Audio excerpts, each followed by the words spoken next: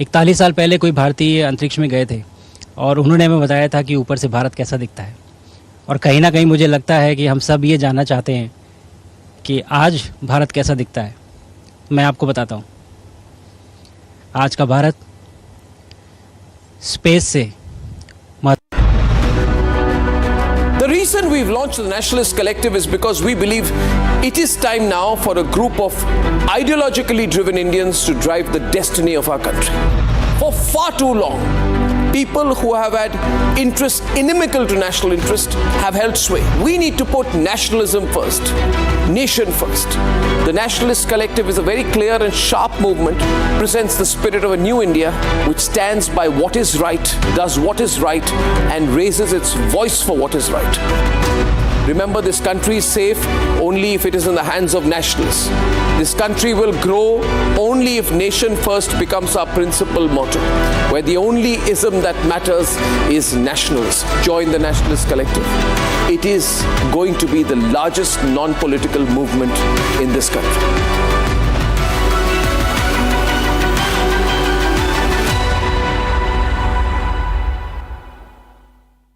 इसको घर पे लगाओगे तो शादी का तो पता नहीं, पर घर पक्का नहीं टूटेगा। रुंगटा नहीं तो घर स्ट्रॉन्ग नहीं। रुंगटा स्टील TMT बार एकदम सॉलिड। पहाड़ों में एक हाइकिंग स्टिक भी बन सकती है। दादी के हाथों का जादू और खुशबू से महकता घर, माँ की मुस्कुराहट और खाने की सुगंध। MDH गरम मसाला, क्योंकि हर रिश्ता है स्वाद से जुड़ा। दीपक अपनी बेटी को क्यों मारा? दीपक आज जेल जा रहे हैं, क्यों मारा आपने बेटी को? दीपक क्या क्यों मारा? दीपक क्यों मारा? दीपक राधिका को क्यों मारा? दीपक राधिका को क्यों मारा आपने? A heartbreaking tragedy has shocked India. 25-year-old Radhika Yadav was allegedly shot dead by her father, Deepak Yadav, inside their family home. Radhika, a young woman, ran a tennis academy. The reason we've launched the Nationalist Collective is because we believe it is time now for a group of ideologically driven Indians to drive the destiny of our country.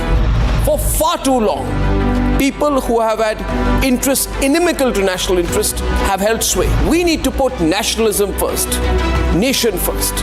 The Nationalist Collective is a very clear and sharp movement, presents the spirit of a new India which stands by what is right, does what is right, and raises its voice for what is right. Remember, this country is safe only if it is in the hands of nationalists. This country will grow only if nation first becomes our principal motto, where the only ism that matters is nationalism. Join the Nationalist Collective.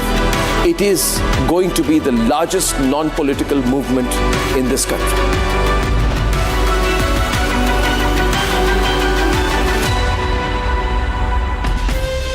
From Asia's largest news headquarters, setting the agenda for Bharat.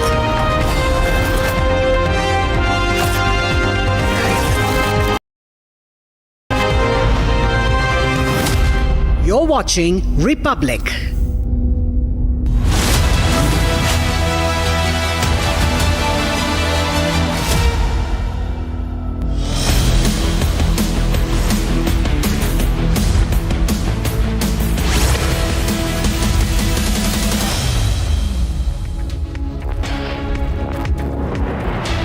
Welcome, you're watching Republic TV with me, Akanksha Khajuria. After spending 3 weeks in the space, Shubhanshu Shukla and 3 other Exim4 crew are going to be returning back to Earth today, and we'll keep you updated on that. First up, as always, the headlines.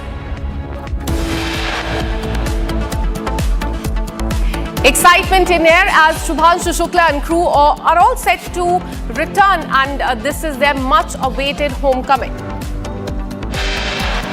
Robert Vadra appears before ED in the Haryana land scam case. Supreme Court agrees to list plea challenging Delhi High Court's order on the stay of the movie Udaipur files. External Affairs Minister S. Jaishankar in China has called for continued normalization of ties between India and China when he met with the Chinese vice.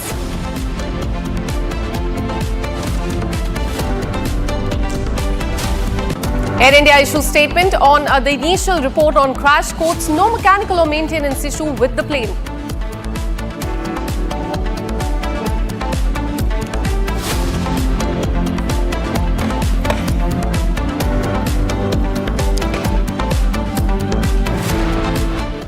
Well, starting with the hearing that is underway in the Supreme Court has heard a PIL seeking to stall Keralite nurse Nimisha Priya's execution in Yemen, which is scheduled to take place on July 16, that is day after tomorrow. Now, the Supreme Court has asked the centre to intervene with the Yemeni government and sought a status report on the same matter.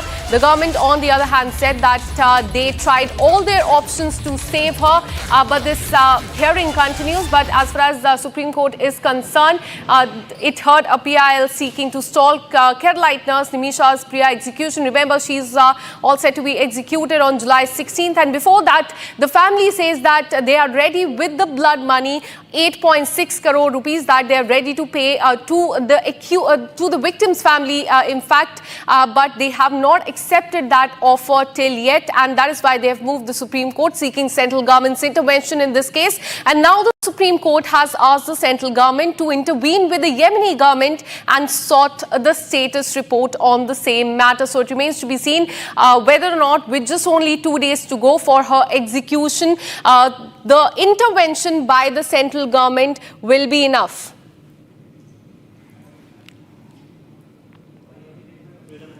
Let me go across to Rhythm Bhardwaj for more on this.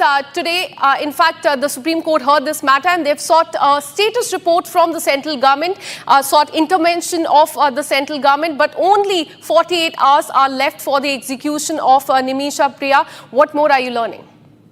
Well, absolutely. Today, the Supreme Court has been told by the Attorney General R. Venkatramani, negotiation link has also been done. There is a point till which the government of India can go. The Attorney General, the top law officer of the country, has informed the Supreme Court that they as the government have reached what they can do. He said it has not worked out. Nothing matters to the Yemen government. We need to understand the Yemen government is different. He also said we also got involved with the Sheikh influential there. It did not work out. The Attorney General also said that if it's a matter of honor, we don't accept. We don't know what happens with money. He also had the Joint Secretary External Affairs there. It clearly shows the government says that we have done what we could. They also said there's a communication even at 10:30 a.m. today requesting by us for suspension of her order. But the Attorney General says nothing has happened. This may even prove counterproductive. He says these are highly confidential details. I'm telling the court.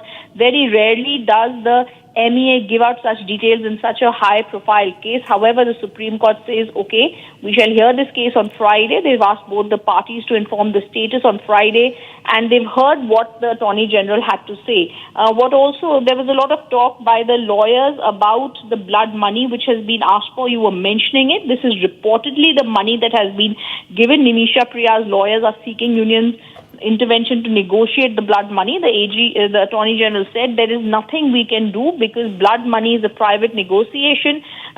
This is happening at a private level. However, Justice Mehta called this execution sad, and on Friday they're going to find out. They've asked for an informal communication listing this matter on Friday to get a latest update. Absolutely. A status report has been sought from the central government by the Supreme Court. Stay on with us. In fact, what we're learning is that Kerala Chief Minister has written to the Prime Minister saying, and I quote, that Prime Minister Narendra Modi ji, we are seeking urgent intervention to secure the release of Nimisha Priya, who remains imprisoned in Yemen. The government of Kerala stands firmly with all those working towards her, in fact, safe return is what the Kerala Chief Minister has written to the Prime Minister demanding his intervention in Nimisha's Priya case. And this comes at a time when PIL has also been filed in the Supreme Court, and Supreme Court has also sought the intervention of the central government and demanded a status report on the same. Let me go back to Executive Editor Rhythm Bhardwaj. Rhythm, tell us about the laws in Yemen, because we are learning that there is a Sharia law that says that blood money can be given. But on the other hand, the ball is in the court of the victim's family, because on one hand, Nimisha's Priya family says that they have offered 8.6 crore rupees to them, but it remains to be seen whether or not they will take that money or not. But before we go back to Rhythm Bhardwaj, let me tell you what has happened in the case till now. The matter has reached the Supreme Court. Supreme Court has asked the central government to intervene in this matter and file a status report. But most importantly, this comes only 48 hours hours before her execution in Yemen. As per Yemeni law, there is the Sharia law which says that in fact the accused can give the blood money and they can be let go after that.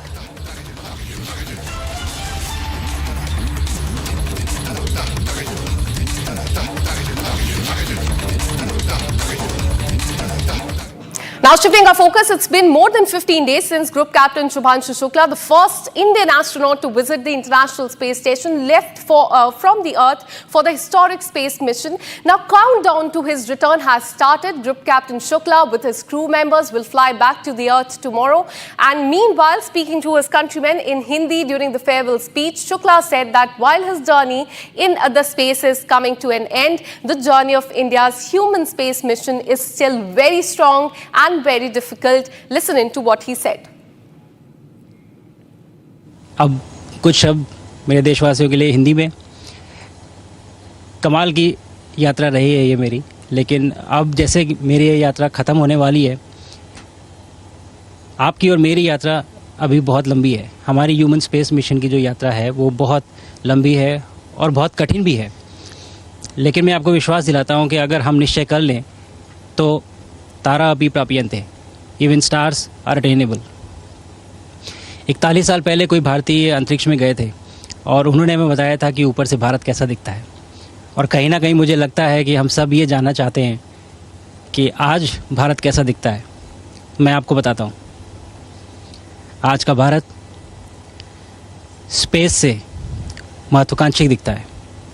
आज का भारत निडर दिखता है। आज का Bharat confident दिखता है। आज का भारत गर्व से पूर्ण दिखता है। और इन्हीं सब कारणों की वजह से मैं एक बार फिर से कह सकता हूँ कि आज का भारत अभी भी सारे जहां से अच्छा दिखता है। And Shubhanshu Shukla, they're repeating Sare Jahan Se Acha message. And just before, ahead of his visit back to the Earth, his parents are quite elated. Listen in to what they are saying. ज़्यादा अच्छा लग रहा है सोच के कि 17-18 दिन के बाद बच्चा वापस आ रहा है, धरती पर आए उतरेगा तो अच्छा लग रहा है। बहुत खुशी हो रही है, बहुत ज़्यादा। बहुत अच्छा लगा जो मैसेज दे रहे थे कि हाँ सारे जहाँ से अच्छा भारत आज भी दिखता है, ये उन्होंने मैसेज दिया वहाँ से, तो सुनकर बहुत अच्छा लगा कि देश के प्रति इतना जज्बा भरा हुआ है उस बच्चे के अंदर। उसको सब कुछ अच्छा लगता है, मतलब ये सुन के, उसके मुँह से सुन के बहुत अच्छा लगता है। जिसके लिए हम लोग गिनते दिन से इंतजार कर रहे थे, अब वो मतलब जो है वापसी हो रही है। हम लोगों को बहुत ही खुशी है और बहुत प्रसन्न है हम लोग कि जल्दी से जल्दी वो वापस आ जाए। ये हम ईश्वर से मतलब प्रार्थना करते हैं कि उनको जो सक्सेल जो है पृथ्वी पर आसानी से उनका जो है ड्रैगन मतलब वापस हो, और ये हमारे लिए बड़ी खुशी का दिन हो। क्या प्रार्थना कर रहे हैं? अब इतने जो दिन स्पेस स्टेशन में हो रहे हैं अभी भी हैं, तो यहाँ से क्या प्रार्थना करते थे? हम तो ईश्वर से यही प्रार्थना करते हैं कि उनका सक्सेल मिशन पूरा हो और वो सक्सेल वापसी उनकी हो। यही ईश्वर से हमेशा मतलब हर समय जो है उनसे प्रार्थना करते रहते हैं, और हमारी तो ये और अपनी दुआएं भी उसको देते रहते हैं कि मतलब जो है कि तुम सक्सेल वापस होगे, सब अच्छी तरह होगा। आपकी बात उनसे हुई तो उन्होंने क्या बताया? उस समय वो बिल्कुल ठीक थे, कोई दिक्कत नहीं थी। जब बात हुई थी तो बहुत प्रसन्नचित्त थे और सब बता रहे थे कि हमारा काम समय से हो रहा, जितने भी हमें वर्क दिए गए थे वो हमारे लगभग पूरे हो रहे हैं और हमारा काम समय से हो जाएगा, कोई दिक्कत नहीं होगी किसी प्रकार की। हम यहाँ बिल्कुल ठीक हैं, बहुत अच्छी तरह हैं, और सभी कुछ उसमें जैसे कि वहाँ लैब कैसी है, सोते कहाँ हैं, सूरज कैसे उगता है, ये सब कुछ उन्होंने जो है हमें दिखाया और बड़ा अच्छा लगा उनको वहाँ प्रसन्नचित्त हो देखकर। ये हमारे लिए बड़ी अच्छी सूचना थी कि मतलब जो है हम उनको देखकर बड़ा खुश हुए कि वहाँ ठीक ठाक है, सब कुछ है, अच्छी तरह है। For more on this, let me go across to Dr. Ramaswamy Venkataraman, former Associate Director at ISRO. Thank you so much for speaking to Republic TV. Shubhanshu Shukla and 3 others are all set to come back to Earth. And the weather is set for the touchdown is what we are learning. There's a green light that has come from NASA, ISRO, etc. But tell us, what more challenges could there be? Fine. Good afternoon to everybody. Actually, the journey period is completed. Now the de-docking has to take place, and that is being planned by 2:30 today. The docking process is the separation of the axiom for that the Starliner. The Dragon crew has to separate from the crew module that International Space Station. That separation has to take place very smoothly. All the sensors should work nicely, and there will be a smooth separation followed by a rough separation. Then there will be a number of orbiting maneuvers. The Dragon capsule has to make the orbiting maneuvers around the Earth before giving the re-entry command. Now the splashdown point is planned and the time is fixed. The crew cannot come as and when they like. There is a particular orbit where the crew has to give the re-entry command. That particular orbit and timing has to be very selective, and that is being finalized by the ground situation. The touchdown place, the sea state conditions, and the weather conditions, and the visibility. The recovery team has to be positioned, and they should have the visibility. So these are all the challenges. Now, if you look at it, there are 4 different phases are available before splashdown. One is the crew module separation. The space capsule has to be separated from the International Space Station. Then the deboosting command. That is, the deboosting will be given by the nose down condition. Now, the nose down condition, they will give the re-entry. That is, the thruster, recovered thrust will be given from the service module engines attached to the backside of the capsule. So that will give the recovered thrust to enter into the Earth's atmosphere. The next one is the very challenging phase, is the atmospheric re-entry. When the capsule enters from the empty space to the dense air medium, atmospheric medium, lot of resistance and friction that will give enormous amount of heat and pressure to the crew module. And the module will be protected by means of the thermal protection system called ablative tiles. These ablative tiles take care of the extra heat going inside the cabin. Finally, after entering into the atmosphere, the service module, which was used so far for providing all the propulsion energy and also the life support system required for the breathing and environmental control, everything will be separated out. Now, the available cabin pressure and the conditions will be suitable for few more hours only.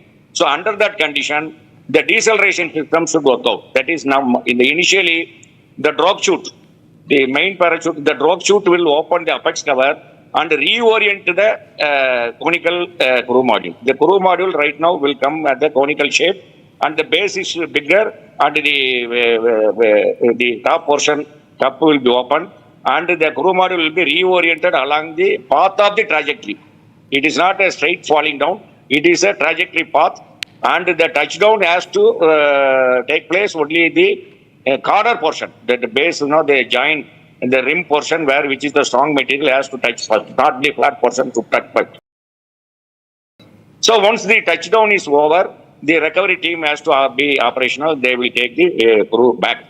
And the recovery operations will take the minimal time, and they will be going for the rehabilitation. That is, return from the space to normal Earth condition. They have to give the special medical care before coming to the body normal conditions. These are all the next 4 stages available. That will happen by tomorrow by 3 o'clock by our Indian time. That the mission will be totally completed, and we are very sure our first Indian astronaut, who is from the International Space Station, Subhanshu Sikla, is going to make the countryman and total country proud. Absolutely. So all eyes will be on the initial undocking that will in fact begin from 4:35. Just 3 hours from now is what we're learning. Thank you so much for speaking to Republic TV. So Subhanshu Shukla and the other 3 are going to return back to the Mother Earth tomorrow is what we're learning. And before that, Subhanshu Shukla has repeated the message of Sare Jahan Se Acha.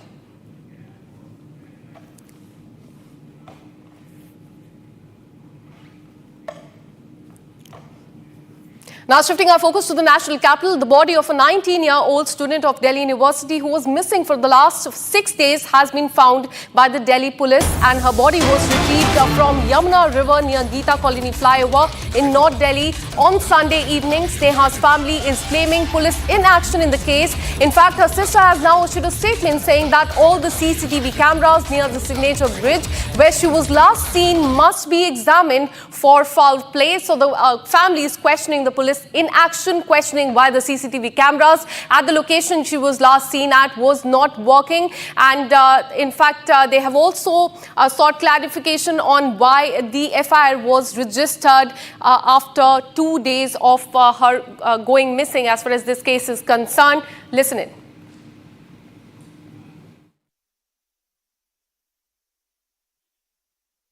We are here at Paryavaran Complex, Mehroli in South Delhi, related to the case where the Tripura girl, Sneha Debnath, went missing on 7th of July around 8 a.m.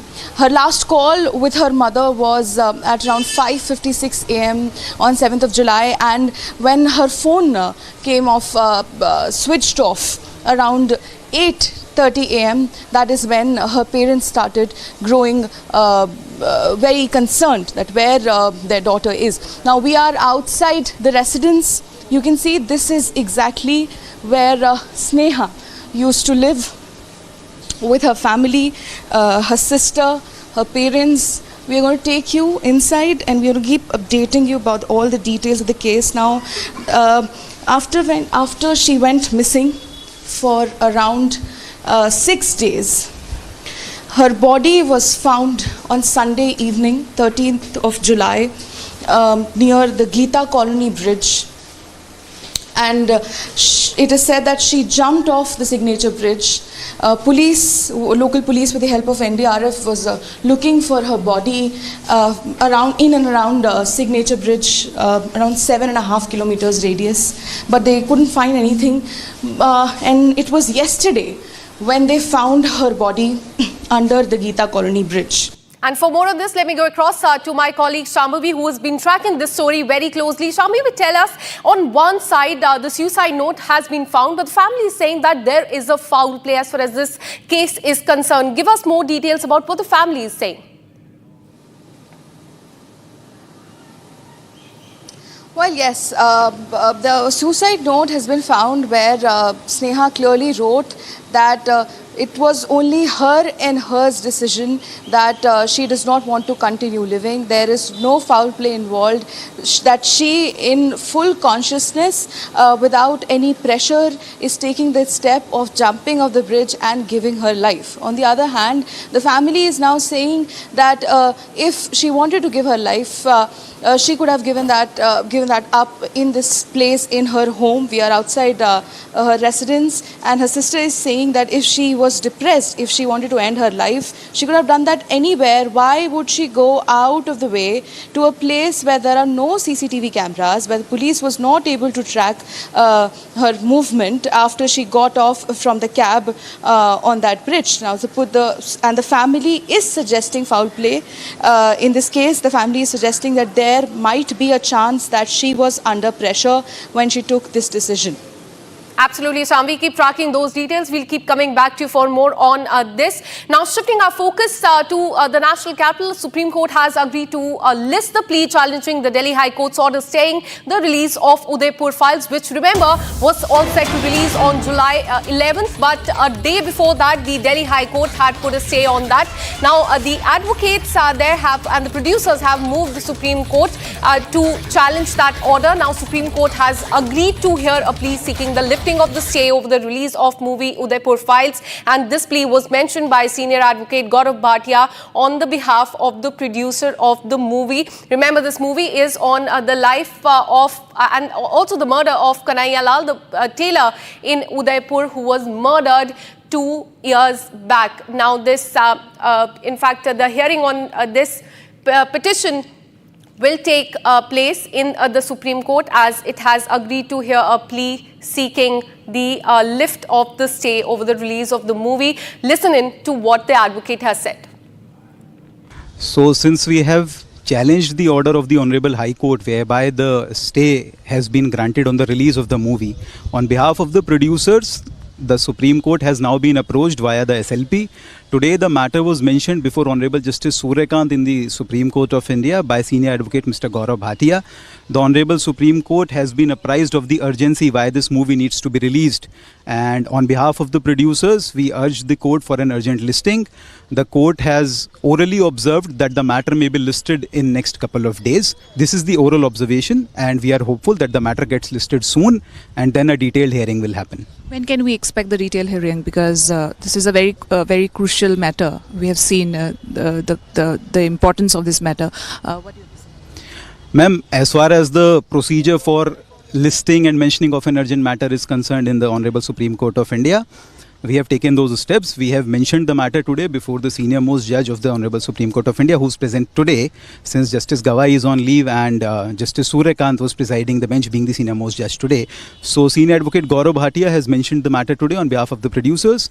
The Honorable Court has orally observed that in likely a couple of days the matter may be listed. So we are hopeful the matter gets listed in a couple of days. This is the best that we could do today. Now shifting our focus, US President Donald Trump has expressed his disagreement with the Russian president regarding Russia's war in Ukraine. Russia attacked Ukraine with hundreds of drones and missiles last night, and the attack has killed at least 6 people and wounded dozens. Now President Donald Trump has stated that United States will send Patriot air defense systems to Ukraine to help it fight off the Russian invasion. Here's more.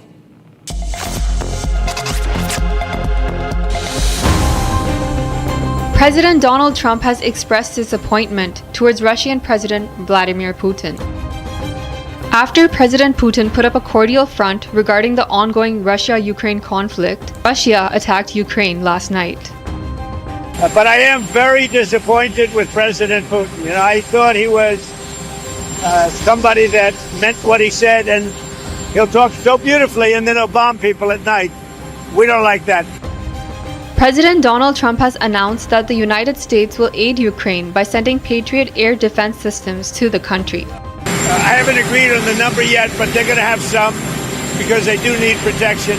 But the European Union is paying for it. We're not paying anything for it, but we will send it. It'll be business for us, and we will send them Patriots, which they desperately need, because Putin really surprised a lot of people. He talks nice and then he bombs everybody in the evening. So there's a little bit of a problem there, and I don't like it.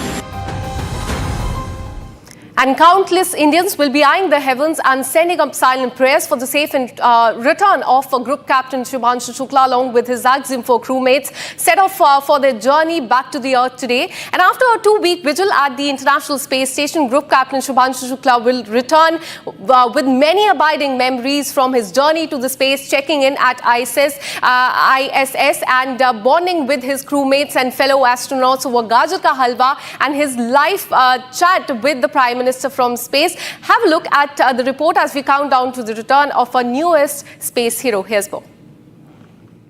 5, 4, 3, 2, 1. Ignition and liftoff. After 2 weeks of intense science experiments at the International Space Station, a new chapter in space. It is time for farewell and celebration for Group Captain Shubhanshu Shukla and 3 other astronauts from the XIM-4 mission, who are all set to begin their return back to the Earth. As the XIM-4 mission neared its conclusion, astronauts aboard the ISS gathered for a feast featuring a diverse menu representing the 6 nations involved in this mission. Currently, there are 11 astronauts on board the ISS, 7 from Expedition 73 and 4 from XIM-4 commercial mission. While speaking at the formal farewell ceremony, Shukla hailed the progress of India and reiterated Rakesh Sharma's iconic words from 1984 Space Odyssey.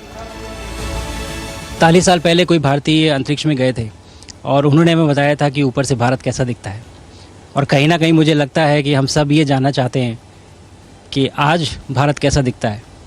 मैं आपको बताता हूँ, आज का Bharat space से महत्वाकांक्षी दिखता है। आज का भारत निडर दिखता है। आज का भारत कॉन्फिडेंट दिखता है। आज का भारत गर्व से पूर्ण दिखता है। और इन्हीं सब कारणों की वजह से मैं एक बार फिर से कह सकता हूँ कि आज का भारत अभी भी सारे जहां से अच्छा दिखता है। Shukla expressed a profound admiration for India and described Bharat to be ambitious, fearless and full of pride from the space. I would like to take this opportunity to thank my country and all their citizens for supporting this mission and me with all their hearts. And I would like to thank ISRO for making this happen. All the colleagues at ISRO who have worked tirelessly in developing all the protocols, the science and the outreach activities. The researchers back in India, the students who developed the outreach items that I carried.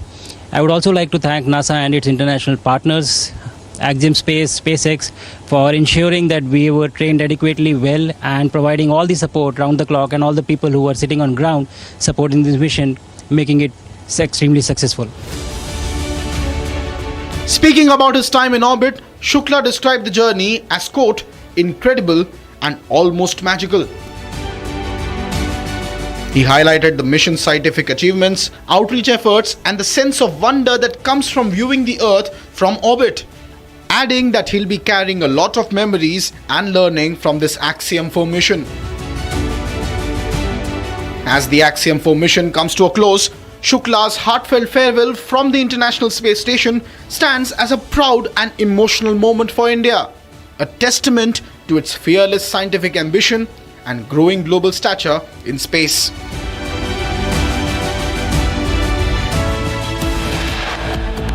And with this, we're taking a very short break. Coming up on the other side, we'll tell you what Air India has said in a statement issued on the initial report on crash, quotes, no mechanical or maintenance issue with the plane. And also in Delhi, Robert Vadra appears before the Enforcement Directorate in the Haryana land scam case. This and much more on the other side. Stay with us.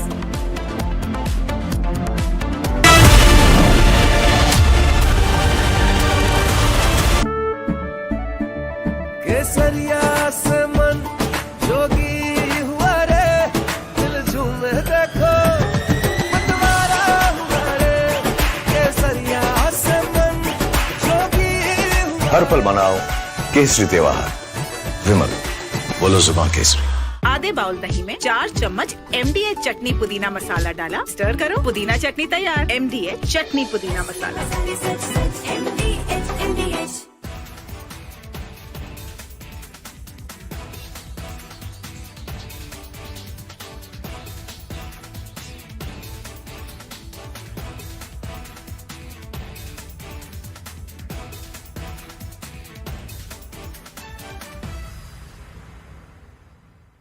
इकतालीस साल पहले कोई भारतीय अंतरिक्ष में गए थे और उन्होंने हमें बताया था कि ऊपर से भारत कैसा दिखता है, और कहीं ना कहीं मुझे लगता है कि हम सब ये जाना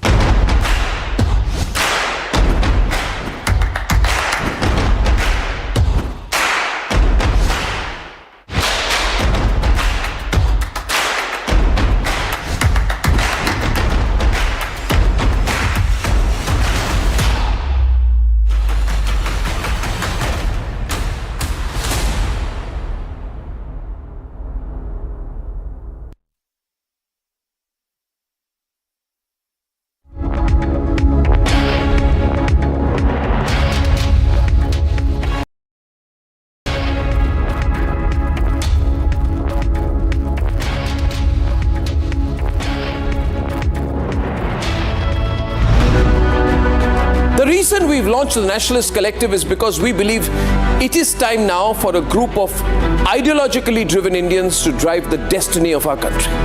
For far too long, people who have had interests inimical to national interest have held sway. We need to put nationalism first, nation first. The Nationalist Collective is a very clear and sharp movement, presents the spirit of a new India which stands by what is right, does what is right, and raises its voice for what is right. Remember, this country is safe only if it is in the hands of nationalists. This country will grow only if nation first becomes our principal motto, where the only ism that matters is nationalism. Join the Nationalist Collective. It is going to be the largest non-political movement in this country.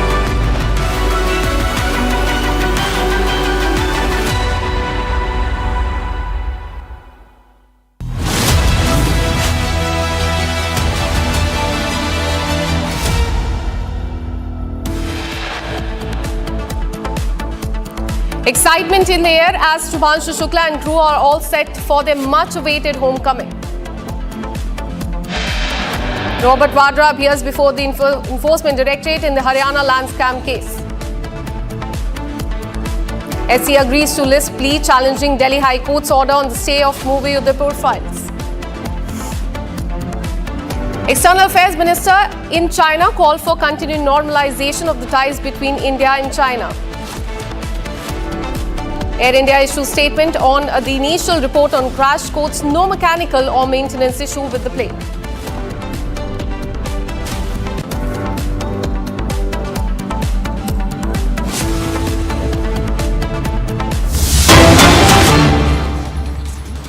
We have a breaking news coming in. Former Olympian and twice elected president of the Pakistan Hockey Federation, Akhtar Rasool Chaudhry, who currently serves as the advisor of the Asian Hockey Federation, has suggested that the upcoming Asia Cup scheduled to be held in India should either be moved to a neutral venue or at the very least, Pakistan's matches should be staged at a neutral location. So this is in fact a statement that is coming from Pakistan that as far as the match in India is concerned, it should either be held at a neutral location or the match with Pakistan team should be staged at a neutral location. This is in fact come at a time when there is a match in fact scheduled as far as Hockey Asia Cup is concerned. Well, yes, that's the big breaking news that we are getting in. Hockey Asia Cup, that was at the center of the controversy after it was, there were reports that the Pakistan team could have been in India.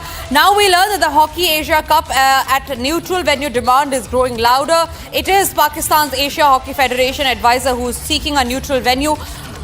Soumya, my colleague, is joining me live on the broadcast on that note. Soumya, why this sudden change in heart of a neutral venue that's been demanded by Pakistan? Well, Tanisha, weeks after our ministry announced that announced and showed their willingness with regards to Pakistani hockey team traveling to India and taking part in the Asian Cup, which is scheduled to take place in August, and the venue is in India.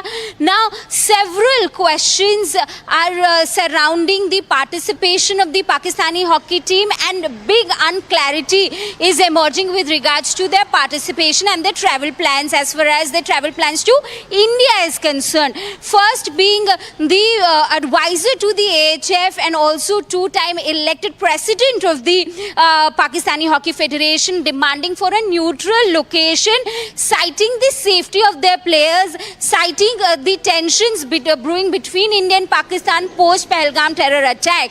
So these are the developments that are taking place, and with that we also had statements coming in from the sources within the Pakistani government suggesting that the chairman of the Prime Minister's youth program there in Pakistan has said that the Pakistani team's yes, I'm sorry, I have to cut you short on that because we're getting in more breaking news coming in, and this one is from the national capital where Robert Vadra has been seen leaving the Enforcement Directorate premises after being questioned in the Haryana land scam case. Now remember this, the Sanjay Bhandari, Indian fugitive Sanjay Bhandari and Robert Vadra's links are under question, under scrutiny for the same. Robert Vadra on your screens, who was called in by the Enforcement Directorate. This came nearly an hour and a half back, and the questioning continued for nearly an hour of the Congress of Robert Vadra.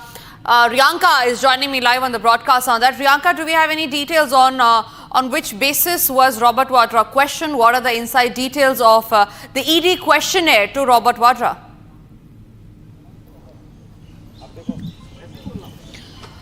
Well, as per the latest developments, we understand that Robert Vadra has just left the ED office where I'm currently reporting from, and this is for his lunch break, and he's expected to come back within an hour. Now, what we understand in this particular case, Robert Vadra very much linked to Sanjay Bhandari, who is apparently the fugitive arms dealer, and all the money laundering angle that is coming into being is being investigated by Enforcement Directorate. Now, the line of questioning from the side of the ED is about Robert Robert Vadra's hands in funding of the renovation of the property in London, which we understand that Sanjay Bhandari was apparently, he in fact had acquired that property and Vadra had provided funds for that property. In fact, there were fake contracts which were made is what we understand. More details coming in. Bribes were shown as consultancy fees. Remember, a shell company is also playing a very, very vital role in this particular case. So the money which was acquired was rather shown as consultancy fees. That was bribes which were in fact received. Property was brought abroad with that particular money which was received in terms of bribes, which is why Robert Vadra's angle comes in. Then this particular property which was bought, it was bought for nearly £65,000 and then sold for 1.9 million. Now that is the angle which is coming in about the money, and the entire trail of money, and linked with Robert Vadra is as he is close associate with the fugitive arms dealer. So we have to wait and see what happens next. The interrogation will be going on post the lunch break.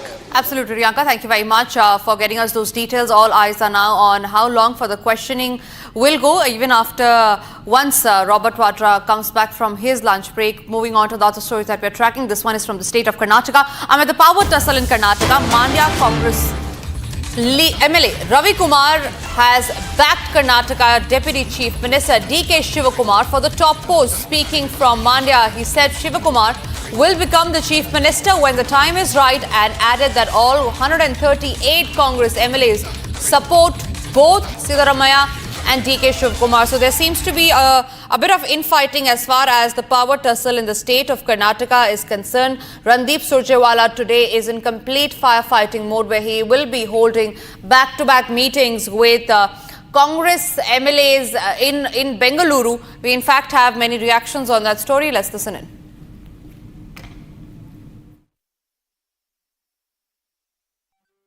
ನೂರ 38 ಶಾಸಕರು ಡಿ.ಕೆ. ಶಿವಕುಮಾರ್ ಪರ ಇದ್ದಾರೆ.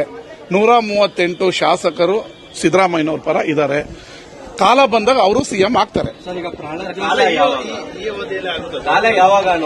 ಬರುತ್ತೆ, ಕಾಲಗಳಿಗೆ ಕೂಡಿ ಬಂದಾಗಲೇ ತಾನೇ ಒಳ್ಳೆದಾಗದು. ಬರುತ್ತೆ, ಕಾಲ ಕೂಡಿ ಬಂದಾಗ ಅವರು ಮುಖ್ಯಮಂತ್ರಿ ಆಗ್ತಾರೆ. ಆಗ್ಲೇಬೇಕು, ಆಗ್ತಾರೆ. ಅದು ವಿಜೇಂದ್ರ ಹೇಳೋದು. ನಾವು ಕ್ರಾಂತಿ ವಾಂತಿ ಭ್ರಾಂತಿ ಎಲ್ಲ ನಮ್ದು ಶಾಂತಿ ಮಂತ್ರ. ಅದು ವಿರೋಧ ಪಕ್ಷದವರು ಹೇಳೋದಕ್ಕೆಲ್ಲ ನಾನು ಉತ್ತರ ಕೊಡೋದಕ್ಕಾಗಲ್ಲ. ನಮ್ಮ ಪಕ್ಷದಲ್ಲಿ ಏನಾಗಬೇಕು ಅಂತ ಹೈಕಮಾಂಡ್ ನಿರ್ಧಾರ ಮಾಡುತ್ತೆ.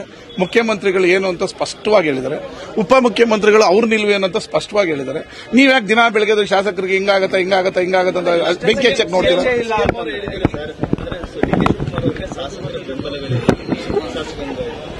ನೀವು ಆ ತರ ವಿಶ್ಲೇಷಣೆ ಮಾಡ್ತಾ ಇದ್ದೀರಾ. ಕೆಲವರು ಶಾಸಕರು ಅವ್ರ ಪರನೂ ಇರಬಹುದು ಅಂತ ಹೇಳಿದ್ದಾರೆ. ಅವ್ರ ಬೆಂಬಲನೇ ಇಲ್ಲ ಅಂತ ಹೇಳಿಲ್ಲ. 136 ಶಾಸಕರು ಸಿದ್ದರಾಮಯ್ಯನವ್ರ ಪರನೂ ಇದ್ದಾರೆ. 136 ಶಾಸಕರು ಡಿ.ಕೆ. ಶಿವಕುಮಾರ್ ಅವ್ರ ಪರನೂ ಇದ್ದಾರೆ. ಕಾಲ ಬಂದಾಗ 100% ಒಳ್ಳೆ ದಿನಗಳು ಬಂದಾಗ ಅವರು ಮುಖ್ಯಮಂತ್ರಿ, ಕಾಲ ಬಂದಾಗ ಒಳ್ಳೆ ದಿನಗಳು ಬಂದಾಗ ಅವರು ಮುಖ್ಯಮಂತ್ರಿ ಆಗೇ ಆಗ್ತಾರೆ. Smita is joining me live from the Bengaluru newsroom. On that note, Smita, how far has the power tussle reached? We learned that there is no 50-50 agreement that has been agreed upon. Siddaramaiah is stern that he will stay as the Chief Minister. Unhappy D.K. Shivakumar says that he has no options left. What is the way forward in this?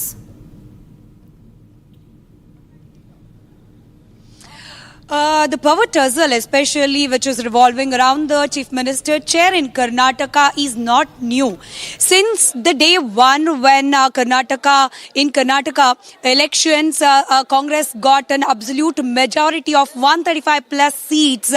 The question of who will be CM was in the podium for 15 days, and then in Delhi, the Congress High Command decided that Siddaramaiah will be CM. From that day, when the Congress made its official announcement of Siddaramaiah taking over the CM chair, from that day till today, the power tussle is ongoing. But very recently, Siddaramaiah told that he will be the Chief Minister of Karnataka for complete 5 years of term. And while speaking about D.K. Shivakumar, Siddaramaiah told that only few MLAs, that two or three MLAs are speaking about D.K. Shivakumar getting the CM chair. While Ganiga Ravi, who is one of the close aide of D.K. Shivakumar, has been giving the statement like this, suggest that DK Shivakumar will become Chief Minister. Today, MLA Ganiga Ravi, while reacting to the statement of Siddaramaiah, saying that there are no MLAs who support DK Shivakumar's CM-ship, Ganiga told that all 135 plus MLAs support DK Shivakumar as they are supporting Siddaramaiah. There is no division in the Congress MLAs like these support Siddaramaiah or few support DK. All MLAs, elected representatives, support both the leaders. But when the time comes, when the Congress High Command decides, obviously Siddaramaiah has to step down and DK Shivakumar will obviously take over. Absolutely, is what Ganiga Ravi has given the statement. Again, aggravating this power tussle between Siddaramaiah and DK Shivakumar. Absolutely, keeping a close watch on that story. But for now, it's time for us to move on and get to the other stories. This one is from Jammu and Kashmir, where in a clear defiance of restrictions, former Jammu... It is Omar Abdullah who jumped the closed gate of Kashmir Martyrs Memorial in Srinagar. This is the Chief Minister of Jammu and Kashmir who jumps over the barricade, being stopped by the security personnel, but he forces his way inside. This comes a day after he was allegedly placed on the house arrest ahead of the Martyrs' Day. Now, this is a surprise feat that comes a day after he and top Jammu and Kashmir leaders were barred from visiting the Martyrs' graveyard or Mazar-e-Shahuda to mark the anniversary of the July 13 killings. Clearly in the visuals, you can see how in a very, very dramatic move, the Jammu and Kashmir Chief Minister Omar Abdullah drove to the Martyrs' graveyard this morning, resisted police's attempt to stop him, and other National Conference leaders from visiting the memorial scaled a wall and paid tributes to Kashmiri protesters shot dead by Maharaja Hari Singh's Dogra forces on July 13, 1931. In fact, we have a reaction from the Chief Minister himself. Let's listen into how he has to go and defend himself. बड़े अफसोस की बात है कि वो लोग जो खुद इस बात का दावा करते हैं कि उनकी जिम्मेदारी सिर्फ सिक्योरिटी और लॉ एंड ऑर्डर है, उनके वाज़ेह हिदायत के मुताबिक हमें कल यहां आके फातिहा पढ़ने की इजाजत नहीं दी गई। सबको सुबह सवेरे ही अपने घरों में बंद रखा गया। यहां तक कि जब आहिस्ता आहिस्ता गेटें खुलना शुरू हुई और मैंने कंट्रोल रूम को बताया कि मैं यहां आना चाहता हूं फातिहा पढ़ने के लिए, मिनटों के अंदर अंदर मेरे गेट के बाहर बंकर लगा और रात के 12-1 बजे तक उसको हटाया नहीं गया। कहने के लिए तो ये कहते हैं ये आजाद मुल्क है, लेकिन बीच बीच में ये लोग समझते हैं हम उनके गुलाम हैं। हम किसी के गुलाम नहीं हैं। Zeenat is joining me live from Srinagar. Zeenat, what is this dramatic move all about? Is it a publicity stunt, and what do the government rules tell us? See, if you go back into the past, this day was a gazetted holiday, and the leaders, including the police department, would pay homage to the martyrs of 13 July 1931. But for the last now 3 years, we are seeing this is no more a gazetted holiday, and it has been scrapped. But now we are seeing yesterday the National Conference and the other political parties have gone to District Development Commissioner Srinagar seeking permission so that they are allowed to visit the Mazar-e-Shahuda, which is the graveyard in the Naqshband Sahib Shrine in downtown of Khaniyar. But the permission was denied yesterday. All the leaders were put under the arrest, in a house arrest, a detention kind of. But today we are seeing the Omar Abdullah climbing the wall, because there had been a lot of drubbing against Omar Abdullah that he's a stink duck, he has no powers, and he could not even pay the floral tributes to the martyrs of 1931. And today Omar, while he drove himself to the Khaniyar downtown area, and you can see in the visuals also Omar is climbing the wall of that very shrine and enters into the premises of that very shrine, pays floral tributes, and also the Fatiha was prayers were also recited in this very compound of the shrine, although they violated the norms because the bunkers were already placed, because district administration was not allowing any of the leaders to visit this shrine and to pay this homage and the floral tributes to those who were killed in 1931, because earlier this was a gazetted holiday, no more a gazetted holiday. It has been taken out from the list, although there had been demands, particularly for the last 3 years, to restore this as a holiday. Today we are saying that Umar jumping there and climbing the wall violated the guidelines and paid the tributes to telling the people that, see, I'm not a sitting duck, but I have my own way of dealing with the things. I can go wherever I want. And Umar is also citing that all my people were put under detention, all the homes were locked. That is why many of them could not visit yesterday. But yes, meanwhile, we are also seeing today the Minister for the Education and Health, Sakina Yatu, was seen on a scooter when she visited this place. Day before yesterday, Iltija Muftidi, without giving a slip to the security, also paid the floor tributes. Although this is a big controversy that is coming in Srinagar, when the LG administration has completely said that no more holidays, no more against it holiday, no floral tributes to these martyrs. Then on the other side, we are seeing a different picture coming from absolutely, those like you were telling, people. Yes, like you were saying, it's going to snowball into a huge controversy, and all eyes will be on that. Moving on to some other big breaking news that's coming in, and this is in regard with the Nimisha Priya death sentence row, where Supreme Court today heard a PIL seeking to stall Keralite nurse Nimisha Priya's execution in Yemen, which is scheduled to take place on the 16th of July. The Supreme Court has asked the centre to intervene with the Yemeni government and sought a status report on the matter. The government, on the other hand, has said that in the court that they tried all options to save her. Meanwhile, the Indian government has requested Yemen to postpone the execution of Nimisha Priya. But remember, when we talk about Nimisha Priya's death sentence in Yemen, there's nothing much that the Indian government can do about it, because the death sentence has been announced by the Yemen government. The Indian government, in fact, told the Supreme Court that there's nothing much that it can do to stop the Kerala-based nurse Nimisha Priya's execution in Yemen. Here is what the lawyers of the case have to say.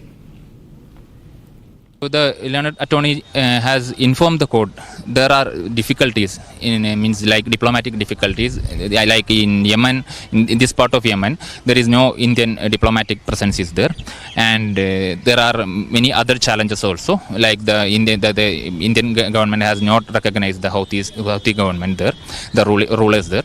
So yes, but for positively he has informed the court that the Union of India has given a official request for extending the date of postponing the date of death sentence of Miss Nimisha Priya, which is scheduled to be on 2 days after, on 16th of July. So the Indian government has officially requested the government of Yemen to postpone it. So he informed that to the Honorable Supreme Court, and he is hopeful the Yemeni government, the counterpart, will consider that positively. Moving on to some other stories that we're tracking, a young life cut short. A 19-year-old Delhi University student from Tripura vanishes in the national capital, and after 6 days of frantic search operations, her body is found floating in the Yamuna River. Now her family is demanding answers. Here's more on what transpired. Sneha Devnath left Tripura to build a future. A first-year student at Delhi University, her journey ended not in a classroom but in the dark waters of Yamuna. On July 7, Sneha told her family that she was going to the railway station to drop off a friend, but instead, CCTV footage showed her taking a cab to the Signature Bridge. Her phone switched off shortly after. Her family approached the police and kidnapping case was registered. But then came a chilling discovery. In a handwritten suicide note, Sneha wrote, "I felt like a failure, a burden." A massive search operation was launched. NDRF divers, Delhi police and even Tripura police joined the rescue efforts. But the Signature Bridge offered no answers as its CCTV cameras were not functional. On July 13th, the search ended in a heartbreak. A body was found floating near Geeta Colony flyover, about 10 kilometers downstream from where she was last seen. Sneha का शव तकरीबन 6 दिन बाद, ये जो आप मेरे पीछे यमुना बेल्ट देख रहे हैं, यहीं से बरामद किया गया। और आपको मैं अगर तस्वीरें दिखाऊं, आप सबसे पहले ये गीता कॉलोनी फ्लाईओवर देखिए। इस फ्लाईओवर के नीचे जो यमुना गुजर रही है, यहीं से जब पुलिस शव की तलाश कर रही थी, तो इसी जगह से जो स्नेहा का शव है वो बरामद किया गया। बताया जा रहा है कि पिछले 7 दिनों से स्नेहा गायब थी। पुलिस ने इस पूरे मामले में 9 तारीख को एफआईआर दर्ज की। 7 तारीख को स्नेहा ने आखिरी बार अपनी माता से बात की थी, जिसमें उसने बताया था कि वो सराय रोहिला रेलवे स्टेशन अपने एक दोस्त को छोड़ने आ रही है। स्नेहा की गुमशुदगी के बाद से ही चाहे वो त्रिपुरा सीएम हो, उन्होंने भी ट्वीट करके जानकारी दी कि इस पूरे मामले में कार्रवाई की जाए। हालांकि एक सुसाइड नोट भी इस पूरे मामले में मिला है। स्नेहा के कमरे से परिवार वालों को एक सुसाइड नोट मिला, उसमें आत्महत्या करने की बात बताई गई। सोर्सेज ये भी बता रहे हैं कि आत्महत्या के पीछे पारिवारिक कलेश है। The body has now been sent for post-mortem. Police says no foul play is suspected at this stage. Meanwhile, the family has demanded answers, especially on delay in registration of the FIR and the defunct CCTV cameras near the bridge.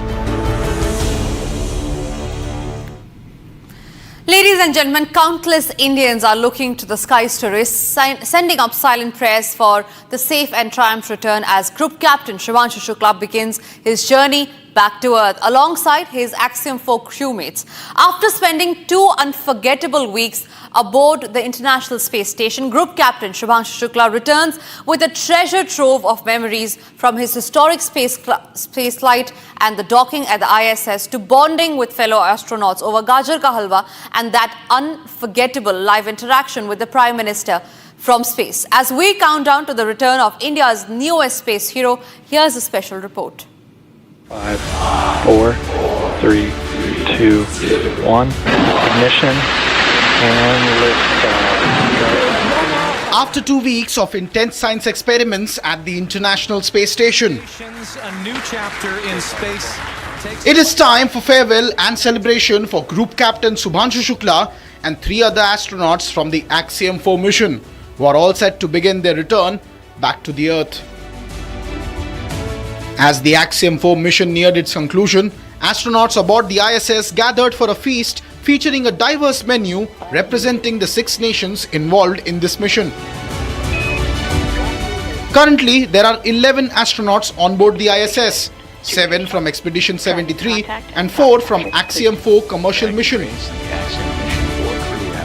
While speaking at the formal farewell ceremony, Shukla hailed the progress of India and reiterated Rakesh Sharma's iconic words from 1984 Space Odyssey. 40 साल पहले कोई भारतीय अंतरिक्ष में गए थे और उन्होंने हमें बताया था कि ऊपर से भारत कैसा दिखता है। और कहीं ना कहीं मुझे लगता है कि हम सब ये जानना चाहते हैं कि आज भारत कैसा दिखता है। मैं आपको बताता हूँ, आज का भारत स्पेस से महत्वाकांक्षी दिखता है। आज का भारत निडर दिखता है। आज का भारत कॉन्फिडेंट दिखता है। आज का भारत गर्व से पूर्ण दिखता है। और इन्हीं सब कारणों की वजह से मैं एक बार फिर से कह सकता हूँ कि आज का भारत अभी भी सारे जहां से अच्छा दिखता है।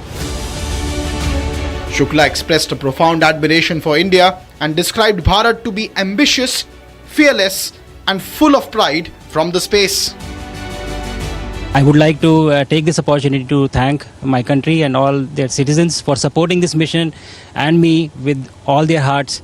And I would like to thank ISRO for making this happen. All the colleagues at ISRO who have worked tirelessly in developing all the protocols, the science and the outreach activities. The researchers back in India, the students who developed the outreach items that I carried. I would also like to thank NASA and its international partners, Axiom Space, SpaceX, for ensuring that we were trained adequately well and providing all the support round the clock, and all the people who were sitting on ground supporting this mission, making it extremely successful. Speaking about his time in orbit, Shukla described the journey as, quote, incredible and almost magical. He highlighted the mission's scientific achievements, outreach efforts, and the sense of wonder that comes from viewing the Earth from orbit, adding that he'll be carrying a lot of memories and learning from this Axiom 4 mission. As the Axiom 4 mission comes to a close, Shukla's heartfelt farewell from the International Space Station stands as a proud and emotional moment for India, a testament to its fearless scientific ambition and growing global stature in space.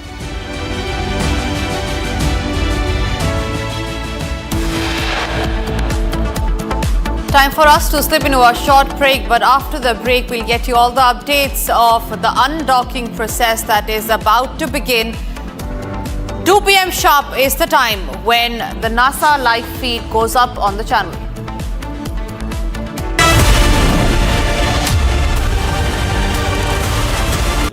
Amity has been ranked India's #1 not-for-profit private university for 11th year, with top 10 ranked institutions in management, engineering, biotech, law, masscom, telecom, hospitality, fashion and more. Yet another top ranking for Amity University. MDH की हल्दी मिर्ची धनिया करे कमाल, ये रंग दे, ये खुशबू दे, ये तीखा, ये कम पड़े, क्या निराला MDH मसाला। दीपक अपनी बेटी को क्यों मारा? दीपक आज जेल जा रहे हैं, क्यों मारा अपने बेटी को? क्यों मारा दीपक? दीपक क्या करो मारा? दीपक क्यों मारा? दीपक राधिका को क्यों मारा? दीपक राधिका को क्यों मारा आपने? A heartbreaking tragedy has shocked India. 25-year-old Radhika Yadav was allegedly shot dead by her father, Deepak Yadav, inside their family home. Radhika, a young woman, ran a tennis academy and even took part in music videos. Everyone knew her as a hardworking athlete who was always seen with her dad, Deepak, cheering her on at matches.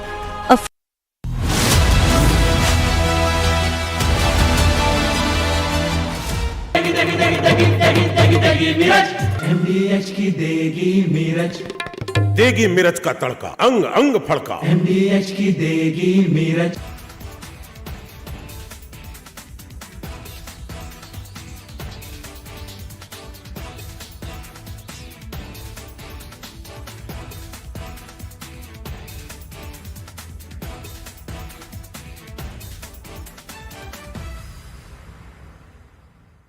इकतालीस साल पहले कोई भारतीय अंतरिक्ष में गए थे और उन्होंने हमें बताया था कि ऊपर से भारत कैसा दिखता है। और कहीं ना कहीं मुझे लगता है कि हम सब ये जानना चाहते हैं कि आज भारत कैसा दिखता है। मैं आपको बताता हूँ, आज का भारत स्पेस से महत्वाकांक्षी दिखता है। आज का भारत निडर दिखता है। आज का भारत कॉन्फिडेंट दिखता है। आज का भारत गर्व से पूर्ण दिखता है। The reason we've launched the Nationalist Collective is because we believe it is time now for a group of ideologically driven Indians to drive the destiny of our country. For far too long, people who have had interests inimical to national interest have held sway. We need to put nationalism first, nation first. The Nationalist Collective is a very clear and sharp movement, presents the spirit of a new India which stands by what is right, does what is right, and raises its voice for what is right. Remember, this country is safe only if it is in the hands of nationalists. This country will grow only if nation first becomes our principal motto, where the only ism that matters is nationalism. Join the Nationalist Collective. It is going to be the largest non-political movement in this country.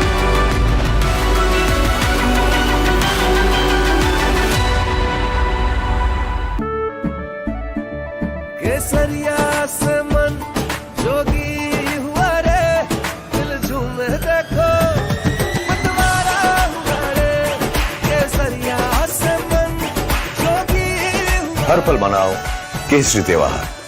विमल, बोलो जुबान केसरी। ये है secret recipe MDH का जीरा SIP जल जीरा मसाला। SIP SIP जीरा SIP जीरा सिप MDH का जल जीरा सिप MDH का जल जीरा सिप। दीपक अपनी बेटी को क्यों मारा? दीपक आज जेल जा रहे हैं, क्यों मारा अपने बेटी को? क्यों मारा दीपक क्या करो मारा? दीपक क्यों मारा? दीपक राधिका को क्यों मारा? दीपक राधिका को क्यों मारा आपने? A heartbreaking tragedy has shocked India. 25-year-old Radhika Yadav was allegedly shot dead by her father, Deepak Yadav, inside their family home. Radhika, a young woman, ran a tennis academy and even took part in music videos. Everyone knew her as a hardworking athlete who was always seen with her dad, Deepak, cheering her on at matches. A friend from the tennis court said, "I knew Radhika for 2 years. She was quiet, but..." from Asia's largest news headquarters. Setting the agenda for Bharat.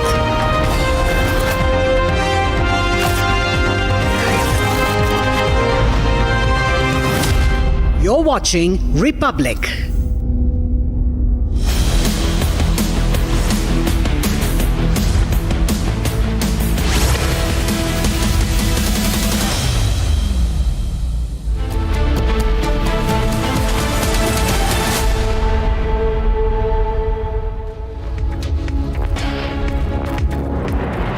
Hello and welcome. You're watching Republic TV with me, Akanksha Khajuria. In just another few hours, Shubhanshu Shukla will be back to the earth. And before coming, he has invoked the message of Sare Jahan Se Acha. This and much more, the headlines first. Excitement in the air as Shubhanshu Shukla and crew of Axiom 4 are all set for their much-awaited homecoming. Robert Vadra appears before ED in the Haryana land scam case. Supreme Court has agreed to list plea challenging Delhi High Court's order on the stay of the movie Udaipur Files.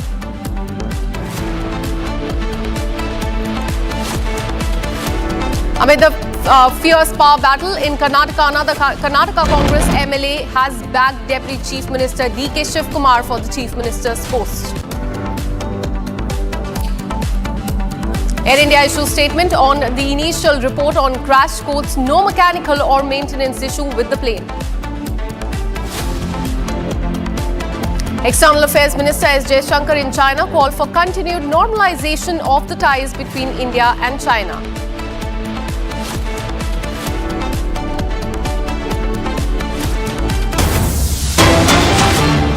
We have a big breaking news coming in from the state of Manipur. In a fresh violence, unknown miscreants opened fire around 10 rounds from the adjoining area of Laikot Hills near Imphal East. Chnong village is what we're learning. Farmers who were working in the village fields were forced to return and sent back from this field by the security forces who were in fact there to give protection to the farmers. Fresh firing from Laikot Hill towards Imphal East fields is what we're learning. Farmers were forced to return from fields by the security forces, and we are showing you the visuals from that very spot where the miscreants opened fire at the farmers, and those are the fields in the Laikot area, one of the villages there on your screens.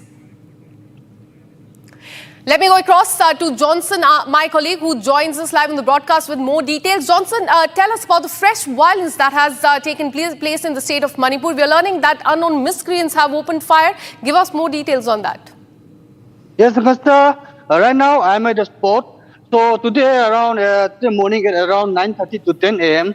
So the women folks of this Sanung village, they were off to field for walking. So in the very first round, I will just show you the paddy field where the women have been walking now. So from this place area, there is 3 cookie villages in the hills. So from the very spot, the women who have been working in the field, the first they have heard about 2 or 3 rounds. They were, even though they heard the first firing round, they were working normally as there are some security forces protecting them. But after hearing about 10 to 11 rounds, the security personnel they even used whistles, and they told the women folk to get up and to return back as the firing sound has been heard and they are not safe. So from the police department, from the Imphal East Police District Authority and Manipur Police social media page, it has been mentioned that there is no firing sound, there is no firing incident that took place in Chanung area. But from the women that have been to the field, that have been to the field, she clearly mentioned that the firing sound is heard from the Laikot, the cookie village, except from the adjoining hill, foothill, So regarding the statement made by the Manipur Police Department, the women folks are ready to face as the statement made by the police department is not true. So till now, as of now, there is no report of injury, but right now there is no farmer working in the field. Absolutely. Fresh violence there in Manipur. Thank you so much, Johnson, for all the details. We'll keep coming back to you for more on this. Now, shifting our focus, it's been more than 15 days since Group Captain Shubhanshu Shukla, the first Indian astronaut to visit the International Space Station, left from Earth for a historic space mission. Now, the countdown to his return has started. Group Captain Shubhanshu Shukla with his crew members will fly back to the Earth tomorrow. And once the SpaceX Dragon capsule undocks from the International Space Station, Group Captain Shubhanshu Shukla and others will take nearly 22.5 hours is what we're learning to return back to Earth, with the splashdown expected tomorrow off the California coast around 3 o'clock in the afternoon. And meanwhile, speaking to the countrymen in Hindi during his farewell speech, Shukla said that while his journey in the space is coming to the end, the journey of India's human space mission is still very long and difficult. Listen in to what he said. अब कुछ शब्द मेरे देशवासियों के लिए हिंदी में। कमाल की यात्रा रही है ये मेरी, लेकिन अब जैसे मेरी ये यात्रा ख़त्म होने वाली है, आपकी और मेरी यात्रा अभी बहुत लंबी है। हमारी ह्यूमन स्पेस मिशन की जो यात्रा है वो बहुत लंबी है और बहुत कठिन भी है, लेकिन मैं आपको विश्वास दिलाता हूँ कि अगर हम निश्चय कर लें तो तारा अपि प्राप्यन्ते, इवन स्टार्स आर अटेनेबल। 41 साल पहले कोई भारतीय अंतरिक्ष में गए थे और उन्होंने हमें बताया था कि ऊपर से भारत कैसा दिखता है, और कहीं ना कहीं मुझे लगता है कि हम सब ये जानना चाहते हैं कि आज भारत कैसा दिखता है। मैं आपको बताता हूँ, आज का भारत स्पेस से महत्वाकांक्षी दिखता है। आज का भारत निडर दिखता है। आज का भारत कॉन्फिडेंट दिखता है। आज का भारत गर्व से पूर्ण दिखता है। और इन्हीं सब कारणों की वजह से मैं एक बार फिर से कह सकता हूँ कि आज का भारत अभी भी सारे जहां से अच्छा दिखता है। Well, in 1984, Rakesh Sharma gave out the message of Sare Jahan Se Acha Hindustan Hamara, and 40 years later, same message given by Shubhanshu Shukla. His parents are quite elated. Listen into what they're saying. ज़्यादा अच्छा लग रहा है सोच के कि 17-18 दिन के बाद बच्चा वापस आ रहा है, धरती पर आए उतरेगा तो अच्छा लग रहा है। बहुत खुशी हो रही है, बहुत ज़्यादा। बहुत अच्छा लगा जो मैसेज दे रहे थे कि हाँ सारे जहाँ से अच्छा भारत आज भी दिखता है, ये उन्होंने मैसेज दिया वहाँ से, तो सुनकर बहुत अच्छा लगा कि देश के प्रति इतना जज्बा भरा हुआ है उस बच्चे के अंदर। उसको सब कुछ अच्छा लगता है, मतलब ये सुन के, उसके मुँह से सुन के बहुत अच्छा लगता है। जिसके लिए हम लोग गिनते दिन से इंतजार कर रहे थे, अब वो मतलब जो है वापसी हो रही है। हम लोगों को बहुत ही खुशी है और बहुत प्रसन्न है हम लोग कि जल्दी से जल्दी वो वापस आ गए। ये हम ईश्वर से मतलब प्रार्थना करते हैं कि उनको जो सक्सेल जो है पृथ्वी पर आसानी से उनका जो है ड्रैगन मतलब वापस हो, और ये हमारे लिए बड़ी खुशी का दिन होगा। क्या प्रार्थना कर रहे हैं? अब इतने जो दिन स्पेस स्टेशन में हो रहे हैं अभी भी हैं, तो यहाँ से क्या प्रार्थना करते थे? हम तो ईश्वर से यही प्रार्थना करते हैं कि उनका सक्सेल मिशन पूरा हो और वो सक्सेल वापसी उनकी हो। यही ईश्वर से हमेशा मतलब हर समय जो है उनसे प्रार्थना करते रहते हैं, और हमारी तो ये और अपनी दुआएं भी उसको देते रहते हैं कि मतलब जो है कि तुम सक्सेल वापस होगे, सब अच्छी तरह होगा। आपकी बात उनसे हुई तो उन्होंने क्या बताया? उस समय वो बिल्कुल ठीक थे, कोई दिक्कत नहीं थी। जब बात हुई थी तो बहुत प्रसन्नचित्त थे और सब बता रहे थे कि हमारा काम समय से हो रहा, जितने भी हमें वर्क दिए गए थे वो हमारे लगभग पूरे हो रहे हैं और हमारा काम समय से हो जाएगा, कोई दिक्कत नहीं होगी किसी प्रकार की। हम यहाँ बिल्कुल ठीक हैं, बहुत अच्छी तरह हैं, और सभी कुछ उसमें जैसे कि वहाँ लैब कैसी है, सोते कहाँ हैं, सूरज कैसे उगता है, ये सब कुछ उन्होंने जो है हमें दिखाया और बड़ा अच्छा लगा उनको वहाँ प्रसन्नचित्त हो देखकर। ये हमारे लिए बड़ी अच्छी सूचना थी कि मतलब जो है हम उनको देखकर बड़ा खुश हुए कि वहाँ ठीक ठाक है, सब कुछ है, अच्छी तरह है। We have a breaking news coming in. The President of India has accepted the resignation of Brigadier B.D. Mishra as the LG of Ladakh, and the President of India is pleased to make the appointment of the Governor, Professor Asim Kumar Ghosh, appointed as the Governor of Haryana. Pusapati Ashok Gajapati Raju appointed as the governor of Goa, and Kavinder Gupta has been appointed as the LG of Ladakh. In fact, this is as far as the new LG and governor of different states and UT is concerned. Haryana has the new governor now, and the name of the new governor is Professor Ashim Kumar Ghosh. As far as the governor of Goa is concerned, his name is Pusapati Ashok Gajapati Raju, and Kavinder Gupta has been appointed as the LG of Ladakh. The President of India has accepted the resignation of Brigadier Dr. B.D. Mishra, and who was the LG of Ladakh, and in his place now Kavinder Gupta has been appointed as the LG of Ladakh is what we are learning. We will get you more input on the more appointments as far as President of India is concerned. But the country has now the new governor for Haryana, for Goa, and the new LG for UT of Ladakh.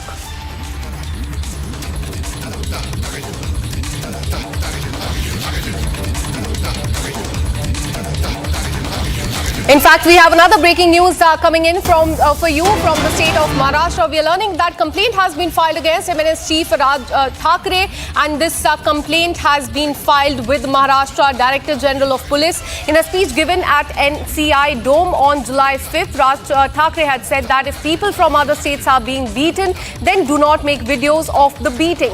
Administrator Nityanan Sharma and Pankaj Kumar Mishra and also Ashish Rai have jointly filed a written complaint against Raj Thackeray, and Marathi language should be respected, but there should be no violence in the name of the language. If someone violates the law, demand legal action, and this is what Raj Thackeray had said on July 5th in a speech that he gave at NSCI Dome. He had said that if people from other states are being beaten, then do not make video of that beating, and this is in fact as far as the Marathi language row is concerned. Let me go across to my colleague Satya Prakash, who joins us live in the broadcast with more details. Satya Prakash, we are learning that a complaint has been filed against Raj Thackeray. What are the details? Who has filed this complaint, and what has been mentioned in that? देखिए, मनसे प्रमुख राज ठाकरे के खिलाफ complaint file हुआ है। ये complaint file हुआ है महाराष्ट्र के डीजीपी के पास, और डीजीपी के साथ पास शिकायत किया गया है कि जिस तरह से महाराष्ट्र में मराठी बनाम हिंदी का मुद्दा चल रहा हो, जिस तरह से राज ठाकरे हिंदी का मुद्दा चल रहा हो, जिस तरह से राज ठाकरे ने वर्ली के डोम में भाषण दिया था और कहा था कि अभी जब मारना तो वीडियो मत बनाना। हिंदी भाषा को लेकर जिस तरह से विवाद है और जिस तरह से मनसे कार्यकर्ता लगातार हिंदी भाषी लोगों को टारगेट कर रहे हैं, उसके बाद कहीं न कहीं ये विवाद लगातार महाराष्ट्र में बढ़ता जा रहा है। और महाराष्ट्र में जिस तरह से अलग अलग इलाकों में मनसे कार्यकर्ता हिंदी भाषी लोग को मार रहे हैं, तो उसके बाद कहीं शिकायत दर्ज हुई है।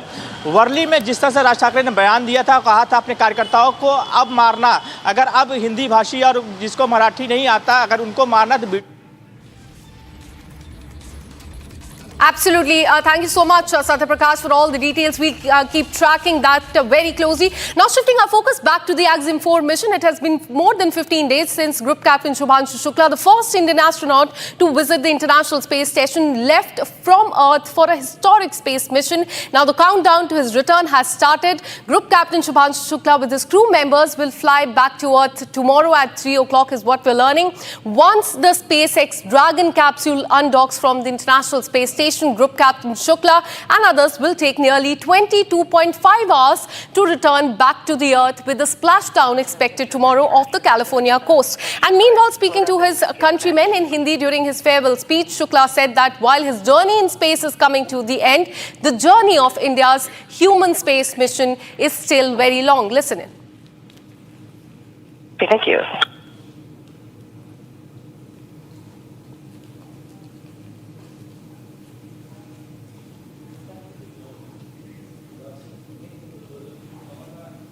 For those of you who are just joining us, you are currently seeing a live look inside the Dragon Grace spacecraft. Back with you on 2. Those can be trashed in the current hardware JSB. Happy trash, thanks.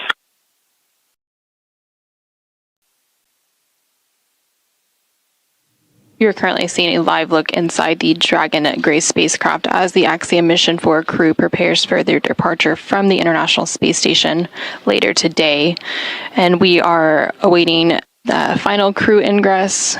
2 of the crew members already have their spacesuits on, and 2 of them are currently working through those procedures. After that is complete, we should have that final ingress followed by hatch closing, after which the process to depressurize the area between the Dragon hatch and the APAS hatch on station will begin.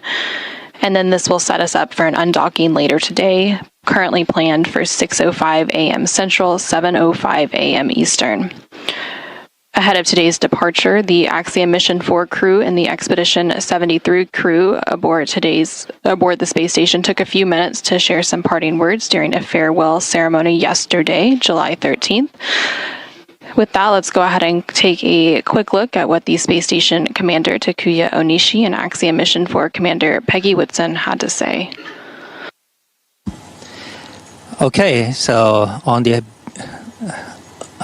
behalf of entire Expedition 73 crew, I would like to say a couple of words. So Peggy, TB, Shooks, and Suave, we really enjoyed your company, and thank you so much for bringing a lot of joy, excitement, inspiration, and other positive ways to make our experience here even better. And your dedication to science and your professionalism definitely marks a new standard for the private astronaut missions. And we hope that you guys enjoyed your time being here. And we also hope that the time you spent here will become unforgettable moments in your lives. So thank you so much. And now I will hand the microphone to Action 4 Commander Peggy Whitson. Thanks, Tak. And we really enjoyed ourselves up here. It was an amazing experience. It's always great to work with a bunch of professionals, which you are, but it's even more special to work with folks that have become our friends even more deeply. And we really appreciate the fact that the camaraderie and the teaching that you guys offered to the crew was really exceptional. And we thank you. 2 and 1302. Did you mean 5102 and 1301?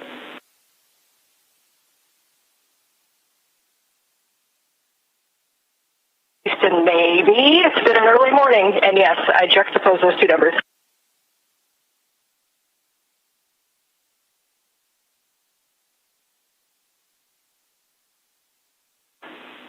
Okay, copy. Thank you.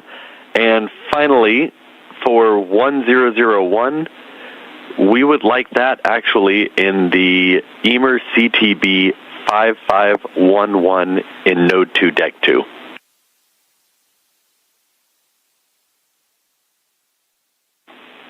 And that's for the ammonia response medical kit. Okay, copy. I will put the ammonia monster response medical kit in 5511, the 1.0 CTBs into the pantry if they're empty, and the 2 halves stay where they're at. That's a good config. Thank you.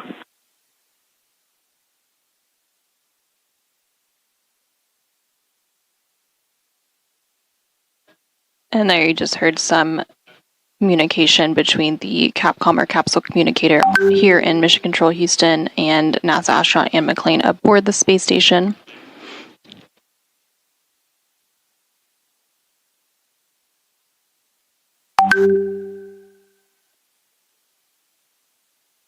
With today's undocking and departure, the Axiom Mission 4 crew with a splashdown tomorrow, July 15th, will have spent 20 days in space with 18 days docked to the space station. And AX4 Commander Peggy Whitson will have spent 695 total days in space across 5 flights, which will put her at the 7th on the all-time list for cumulative days in space. Since AX4's arrival on Thursday, June 26th, the station has had 11 occupants. Station Houston on Space Ground 2 for any available crew and Node 2 camera. Hey, it looks like the Node 2 camera came unplugged. Can we have someone check the cable for that?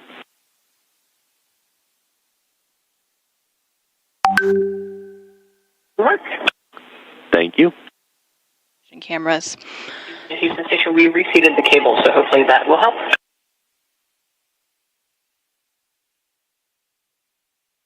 Again, since Axiom missions for arrival on Thursday, June 26th.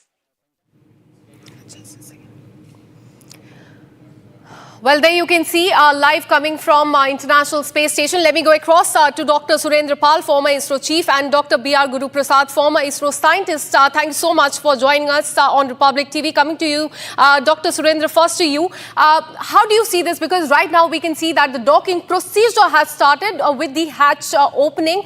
Can you tell us in simpler words what will happen till the docking process will start at 4:30 and then in the next 22 hours till the splashdown? You see, first is this is a very important thing when the undocking takes place. First, they will check all the connections. Connections means electrical connections, computer connections, and also the connections which are there with the suit, etc.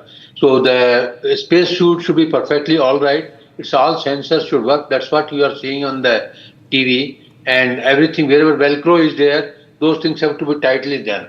Now, there are various sensors in the suit, so from the sensors, the person is monitoring in person, one of the, or maybe a couple of them from the space station they are monitoring. Same thing is being monitored at the ground station also. I mean, there are various ground stations available, but the total from the, mission center, everything is getting monitored. Now, after all these things are over, they will put the hatch. They will be leak. They will see that there is no leakage, etc. Then the in between depressurization will take place, and after depressurization, slowly it will be deorbited. The rockets, which are what we call them thrusters, the small rockets which are there on the grace, they will be fired in such a way that it will go away, and the orbital plane will change. It can't be in the same orbit. Orbital plane will change, its velocity will change, and this will become an independent satellite in the low Earth orbit. When it comes to the proper orbit, the deorbiting will start. So deorbiting is not started, it's not immediately which is done. It is slowly done. And tomorrow, when it comes to the low Earth orbits, then around maybe 3 o'clock or so, as per the Indian Standard Time, 1 hour before the splashdown, it will enter the atmosphere. When it enters the atmosphere, it will be like a red fireball, and there will be no communication. When it enters, the friction is too large, and the temperature is around 4,000 to 4,500 Kelvin. Nothing will exist at that time, and there is a upper shield is there. Of course, there are a lot of heat shields are there. Plus, they put some chemicals which will be, will get evaporated, and heat will be absorbed. And during that period, there will not be any communication. For years, persons are trying to can we have the communication through the plasma sheet? The plasma sheet gets created. It's an ionized particles of the air which gets created around it. And the density is low at that time, but during that, in the plasma sheet, nothing can penetrate. No communication can take place. Only it's presumed that low frequency communication can take place, but nothing has been done. We are not successful. Space community is not successful to have a communication during those days. So it will be a period of a couple of minutes, and when it enters, the further comes down to the low Earth orbit, the density of the atmosphere increases. Then some communication will start, and because of then it will splash down on the western side of US, somewhere in California. As soon as it's a designated place, it will be splashed down. Of course, there will be a dispersion area, and in that one, immediately they will be picked up, brought to the ship. They will be opened. Doctors will be there. There will be help to bring them down up inside. Doctors will monitor. Now, let me tell you about their health. Their health is continuously getting monitored. Now, also their health is getting monitored. During the flight, also health will be getting monitored. So it's automatically health is getting monitored. When they come on the ship, Their health will be monitored by the doctors in person, and there will be help to come because it's presumed that they may not be able to stand. Of course, some of the astronauts with even staying 1 month or so, they have walked, but they will not be allowed. There will be help. Some help will be there. Each one will come. The medical will be done, and then they will be taken to Houston. Let me also recall that earlier they used to be put in quarantine.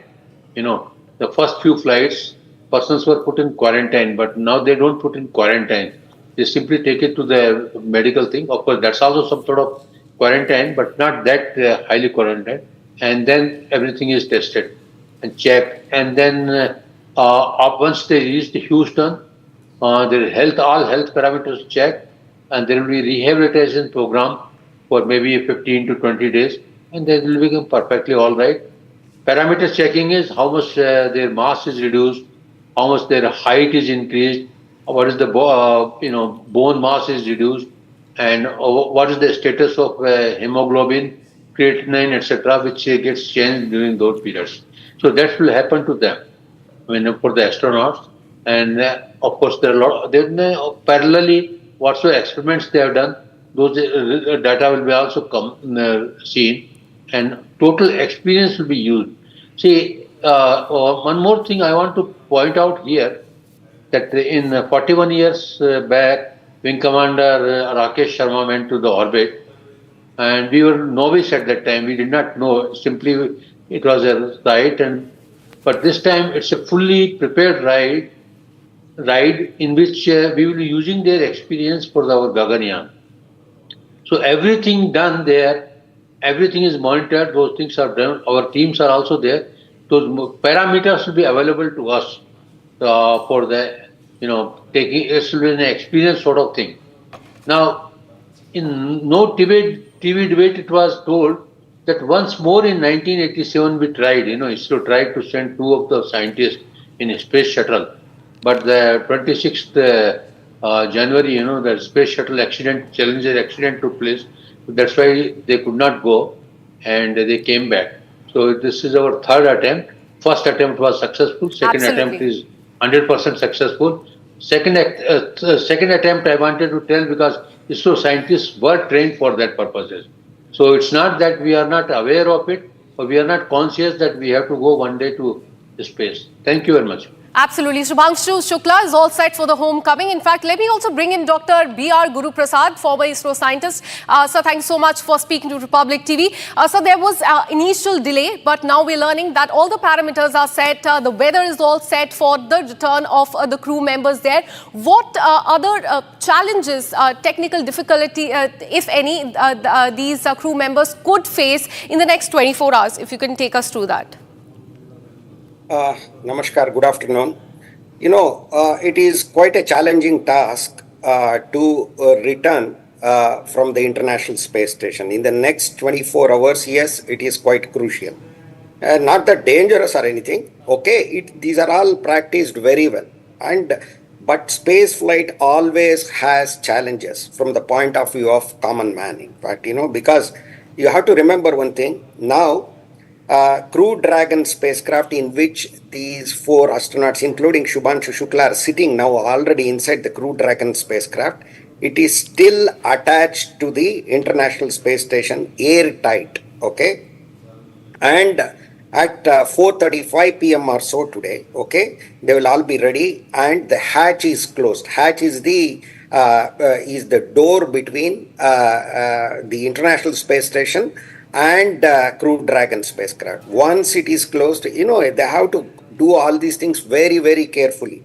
And there are a lot of electrical lines as well as the information is flowing. Some fluids will be there. So these kind of things have to be detached. And the third thing is, this Crew Dragon spacecraft is attached to the enormous International Space Station using securing, let us say from common man's point of view, hooks kind of thing. So they have to be released. And the fourth thing is they have to slowly move away, detach themselves and move away from the International Space Station. This is really, each one of these steps is crucial, no doubt about it. once they exit a safety zone around the International Space Station, okay, both of them, though they will be in similar orbits, okay, they move away from each other.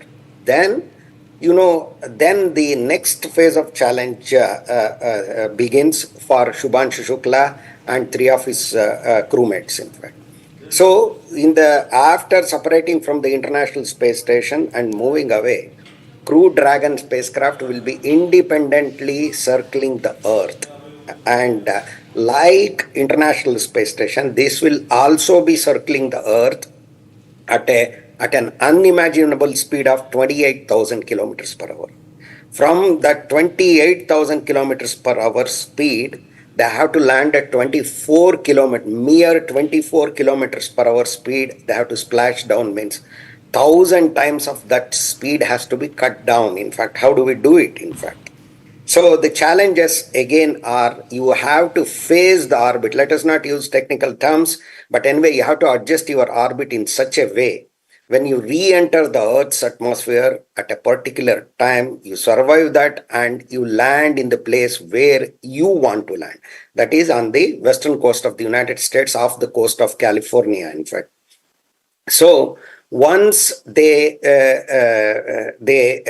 they start deorbit burn, that is, once they dive back to the Earth's atmosphere at 28,000 kilometers per hour, just before that, what they have to do is they have to separate one part of the Dragon spacecraft. All these four crew are sitting, that is called as crew module.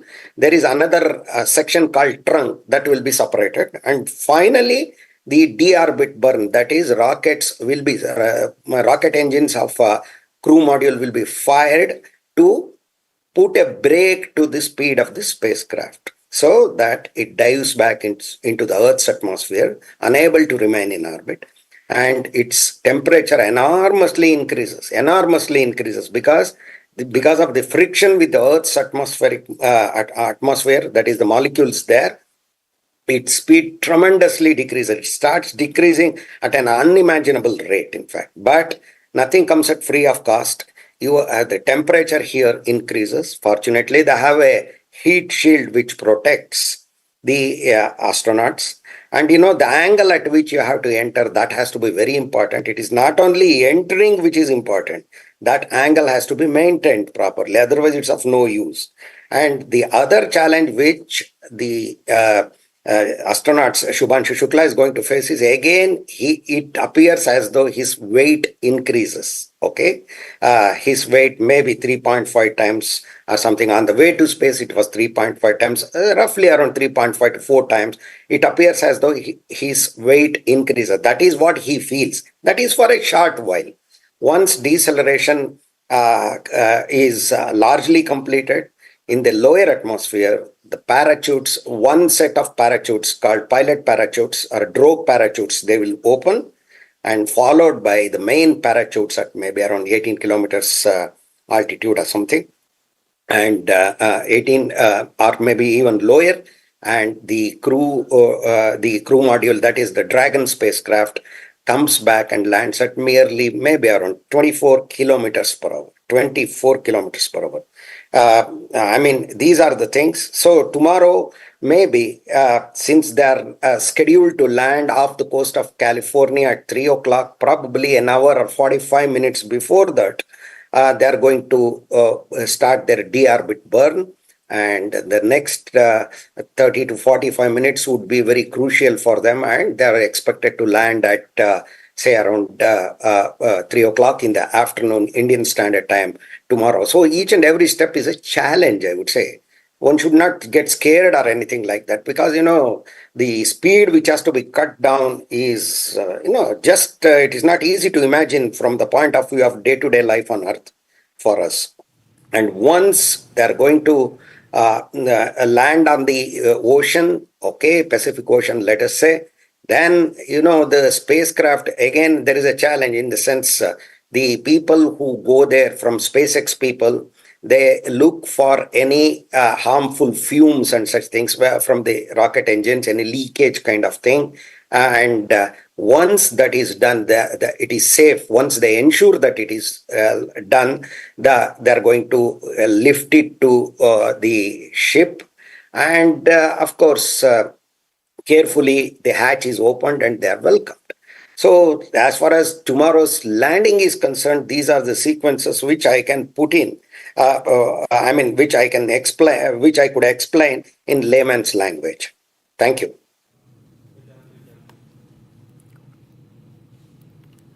All right, thank you, Dr. Guru Prasad. We also have Dr. Surendra Pal joining us. He's former ISRO scientist. He's joining us live on this broadcast as we stay with those visuals from the International Space Station. Dr. Pal, my question to you is, between now and 4:30, when we expect the undocking process to begin, if you can, for all the viewers who are just tuning in into this special rolling coverage of Republic TV, if you could just take us through the nitty-gritties of this entire process and how critical the next 2 hours is, because we can see that the crew is now seated on board SpaceX's Dragon aircraft and I beg your pardon, spacecraft, and the final checks are being done in place.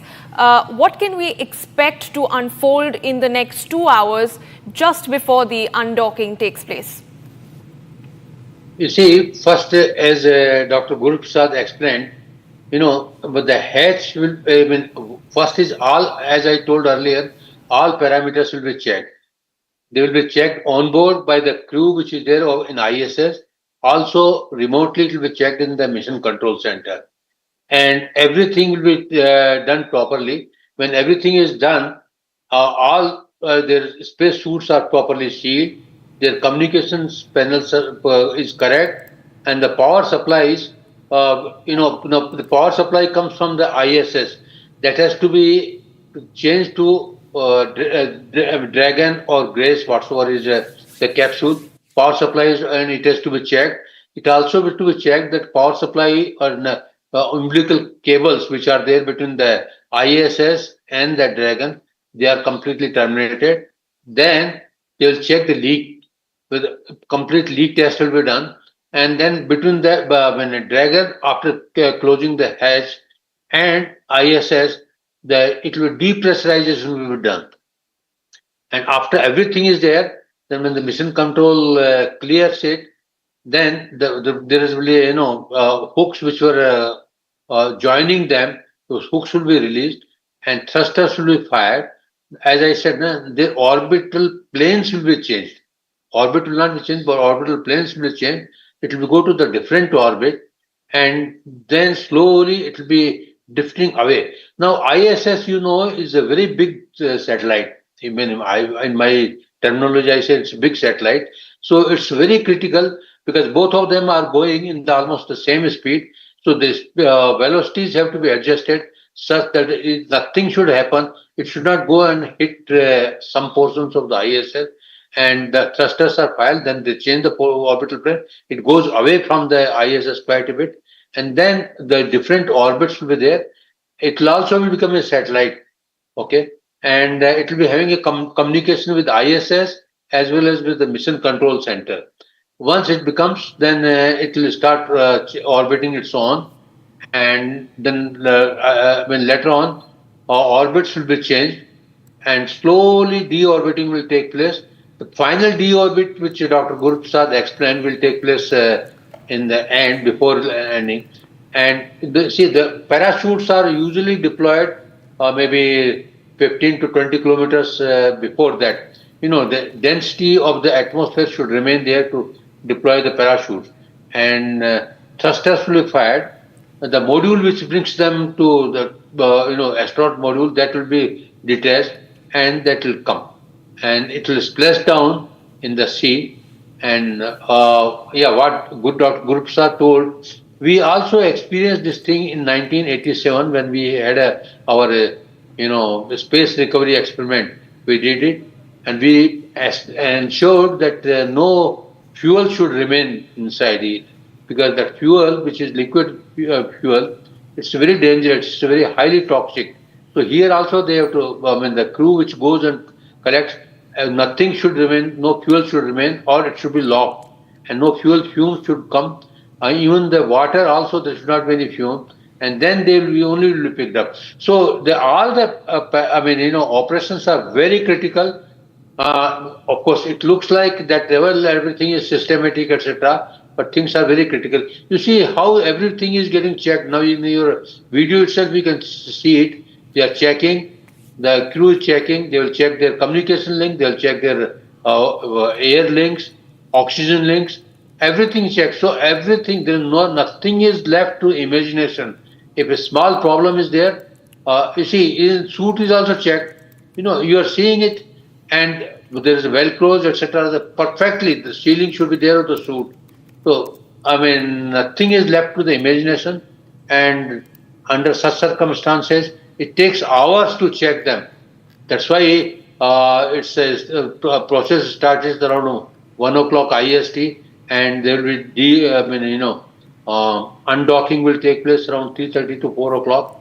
So, it's a big process. It's a complex process, but since many exercises have been done, so no problem in that one. What we call it, dry runs, wet runs, everything is done. So things should be all right. We should not be scared of anything. Hopefully, it will end peacefully and without any problem. Let us hope the return is there perfect. Thank you. Absolutely. We are keeping our focus on the live visuals coming in from International Space Station there with the docking procedure that is underway with the hatch opening. The actual docking procedure will start at 4:30 p.m. in just another 1.5 hours is what we are learning. Let me go across to Dr. S. Venkateshwar Sharma, former Deputy Director at ISRO. Thank you so much for speaking to Republic TV. So we spoke about the docking, the splashdown. Let's talk about the health parameters of Shubhanshu Shukla and 3 others, which will be monitored once they are back to Earth, because it will take them a lot of time to adjust to gravity back on Earth. Tell us more about that. Talk to us about the health parameters of all the crew members. Good afternoon to you and the viewers. The health parameters of the astronauts are extremely important.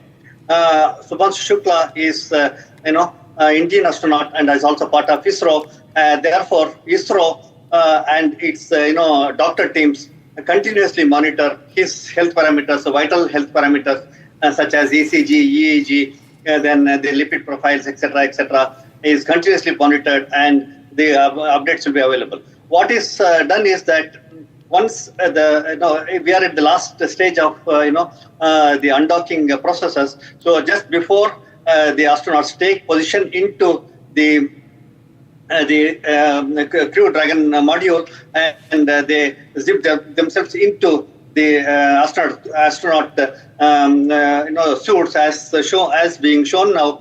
They will be thoroughly checked for the major parameters of the body health conditions, such as I said, BP, then the ECG, EEG, and the vital parameters of the body will be downloaded onto the Earth, and it will be compared with the already existing data, existing previous data of about 6 hours back. Data has been taken, and the data will be taken now, and it will be compared, and any changes will be addressed accordingly. It goes on.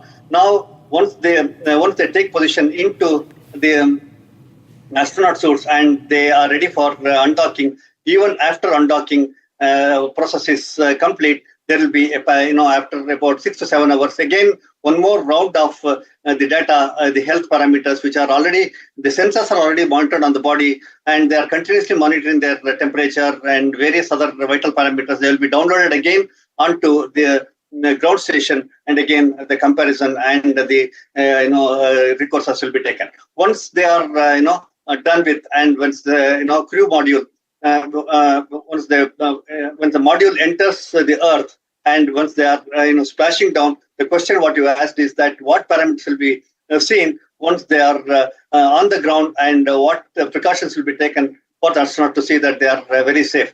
So this is extremely important. During the re-entry, that is the last 57 minutes of the crucial time, is something which the astronauts experience extremely high pressure, extremely high, even mental, physical, psychological conditions. They extremely critical during that time. And during that time, 10 minutes of the re-entry, there will be in the blockage of even the communication link. There won't be any communication link for 10 minutes of its the re-entry. And during that time, as we have been seeing, the module will be experiencing a temperatures of about 1,700 to 2,000 degrees centigrade at the periphery of the module, the Crew Dragon module. And there will be definitely a reflection of the same thing as part of shocks which are getting translated into the astronauts inside the module. They will be definitely experiencing tremendous amount of shock, and they will be observing through the window what is happening outside. That again, need to be sort of sometimes they enjoy, sometimes it is scary type of situation is there. Once they land here, as soon as they land, the first and the foremost thing what will be done is they will be given the first aid. Of course, all the vital parameters will be downloaded once again. That is the blood pressure, the ECG, the EEG, the lipid profile, and the vitals of the body will be downloaded, compared, and the changes between the time they took off and the time they are on the ground will be compared, and based on which the necessary supplements in terms of the energy boosting, etc., will be in summary to say it is something like first aid will be provided to them. They will not be in a situation to walk. They will be rolled out of all the wheeled out of the Crew Dragon module, as we saw in Sunita Williams' case. And once they are out, they will be thoroughly checked for all health parameters. And most importantly, the meal is also important. The energy boosting is important because they will be really, weak in terms of the physical conditions. So physically also, the parameters will be checked, and the necessary, boosting of the of those parameters will also be taken care in such a way that once they are out of the module, and once they are before they are actually getting to the hospital for the thorough check by the surgeons, the physicians, and other doctors, they will be given complete first aid and first aid related things, so that they are fit enough to be taken into the hospital. You remember that we are splashing it onto the sea, and as soon as the capsule comes down onto the sea, it will be picked up, and once the pickup is over, the module will be on the ship. On the ship, the entire process of bringing them back to near normalcy, because they are coming from no gravity to gravity condition. They have to adapt to the gravity condition. The joints and the muscles and the eyes, etc. It will be really a situation where mentally, physically, psychologically, they will be in a disturbed condition. And of course, it is nothing new for SpaceX or NASA or the astronauts to go through this. But anyway, they will have to go through, and they will go through, and they are prepared mentally, physically, psychologically for such a situation. And once they are out of this and they are given the first aid and the energy boosting, then they will be rolled out into the ambulances. Either they will be airlifted by helicopters which are ready in case of any emergency. It has happened earlier also. In case of any emergency, they will be airlifted to be taken in a very short time to the nearest the rehabilitation hospital center, or if they are fit enough, they will be taken through the speed boats which are also kept ready. So this is the entire process of recovery, and the conscious health parameters which are going to be monitored for these astronauts, and the adequate care is taken at the point of the splashdown. Right, Dr. Sharma, and request all our guests to stay on with us as we cut across to that live commentary that is coming in from NASA as the Axiom 4 crew prepares to return to Earth. SpaceX and Axiom Space later today at 5:45 a.m. Central, 6:45 a.m. Eastern for a planned undocking at 6:05 a.m. Central, 7:05 a.m. Eastern. We hope that you'll tune in then, but for now, this is Mission Control Houston.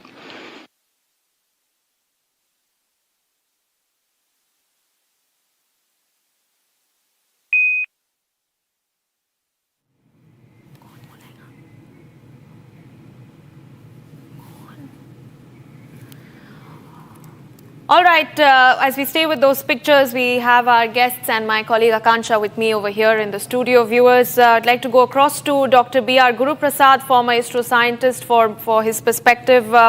Dr. Guru Prasad, the Axiom 4 crew has conducted at least over 60 experiments over the course of their stay at the International Space Station. And of course, this is something that Group Captain Shubhanshu Shukla has reiterated time and again, the importance of these experiments and how it will inspire an entire generation in India to consider, space research and space science. How do you view the success of this mission and the importance that it holds for the future of India's space missions, most importantly the Gaganyaan mission, which is set to come up very soon?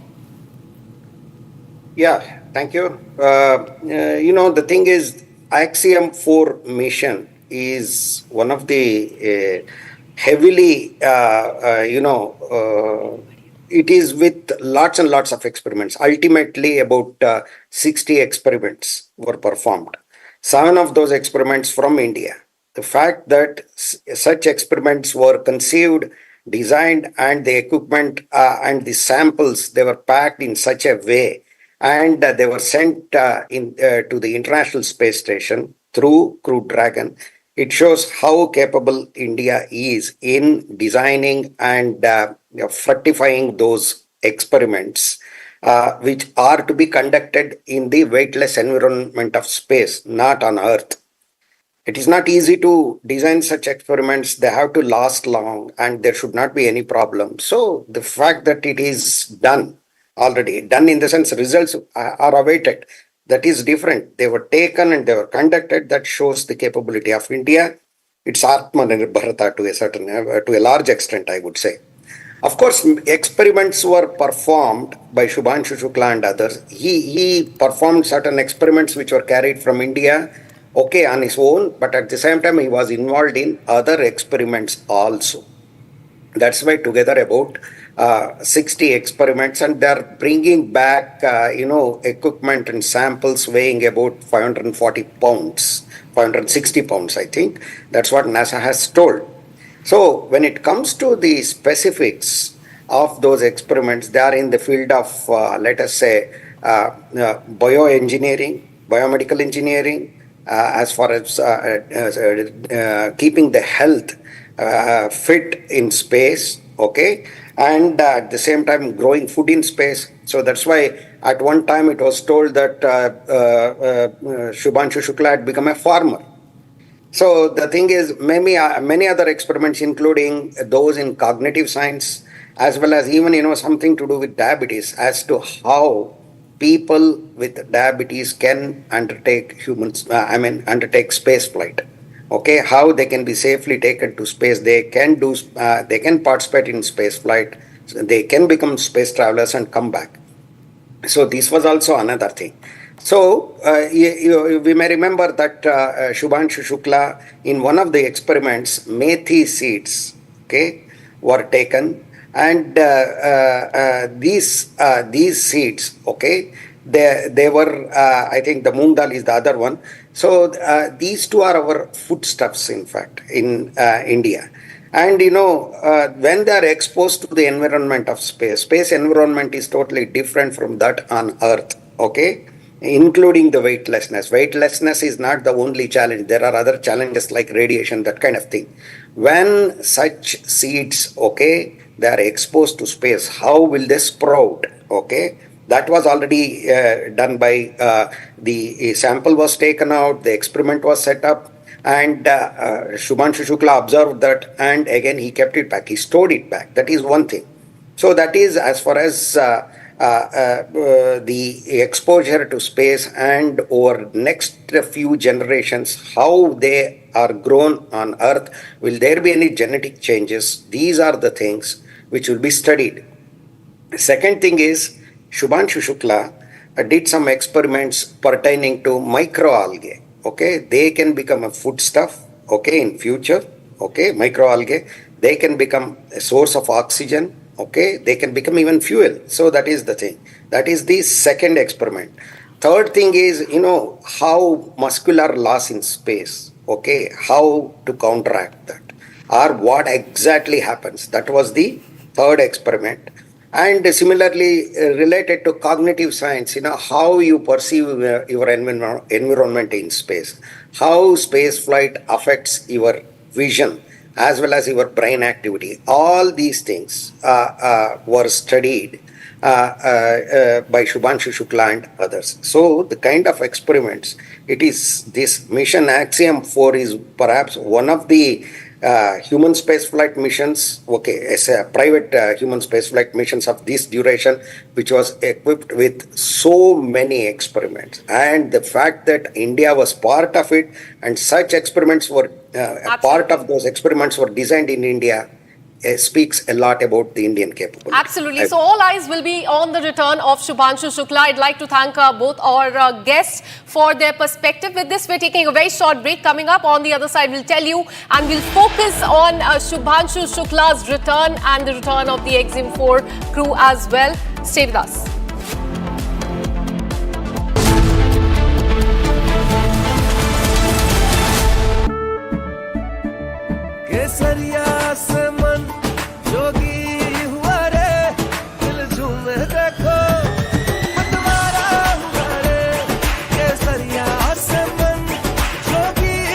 हर पल मनाओ केसरी त्योहार। विमल, बोलो जुबान केसरी। दादी के हाथों का जादू और खुशबू से महकता घर, माँ की मुस्कुराहट और खाने की सुगंध। MDH गरम मसाला, क्योंकि हर रिश्ता है स्वाद से जुड़ा।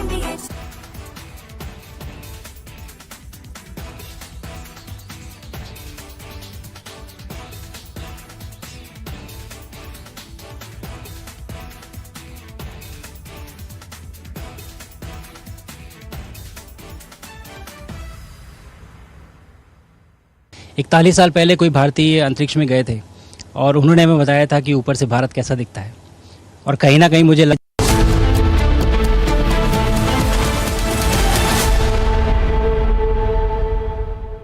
इसको घर पे लगाओगे तो शादी का तो पता नहीं, पर घर पक्का नहीं टूटेगा। रुंगटा नहीं तो घर स्ट्रॉन्ग नहीं। रुंगटा स्टील TMT बार एकदम सॉलिड। पहाड़ों में हाइकिंग शिप भी बन सकती है।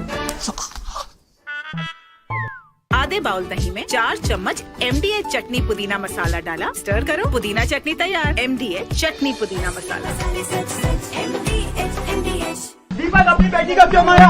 दीपक आज जेल जा रहे हैं, क्यों मारा अपने बेटी को? दीपक क्या करो मारा? दीपक क्यों मारा? दीपक राधिका को क्यों मारा? दीपक राधिका को क्यों मारा आपने? A heartbreaking tragedy has shocked India. 25-year-old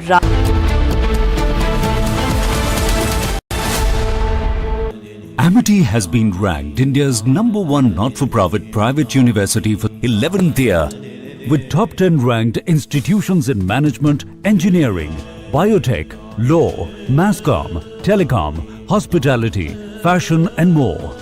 Yet another top ranking for Amity University. अब छोलिया हो या लोबिया, सफेद चने या काले चने, सब कुछ मजेदार बने। MDH।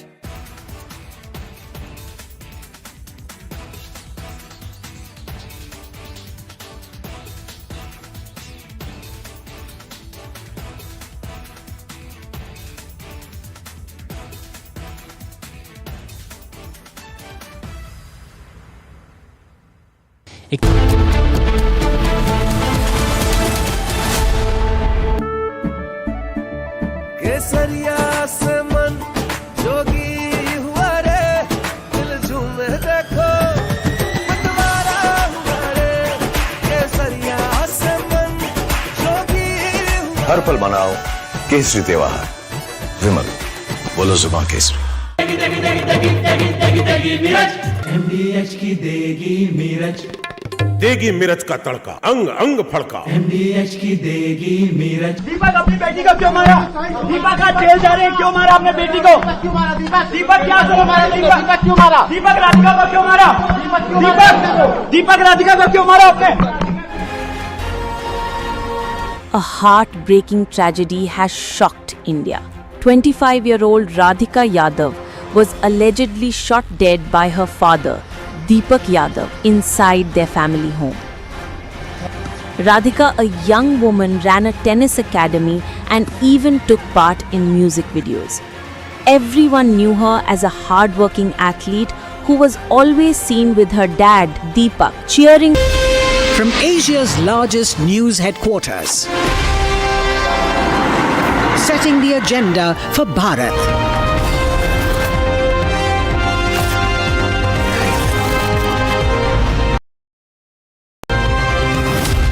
You're watching Republic.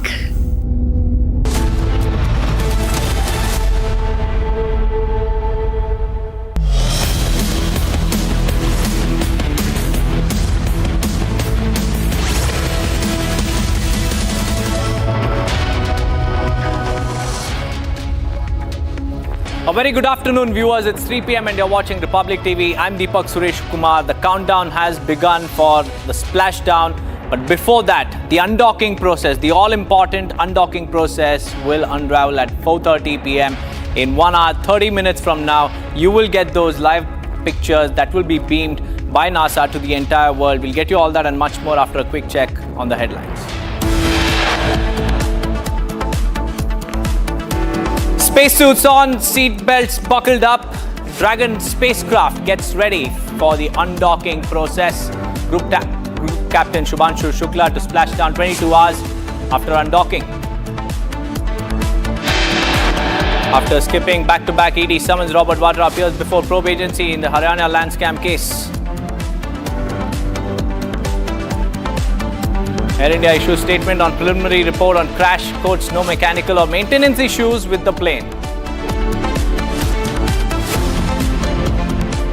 Supreme Court hears plea in Kerala nurse Nimisha Priya execution case. Family negotiates blood money. Centre says it's a private matter. Amid fierce power battle in Karnataka, another Karnataka Congress MLA backs DK Shivkumar for the top post.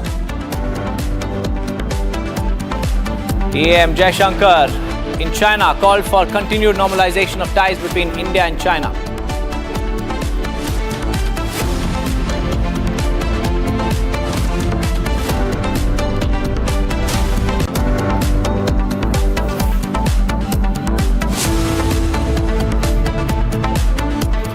First up, viewers' focus remains on Robert Vadra's questioning by the ED because Robert Vadra has appeared before the Enforcement Directorate and the questioning has resumed at the Enforcement Directorate's office in Delhi in a money laundering probe linked to 2 London property deals. Priyanka Gandhi Vadra accompanied her husband to the agency's office this morning and the probe pertains to 2 properties at 19 Bryanston Square and also Grosvenor Hill Court, 13 Borden Street in London, owned by UK-based arms consultant Sanjay Bhandari. And the ED alleges these are Benami properties of Robert Vadra and is now probing his alleged link to Bhandari. Riyanka is joining us live from outside ED's office. Riyanka, the questioning has resumed. Tell us about the latest that's coming in from the ED's office.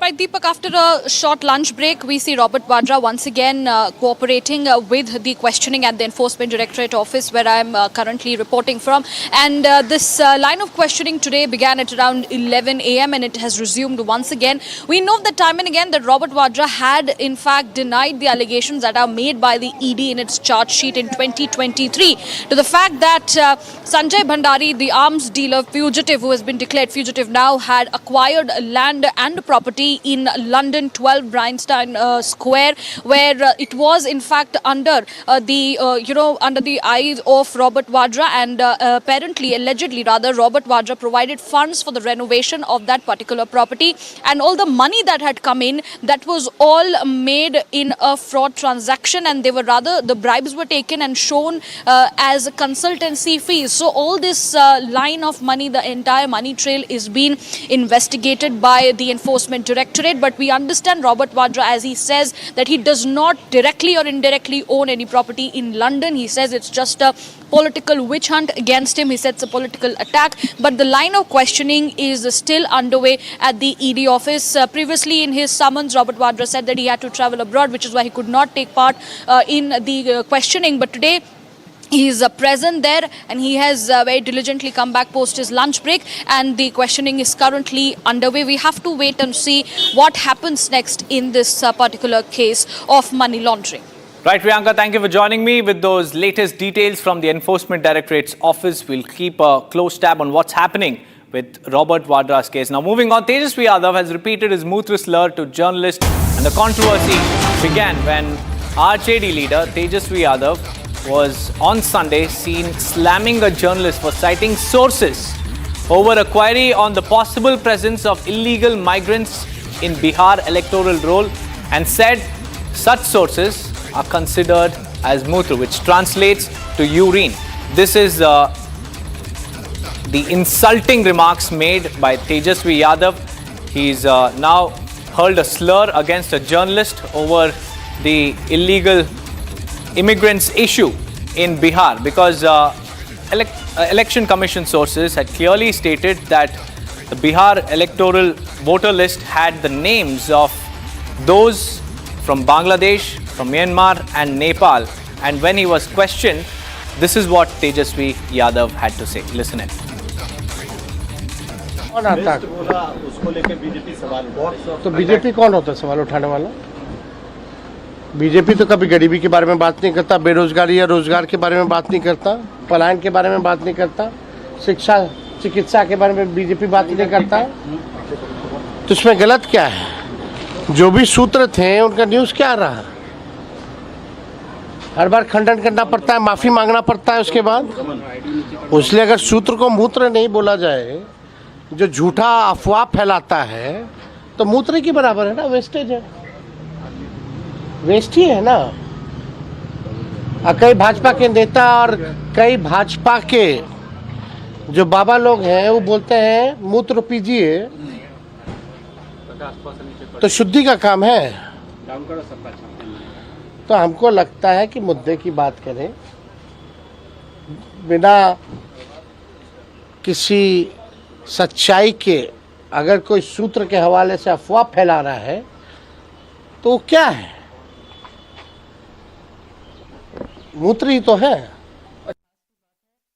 My colleague Prakash is also joining me live on this broadcast. Prakash ji, a very good afternoon to you. This is a shocking statement coming in from Tejasvi Yadav. Political slugfest is okay, but insulting a journalist on reports that were cited by the EC is unpardonable. Well, yes, the comment yesterday was deplorable, and the way he made his anger public against the media is evident from the fact that how much anger he has against the media. But if you are a politician and in a public life, then you should not be using such words against any establishment or any organization as such. But he has his grievances against media, and yesterday the way he said is deplorable and was shocking. People from various political parties have condemned this. Now today Tejasvi gave a clarification that media runs canards on television as well as in newspapers, and they are propagating the ideology of one particular party, and that is why he made this statement, because quite often, the news run by media organization are false and based on propaganda. That's what the allegations of Tejasvi Yadav is. So he made his clarification, but this kind of a statement coming from a politician, and that to of the rank of leader of opposition in Tejasvi Yadav, is a senior leader of the RJD and in fact heads the RJD after Lalu Yadav, and he should not be making such comment, that too ahead of the Bihar Vidhan Sabha election, and people have condemned this on all platforms. Back to you. Thank you for joining me with those details. Now moving on, viewers, we have some dramatic visuals coming in after a sudden fire broke out in the Hisar Express near Tirupati, and the train was running from Rajasthan to Tirupati. Passengers panicked after the fire broke out, and immediately the fire services in the area was called in, and the rail services were also suspended. And these are the dramatic visuals. You can see how the bogies have been charred, and you can see the flames still burning inside these bogies. And this was the Hisar train that was that was traveling near Tirupati, and it caught fire. There you can see the authorities there trying to bring the situation under control, but the flames have already gutted these bogies. You can see how they have been completely charred beyond recognition. And these are the visuals that show the flames engulfing the compartments of the bogie. There you see. And thick black smoke also emanated from this particular train after there was fire that was witnessed, and the passengers panicked, and some of them even jumped off with their luggage. And what we understand is that the fire and emergency personnel are at the scene trying to contain the fire, and the incident occurred near Tirupati railway station. The fire tenders were rushed to the spot to douse the flames, and these flames spread rapidly, triggering an emergency response from railway officials as well. And this is the second such incident that has come to light in a matter of just 24 to 48 hours. First, it was in Tiruvallur, where a freight carriage caught fire, and now we have a Hisar Express near Tirupati going up in flames. We have Aneri joining us live. Aneri, what is happening on ground zero? Are the fire and emergency personnel able to contain the fire? Tell us more. Well, what we see is that there was a sudden fire that had broken out in Hisar Express, where that is coming from Rajasthan to Tirupati. A lot of passengers, devotees who visit Tirupati on regular basis, they were there in the that was a passenger train, and two of the bogies had caught fire that spread rapidly, and the alarm was given to the railway officials, is what we are being told. And the fire that broke out in this Hisar Express caused panic among the passengers, and they had alerted the railway officials as well, and all the services in the nearby area had been put on halt. And also what we are learning is that the incident had taken place near to Tirupati railway station. So now the officials are closely monitoring the situation. There are fire tenders and railway officials have also reached the spot and are working on to douse the fire. As of now, what we know is that the situation has been brought under control, and the fire has also been doused, is what we are getting to know. Well, these are the pictures coming in from near Tirupati, where Hisar Express from Rajasthan has caught fire, and you can see the compartment of this particular bogie completely going up in flames. And in fact, this particular bogie is also completely charred. And Aneri, coming back to you, do you have any details on the number of passengers that were there at the time of this incident, and also about their safety? Are they safe? Well, what we know is that there is no casualty that has been reported in this very incident because it was a passenger train that was coming from Rajasthan to Tirupati. It was a completely packed train, but fortunately no casualty has been reported in this very incident. The reason for the fire breakout is not yet known. However, the authorities will be conducting an investigation into this very matter as to what was the reason behind this fire that had broken out in Hisar Express coming from Rajasthan to Tirupati. And also at the same time, right now also the officials are on ground. Fire tenders have also reached the spot. But yes, the fire that broke out spread massively in the nearby bogies as well. And there was a Vande Bharat train also that was coming from an opposite direction. That also was put on hold, and nothing had happened to that. And all the services, all the railway services has been halted in that very area. This incident had taken place near Tirupati railway station. Right, Aneri, thank you for joining us with those details. This was the Vande Bharat Express that was halted after a fire incident was reported on the Hisar Express that was en route Tirupati from Rajasthan. There you can see these are the pictures coming in from the site. And let's now move on, because we have more breaking news coming in. A complaint has been filed against MNS Chief Raj Thackeray, and complaint was filed with the Maharashtra Director General of Police. In a speech given at the NSCI Dome on July 5th, Raj Thackeray had said that if people from other states are being beaten, then do not make videos of the beating. Administrator Nityanand Sharma, Administrator Pankaj Sharma Mishra and another administrator, Ashish Rai, have jointly filed a written complaint. Marathi language should be respected, but there should be no violence in the name of language. If someone violates the law, then legal action is what follows, and this is against MNS chief Raj Thackeray over his controversial speech where he is seen giving a free pass to his workers to assault people from other states, saying that no complaint or no video should be made if people from other states are being beaten up. Satya Prakash is also joining us live. Satya Prakash, these are some controversial statements that have been made, insightful in nature. Raj Thackeray there giving a free hand to his workers to assault people from other states and asking them not to make videos. देखिए दीपक, ये जो complain दाखिल हुआ है DGP के Maharashtra police के DGP को file हुआ है और ये मांग किया गया है कि 5 जुलाई को जो राज ठाकरे ने बयान दिया था, कहा था अपने कार्यकर्ताओं को कि आप जब मारना है, मराठी और हिंदी का जो विवाद है, आप जब मारना तो वीडियो मत बनाना, क्योंकि जिस तरह से थाने में जिस तरह से एक व्यापारी को मारा था और वीडियो बनाया था, इसके बाद वायरल हुआ था, काफ़ी बवाल हुआ था। उसके बाद राज ठाकरे ने ये बयान दिया था इसी मुद्दे को लेकर कि आप मारना, अगर हिंदी भाषी को अगर मारना तो वीडियो मत बनाना, क्योंकि वीडियो एक जो सबूत हो जाता है तो सबूत बाहर नहीं आना चाहिए। तो कहीं कहीं इसी मुद्दे को लेकर एक कंप्लेंट फाइल हुआ है महाराष्ट्र के डीजीपी के पास और ये मांग किया गया है कि राज ठाकरे ने कहीं न कहीं अपने कार्यकर्ताओं को भड़काने की कोशिश किया है और इनके खिलाफ कार्रवाई किया जाए, क्योंकि जिस तरह से बयान आया उसके बाद कहीं कहीं महाराष्ट्र में अलग अलग जगहों पर हिंदी भाषी को पीटा गया क्योंकि उनको मराठी नहीं आता था। इसी को लेकर महाराष्ट्र में लगातार कहीं कहीं हिंदी और बनाम मराठी का मुद्दा विवाद बढ़ता जा रहा है और कहीं कहीं अब जो है राज ठाकरे के खिलाफ कंप्लेंट फाइल हुआ है। जी Right, Satya Prakash, these are some provocative statements coming in. Insightful remarks have now sparked a controversy, attracting a legal complaint against MNS chief Raj Thackeray.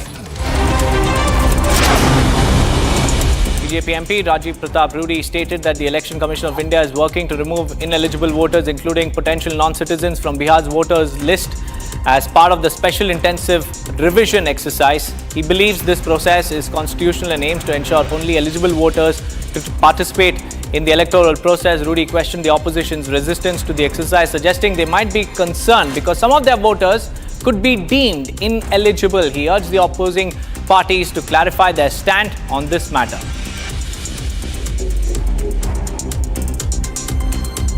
देखिए, अभी ये जिम्मेवारी बिहार के मतदाता सूची में अगर कोई बांग्लादेशी है, अगर कोई म्यांमार से है या कोई पाकिस्तान से है और वो मतदाता नहीं है, अगर सूची में है, तो ये जिम्मेवारी चुनाव आयोग पर है और गहन पुनरीक्षण में चुनाव आयोग ऐसे मतदाताओं को निकाल रहा है।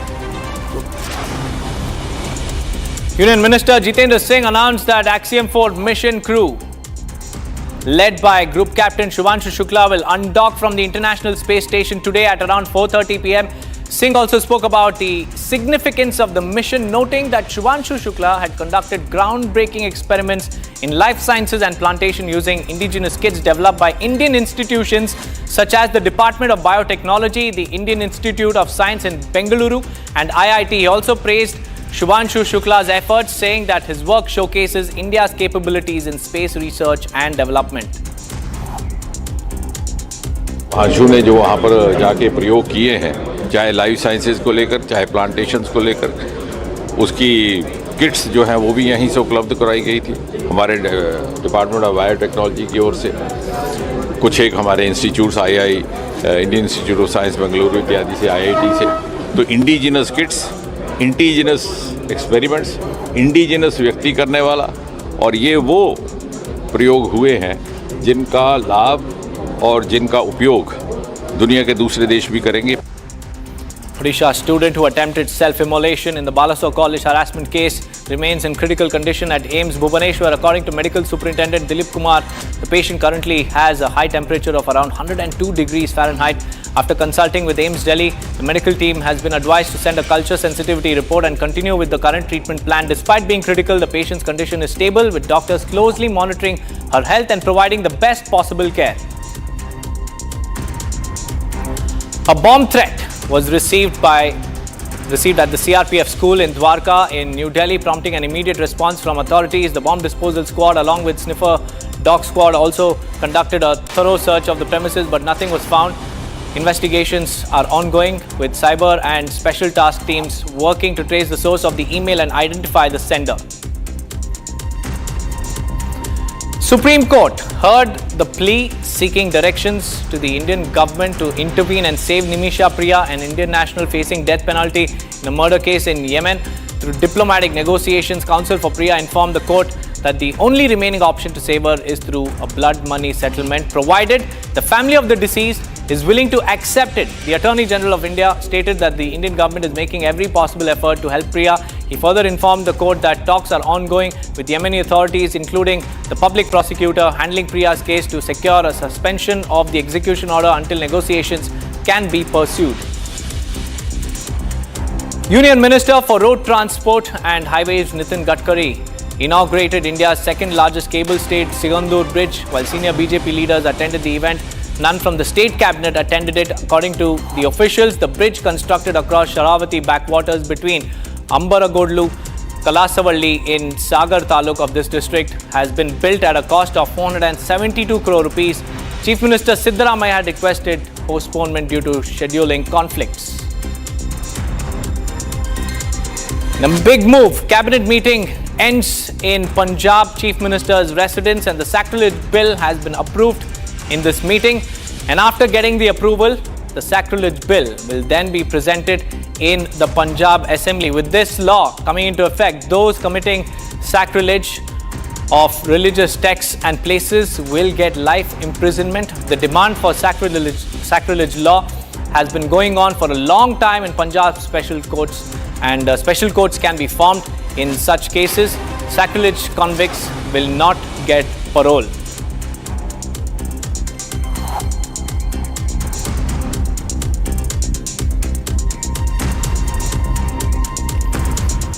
Moving on, viewers, the Supreme Court today heard a PIL seeking to stall Keralite nurse Nimisha Priya's execution in Yemen, which is scheduled to take place on the 16th of this month. And the Supreme Court has asked the centre to intervene with the Yemeni government and also sought a status report on the entire case. The government, on the other hand, has said in the court that they tried all options to save her. Meanwhile, the Indian government has requested Yemen to postpone the execution of Nimisha Priya to continue the negotiations. They've also approached the public prosecutor to seek a suspension. We have some reactions. Let's listen in. Learned attorney has informed the court there are difficulties in means like diplomatic difficulties, like in Yemen, in this part of Yemen there is no Indian diplomatic presence is there, and there are many other challenges also, like the Indian government has not recognized the Houthi government there, the rulers there. So yes, but for positively he has informed the court that the Union of India has given a official request for extending the date of postponing the date of death sentence of Miss Nimisha Priya, which is scheduled to be on 2 days after, on 16th of July. So the Indian government has officially requested the government of Yemen to postpone it. So he informed that to the Honorable Supreme Court, and he is hopeful the Yemeni government, the counterpart, will consider that positively. Now, to give us the latest details on the case, we have Chandrakala joining us live from outside the Supreme Court. Chandrakala, what are the options before Nimisha Priya in this entire case? Suspension from the public prosecutor is what the Indian government is aiming for, because they can continue with the negotiations. But tell us more. The fact that it's a very tense situation right at this moment here in India, of course, as we know that the Supreme Court has heard a PIL seeking to stall Keralite nurse. The fact that the Indian government has also made it clear that there is no much options left. The fact that there are back channel talks underway with the Yemen authorities. The Indian government has requested the Yemen authorities to postpone the execution date of Nimisha Priya. As we spoke to the lawyer of Nimisha Priya, Subhash Chandran, when he said that the government, on the other hand, has said in the court that they tried all possible options to save her, and all possible assistance has been provided on this, and all eyes on the negotiation, the blood money, the negotiation, and not much to do about this case, because as we know that India's diplomatic relation with Sana'a, which is led by the Houthi administration, is not very great. We don't have any such diplomatic relations. So yes, we need to wait for this, because the Indian government has already asked to postpone the execution date, and it's a very tense situation diplomatically as well as legally. Over to you. That's right, Chandrakala. It's definitely a race against time to save the Indian nurse who is on death row. July 16th is the D-date set by the Yemen government, but all eyes will be on the blood money negotiations, which the centre claims is a private matter between the two families. Let's now move on, viewers. In a shocking turn of events, the 40-year-old drunk driver, Utsav Shekhar, who was accused of running over 6 people, including a young child as well, sleeping on a footpath in Vasant Vihar on July 9th, is now absconding. Here are the details.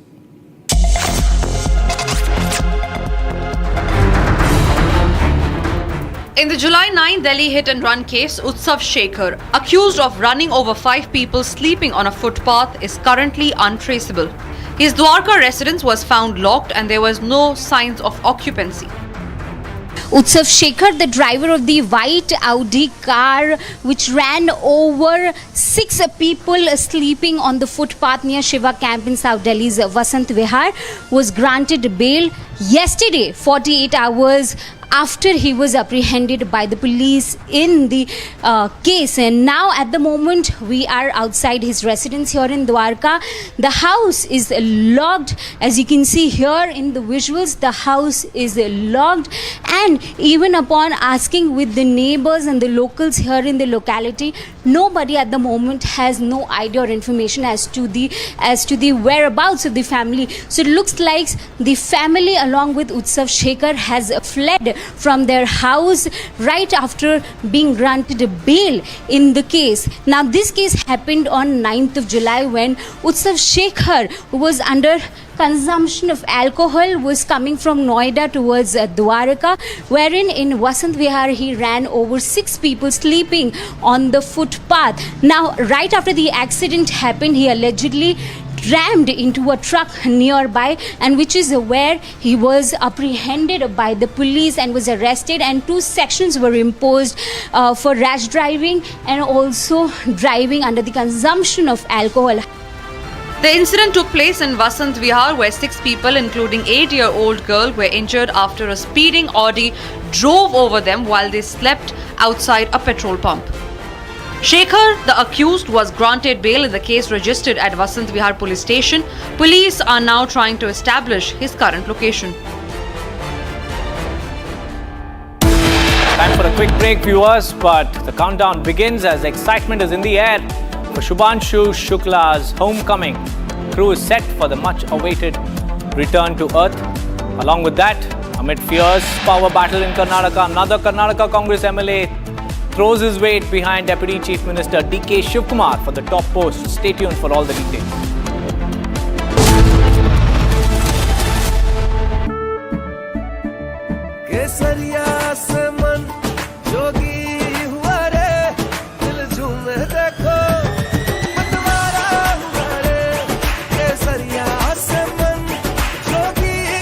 हर पल मनाओ केसरी त्योहार।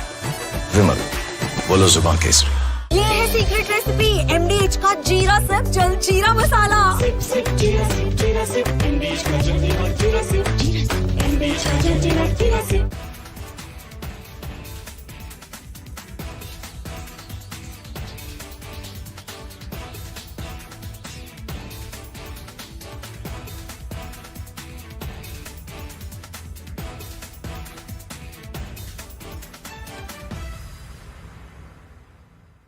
इकतालीस साल पहले कोई भारतीय अंतरिक्ष में गए थे और उन्होंने हमें बताया था कि ऊपर से भारत कैसा दिखता है, और कहीं ना कहीं मुझे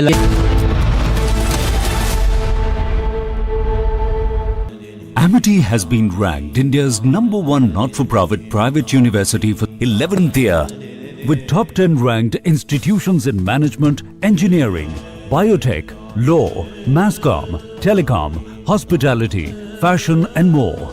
Yet another top ranking for Amity University.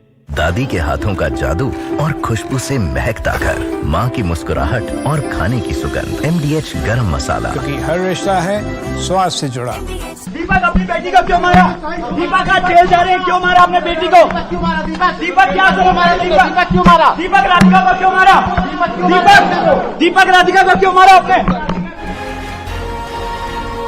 A heartbreaking tragedy has shocked India. 25-year-old Radhika Yadav was allegedly shot dead by her father, Deepak Yadav, inside their family home. Radhika, a young woman, ran a tennis academy and even took part in music videos.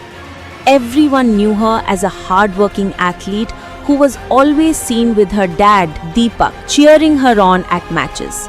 A friend from the tennis court said, "I knew Radhika for 2 years. She was quiet but strong.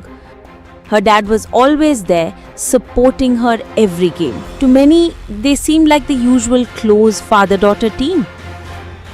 मतलब हमेशा जब खेलते थे हम लोग तो उसके father ही उसको लेके आते थे और लेके जाते थे and used to be there almost every time. उनके साथ ट्रैवल करते थे. बहुत शांत स्वभाव के थे मेरे हिसाब से. तो he never used to talk. He used to be away from the pack, sitting minding his own business.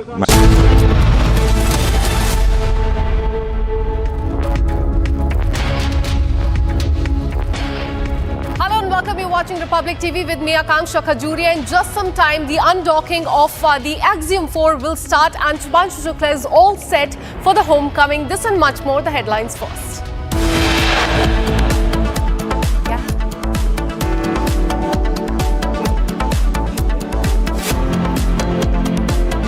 Astronauts buckle up as Dragon spacecraft gets ready to undock from International Space Station. Group Captain Shubhanshu Shukla to splash down 22 hours after undocking.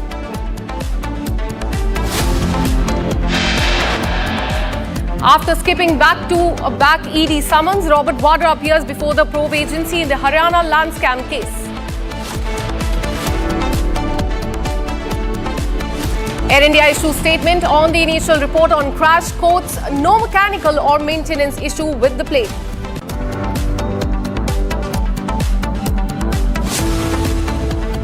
SC hears plea in Kerala nurse Nimisha Priya's execution case. Family negotiates blood money. Central government says it's a private matter. Amid power battle in Karnataka, another Karnataka Congress MLA backs Deputy Chief Minister D.K. Shivkumar for the Chief Minister's post.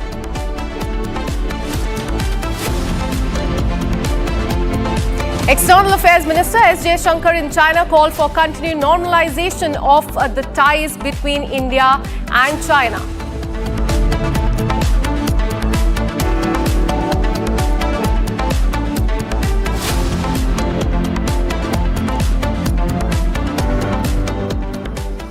It has been more than 15 days since Group Captain Shubhanshu Shukla, the first Indian astronaut to visit the International Space Station, left from Earth for the historic space mission. Now, countdown to his return has started. Group Captain Shubhanshu Shukla, with all his crew members, will fly back to Earth tomorrow once the SpaceX Dragon capsule undocks from the International Space Station. That is in another 1 hour. Group Captain Shukla and others will take nearly 22.5 hours to return back to the Earth, with a splashdown expected tomorrow off the California coast. Meanwhile, speaking to his countrymen in Hindi during the farewell speech, Shukla said that while his journey in space is coming to an end, the journey of India's human space mission is still very long and very difficult. Listen in to what he said.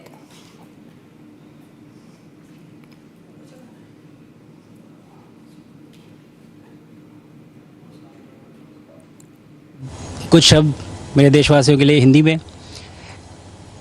कमाल की यात्रा रही है ये मेरी, लेकिन अब जैसे मेरी ये यात्रा ख़त्म होने वाली है, आपकी और मेरी यात्रा अभी बहुत लंबी है। हमारी ह्यूमन स्पेस मिशन की जो यात्रा है वो बहुत लंबी है और बहुत कठिन भी है, लेकिन मैं आपको विश्वास दिलाता हूँ कि अगर हम निश्चय कर लें तो तारा अभी प्राप्यन्ते, इवन स्टार्स आर अटेनेबल। 41 साल पहले कोई भारतीय अंतरिक्ष में गए थे और उन्होंने हमें बताया था कि ऊपर से भारत कैसा दिखता है। और कहीं ना कहीं मुझे लगता है कि हम सब ये जानना चाहते हैं कि आज भारत कैसा दिखता है। मैं आपको बताता हूँ, आज का भारत स्पेस से महत्वाकांक्षी दिखता है। आज का भारत निडर दिखता है। आज का भारत कॉन्फिडेंट दिखता है। आज का भारत गर्व से पूर्ण दिखता है। और इन्हीं सब कारणों की वजह से मैं एक बार फिर से कह सकता हूँ कि आज का भारत अभी भी सारे जहां से अच्छा दिखता है। 5 a.m. Eastern. In fact, I'm joined by Dr. Srijan Pal Singh, author, scientist and innovation policy expert. On this show, he's been the advisor to APJ Abdul Kalam as well. Thank you so much for speaking to Republic TV. Just 1 hour to go for the undocking process that will take place, and then another 22.5 hours before Shubhanshu Shukla comes down back to the earth. In simpler language, could you explain to our viewers what will happen in the next 1 hour when the undocking will take place, and over the next 22 hours as well? Okay, so let's begin with the next 1 hour. What will happen is, so over the past 2-3 hours, there is an International Space Station which is connected to the Dragon module through a vestibule, like a tube. The astronauts, the 4 astronauts from the Axiom mission, have slided into the Dragon module, which is the Dragon module of SpaceX, which will bring them back. Then the hatch on both sides, the ISS side and the Dragon side, have been closed. We saw those visuals while they were, putting the hatch on. The hatches are closed, then the depressurization will happen, and after all systems are checked, which is what you're seeing right now in the visuals, the clamps, which is holding the International Space Station and the Dragon module, those clamps will open. Once they open up, the Dragon module will start drifting away slowly from the International Space Station. To do that, there'll be a tiny engine thrust which will be applied. Because this is space, there's no friction. Anything which is in motion will continue to be in motion. As soon as a tiny thrust is applied by the Dragon module will slowly start moving away from the International Space Station. Now, this is a very crucial step because you don't want to damage either the vehicle's International Space Station or Dragon module while it is detaching itself. That is the undocking process, which will happen in the next few minutes. Once that happens, you will see the Dragon module drifting away from the International Space Station. The International Space Station and the Dragon module attached to it is right now moving at 27,600 kilometers per hour. As it moves away, it will reduce its speed, the Dragon module, and it will reduce its speed to 27,000 kilometers per hour, which is about 600 kilometers per hour less than ISS. This will begin the orbiting process, which means it will orbit around the Earth. And then slowly you'll reduce the speed so that the orbit changes its shape and it comes closer to Earth. Tomorrow, after doing this for a good 22 hours, tomorrow it would have reached the exact point, which is the re-entry point. Now imagine the atmosphere of the Earth like a balloon. And the Dragon spacecraft has to pierce through this balloon and enter into the atmosphere. This has to be done at a very precise angle. The angle keeps changing depending on the spaceship, but this should be around 12 degrees. Anything more than 12 degrees means it will go too fast. If it goes too fast, too much of friction, which means the heat will be too much. If it's too less than 12 degrees, it will bounce off into space. So that will be the most crucial phase of re-entry. It has to be done tomorrow, about 15 minutes prior to the actual splashdown. Once it re-enters the atmosphere, the real thrill begins, and that is the most crucial, dangerous phase. As soon as it re-enters, the air will give friction, which will heat up the Dragon module. The air ahead of it will also keep getting compressed because this is coming at 27,000 kilometers per hour, which means that compression will also cause heating. Combined effect would be 1900 degrees centigrade temperature at the Dragon module's heat shield. The heat shield is designed to withstand this. It will start, it's called a process called ablation, which means it will start sort of chopping away as it gets heated up. And those layers after layers will keep going away to ensure that the astronauts inside the Dragon module are kept at 25 degrees centigrade. Now then, if you could visualize it, around it, you will see plasma. So Group Captain Shubhanshu Shukla will see a plasma around him, like fire. And communications will cut off for a few minutes while it's landing. which is a very dangerous phase. You're isolated, you can't communicate with anyone, you have got fire all around you, and you know that outside temperature is 2000 degrees centigrade. And then, as we saw in the case of Sunita Williams, once the speed is significantly reduced, the drogue parachutes will deploy. And when it's really near the surface of the sea, the main parachutes will deploy, the 4 of them, and then it will have a splashdown. Then the process of recovery will begin. That is post 22 hours tomorrow. Right? So these are the phases in which this is the imagination of the whole thing which will happen. And this will all roll down in the next 22 hours.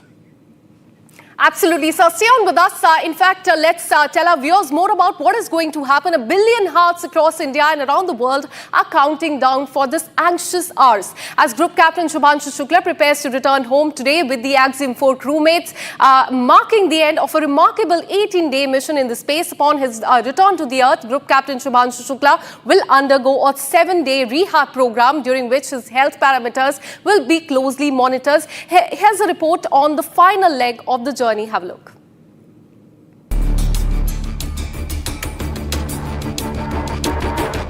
From countdown to splashdown, India's space hero Shubhanshu Shukla is set to return to the Earth.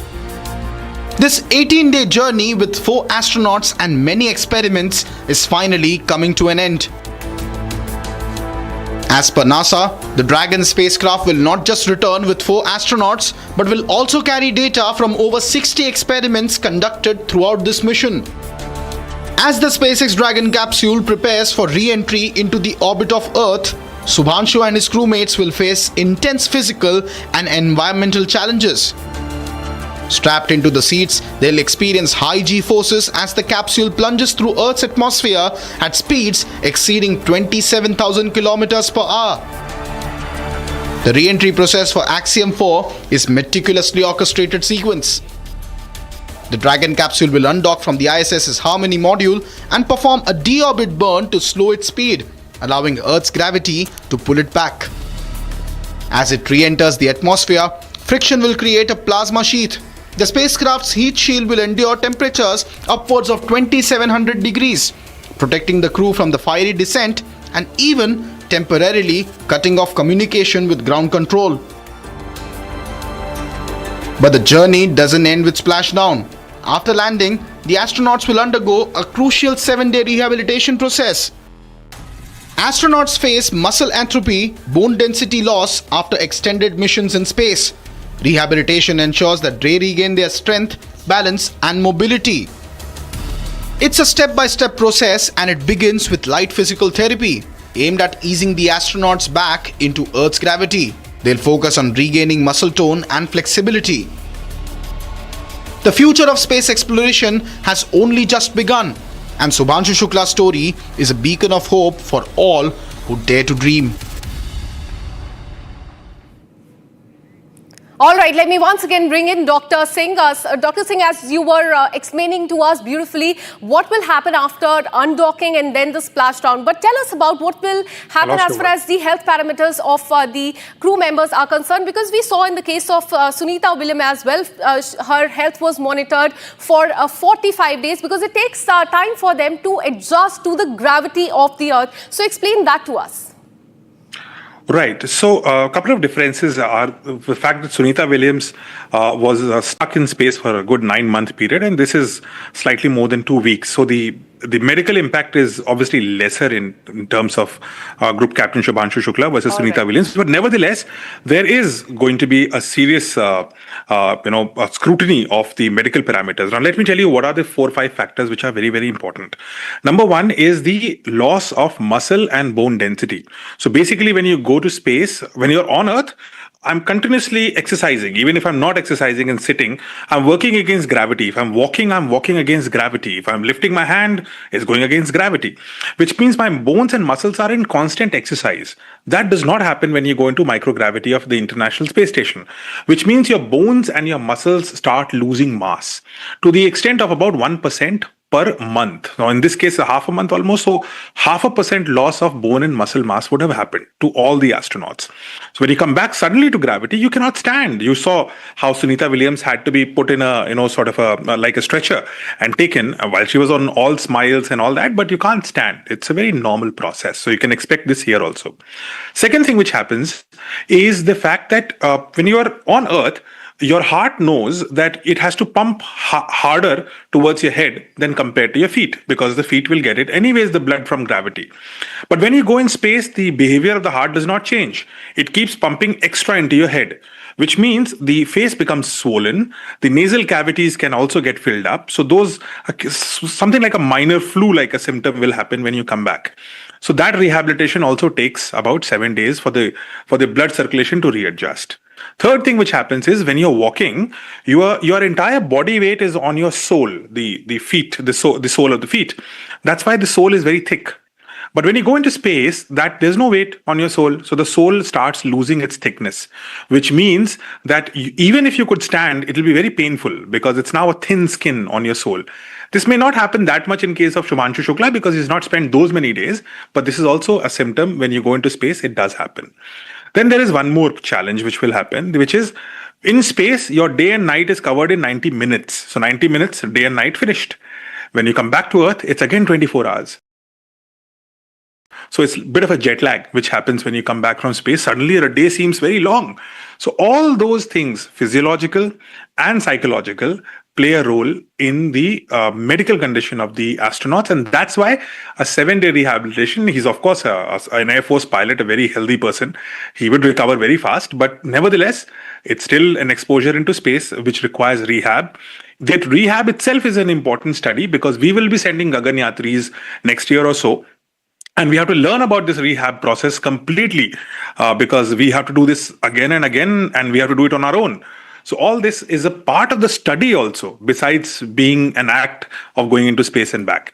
So those are the things which will be monitored, learnt, and of course, valuable lessons for India all around. So all eyes will be on the undocking that will happen around 40 minutes from now, and then the splashdown tomorrow. Thank you so much, Dr. Singh, for speaking to Republic TV. Now we are shifting our focus to a 40-year-old Russian woman whose name is Nina Kutina, also known as Mohi, who was discovered living in a cave in Gokarna in Karnataka with her 2 minor daughters. The police found them during a routine safety patrol after a recent landslide led officers to in fact notice clothes hanging outside a cave. Upon entering, they saw Nina using a dim lamp to teach her elder daughters while the younger one wandered around. The cave located in one of the hills in Gokarna is described as prone to landslides, inhabited by dangerous wildlife like king cobras, leopards and wild boars, etc. But Nina told police that she had stayed in the cave multiple times seeking mental peace and claimed to have prayed and meditated there as well. Now she has arrived in India in 2016 on a business visa, after which in fact a year later it expired in 2017, and she had been living between Nepal and the forest around Gokarna in Karnataka. The family is currently under the care of the Women and Children Welfare Department, and they have been given a ashram to live in pending further legal action and arrangements for their safe return back to Russia. There on the screen you can see the image, the visuals that had come when this Russian woman along with her 2 daughters were rescued by the police. We have big experience to stay in natural, in jungle, and we was not dying. And I was not bring my my daughters to dying in jungle. They was not feel bad. They was very happy. They was swim in waterfall. They was have very good place for sleeping. A lot of lessons with art making. We make from clay. We painting. We was good eating. I was cooking with gas. Very good and tasty food. And never like I crazy and I go to God and do not give my child anything. No, opposite, they have everything best. They was have and dress and sleeping good and art lessons and lessons about how write and read and They're not dying from hunger. No, never. It's everything not true. Bharat 1 Minute brought to you by Canara Bank. Together we can. The Ministry of Home Affairs has rolled out comprehensive guidelines to tackle radicalization within the prisons. This move comes amid rising concern over the indoctrination behind the bars, and the guidelines include enhanced surveillance, inmate profiling, psychological evaluation and the staff training.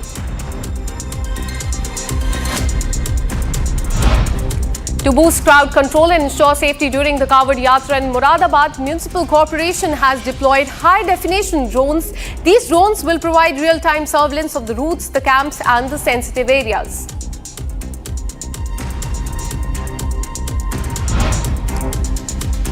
Security forces in Manipur are intensifying combing operation in violence-hit district, focusing on areas like Churachandpur and Imphal East. Several arrests have been made and weapons recovered in the last 24 hours. In fact, the additional paramilitary troops have been deployed as a part of a wider push to restore normalcy in the strife-torn state. The situation remains tense but highly monitored.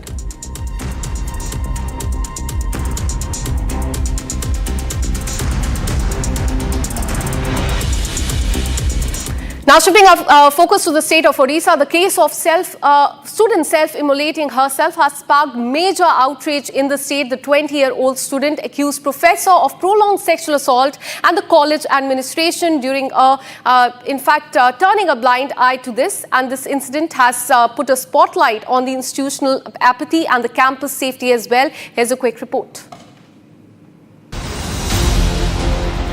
A horrifying case of attempted self-immolation by a 20-year-old student in Odisha's Balasore has triggered statewide outrage and national shockwaves. The student allegedly set herself on fire outside the principal's chamber, accusing a professor of prolonged sexual harassment and the college administration of turning a blind eye. Now battling for her life with 95% burn injuries, the student is on a ventilator support in the ICU at AIIMS Bhubaneswar. Panic ensued as students ran to douse the flames and a male student sustained injuries while trying to save her.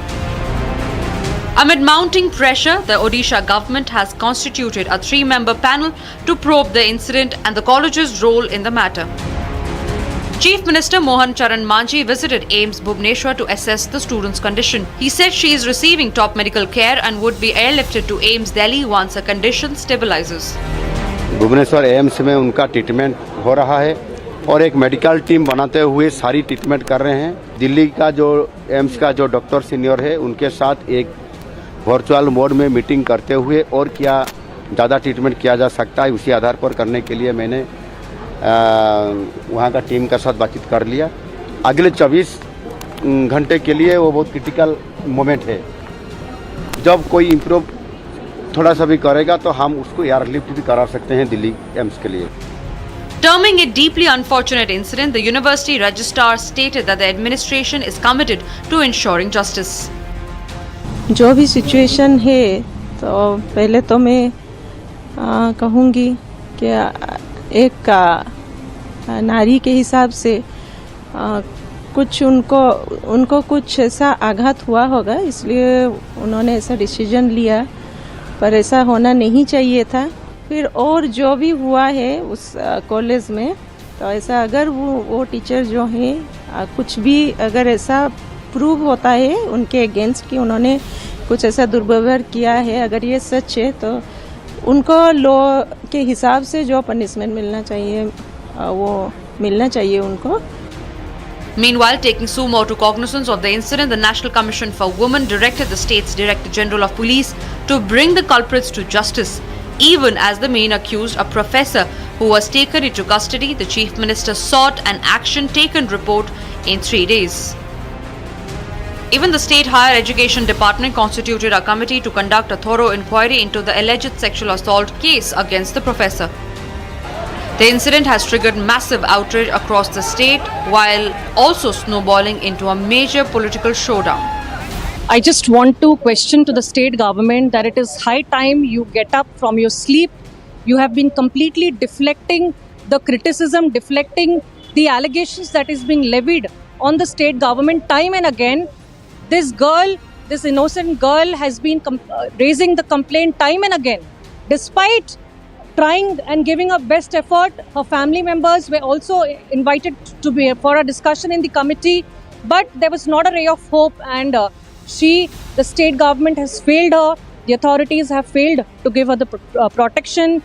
The college's principal has been barred from leaving Balasore without the district collector's permission. The accused professor has been suspended on the basis of prima facie evidence. As the student continues to fight for her life in the ICU, this incident has put spotlight on institutional apathy and campus safety once again.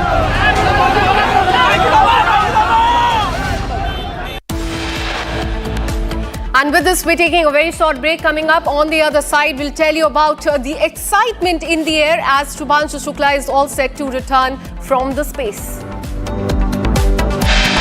Amid the battle in Karnataka, another Karnataka Congress MLA has backed Deputy Chief Minister D.K. Shivkumar as the Chief Minister. This and much more after this very short break. Stay with us.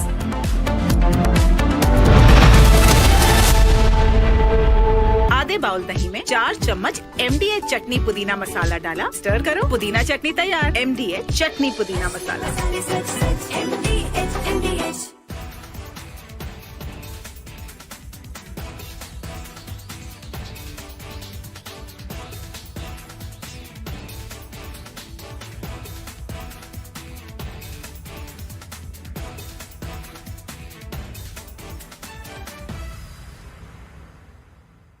इकतालीस साल पहले कोई भारतीय अंतरिक्ष में गए थे और उन्होंने हमें बताया था कि ऊपर से भारत कैसा दिखता है।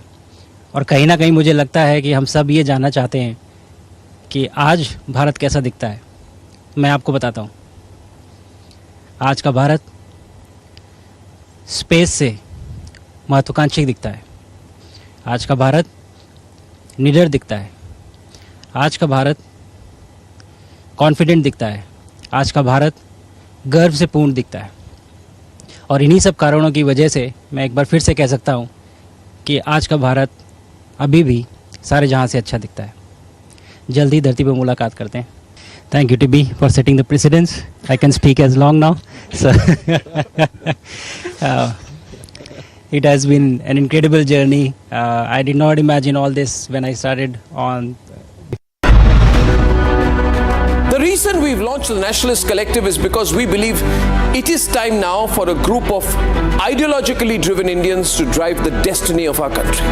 For far too long, people who have had interests inimical to national interest have held sway. We need to put nationalism first, nation first. The Nationalist Collective is a very clear and sharp movement, presents the spirit of a new India which stands by what is right, does what is right, and raises its voice for what is right. Remember, this country is safe only if it is in the hands of nationalists. This country will grow only if nation first becomes our principal motto, where the only ism that matters is nationalism. Join the Nationalist Collective. It is going to be the largest non-political movement in this country.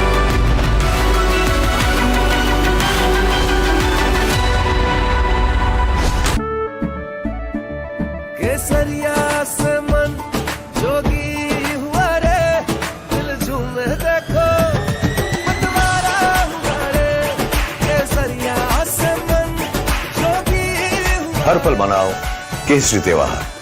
विमल, बोलो जुबान Kesari. MDH की हल्दी मिर्ची धनिया करे कमाल, ये रंग दे, ये खुशबू दे, ये तीखा, ये कम पड़े, क्या निराला MDH मसाला। दीपक अपनी बेटी को क्यों मारा?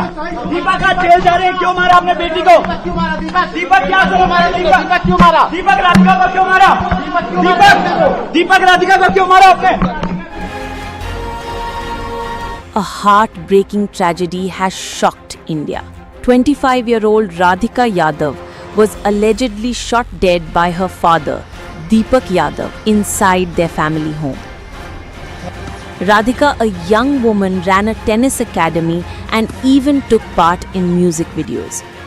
Everyone knew her as a hard-working athlete who was always seen with her dad, Deepak, cheering her on at matches. A friend from the tennis court said, "I knew Radhika for 2 years. She was quiet but strong." Her dad was always there, supporting her every game. To many, they seemed like the usual. From Asia's largest news headquarters, setting the agenda for Bharat.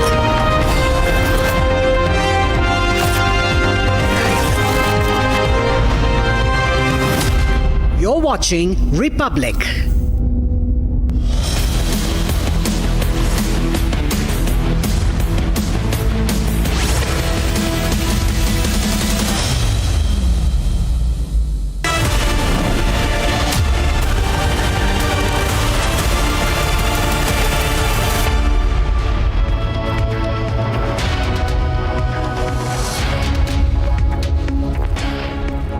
Welcome to Republic. I'm Rudham, and viewers, after skipping back-to-back summons in the Haryana land scam case, Robert Vadra today appears before the ED. First look at our top headlines. Astronauts buckle up as Dragon spacecraft gets ready to undock from ISS. Group Captain Subhanshu Shukla to splash down 22 hours after undocking.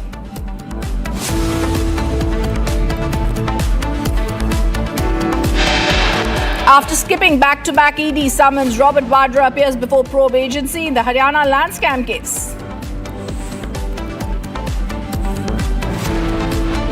Air India issues statement on preliminary report on crash, quotes no mechanical or maintenance issues with the plane.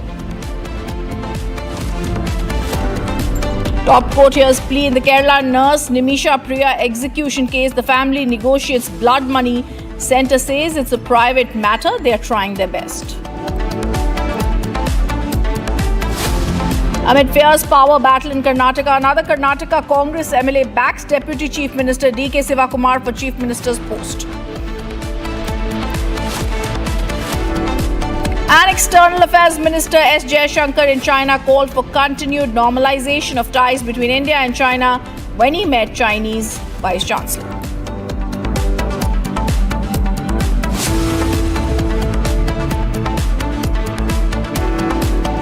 Viewers, we're breaking the big statement that's coming in from Air India. It's issued a statement on the crash probe report. Air India now says the AAIB's initial report on Air India plane crash found no mechanical or maintenance issues with aircraft or engines. This is the big breaking news that's coming in.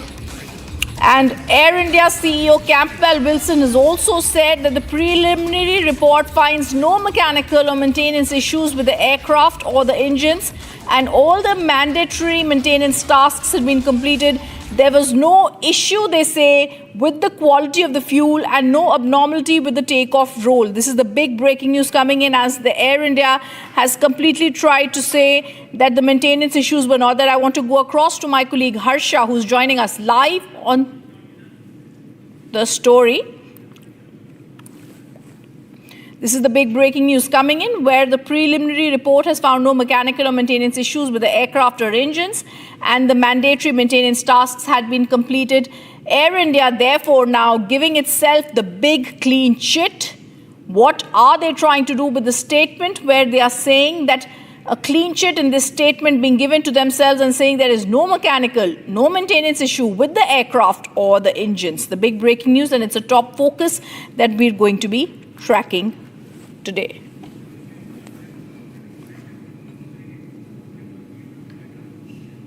In a shocking turn on events, viewers, the 40-year-old drunk driver Utsav Shekhar, who was accused of running over 6 people sleeping on a footpath in Vasant Vihar in the capital on July 9th, is now absconding. This is the big news that we're getting. In the July 9 Delhi hit-and-run case, Utsav Shekhar, accused of running over 5 people sleeping on a footpath, is currently untraceable. His Dwarka residence was found locked and there was no signs of occupancy. Utsav Shekhar, the driver of the white Audi car which ran over 6 people sleeping on the footpath near Shiva camp in South Delhi's Vasant Vihar, was granted bail yesterday, 48 hours after he was apprehended by the police in the case. And now at the moment we are outside his residence here in Dwarka.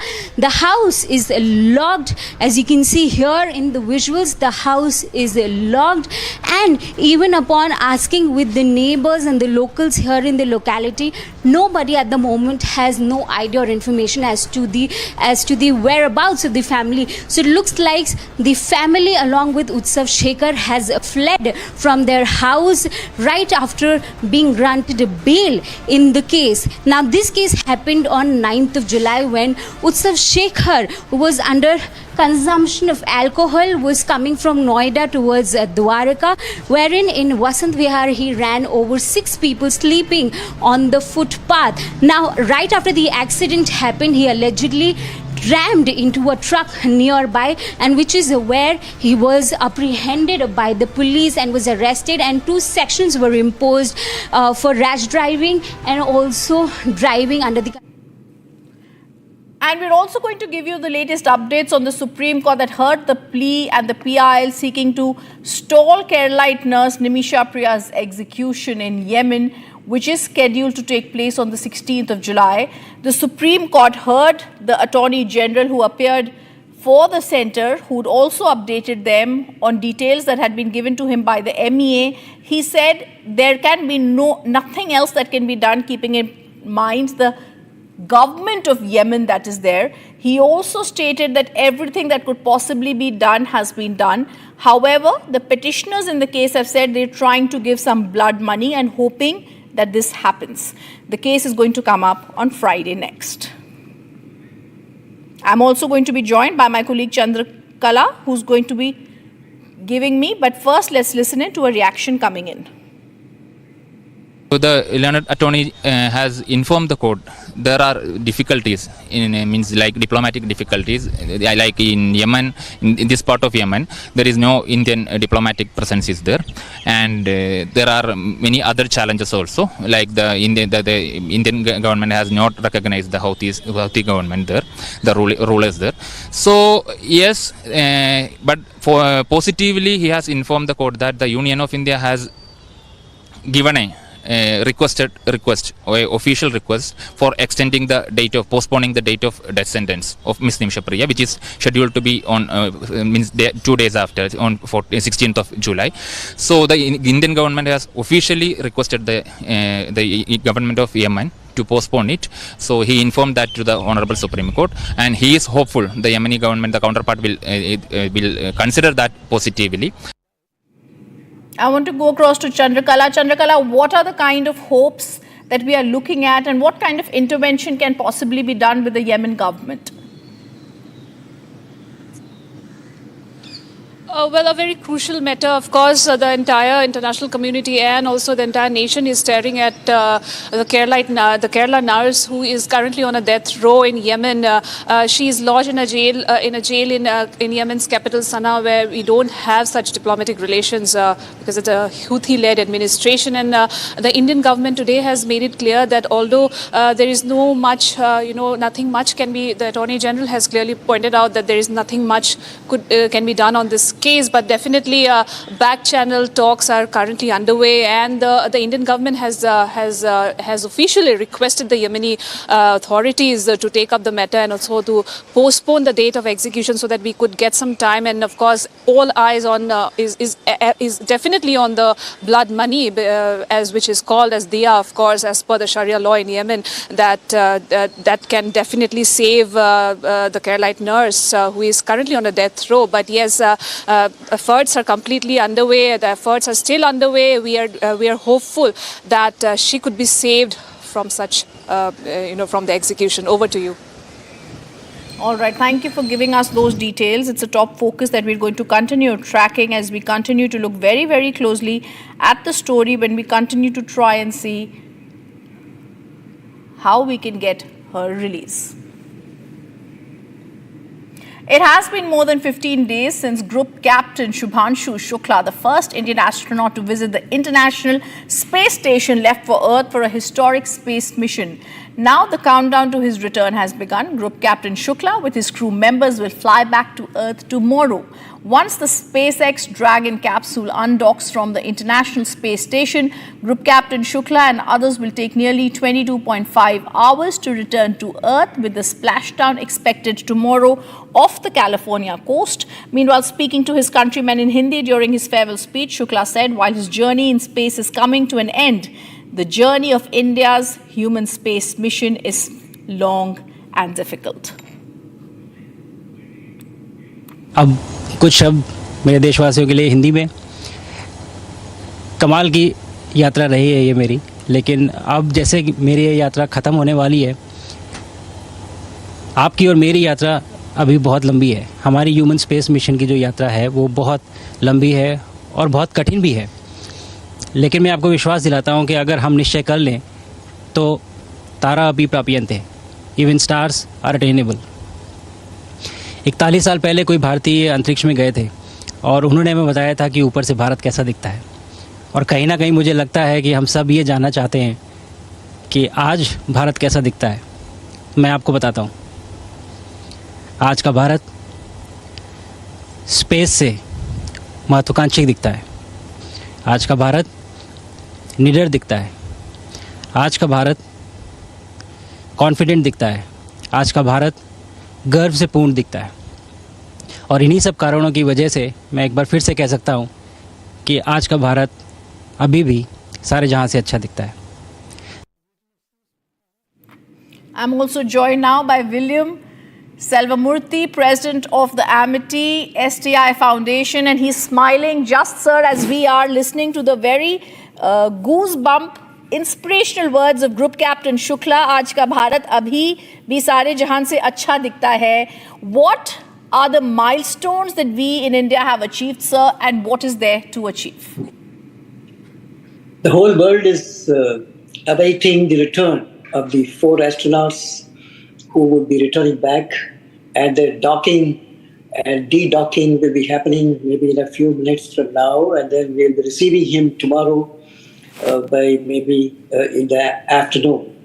So this Group Captain Subhanshu Shukla, and he has made a history of being the first astronaut or Gaganyatri to be there in the International Space Station, and he has done a very valuable experiments during his stay there, and he has made the important milestone in the history of Indian Space Research Organization and also Indian Space Research and Development endeavors.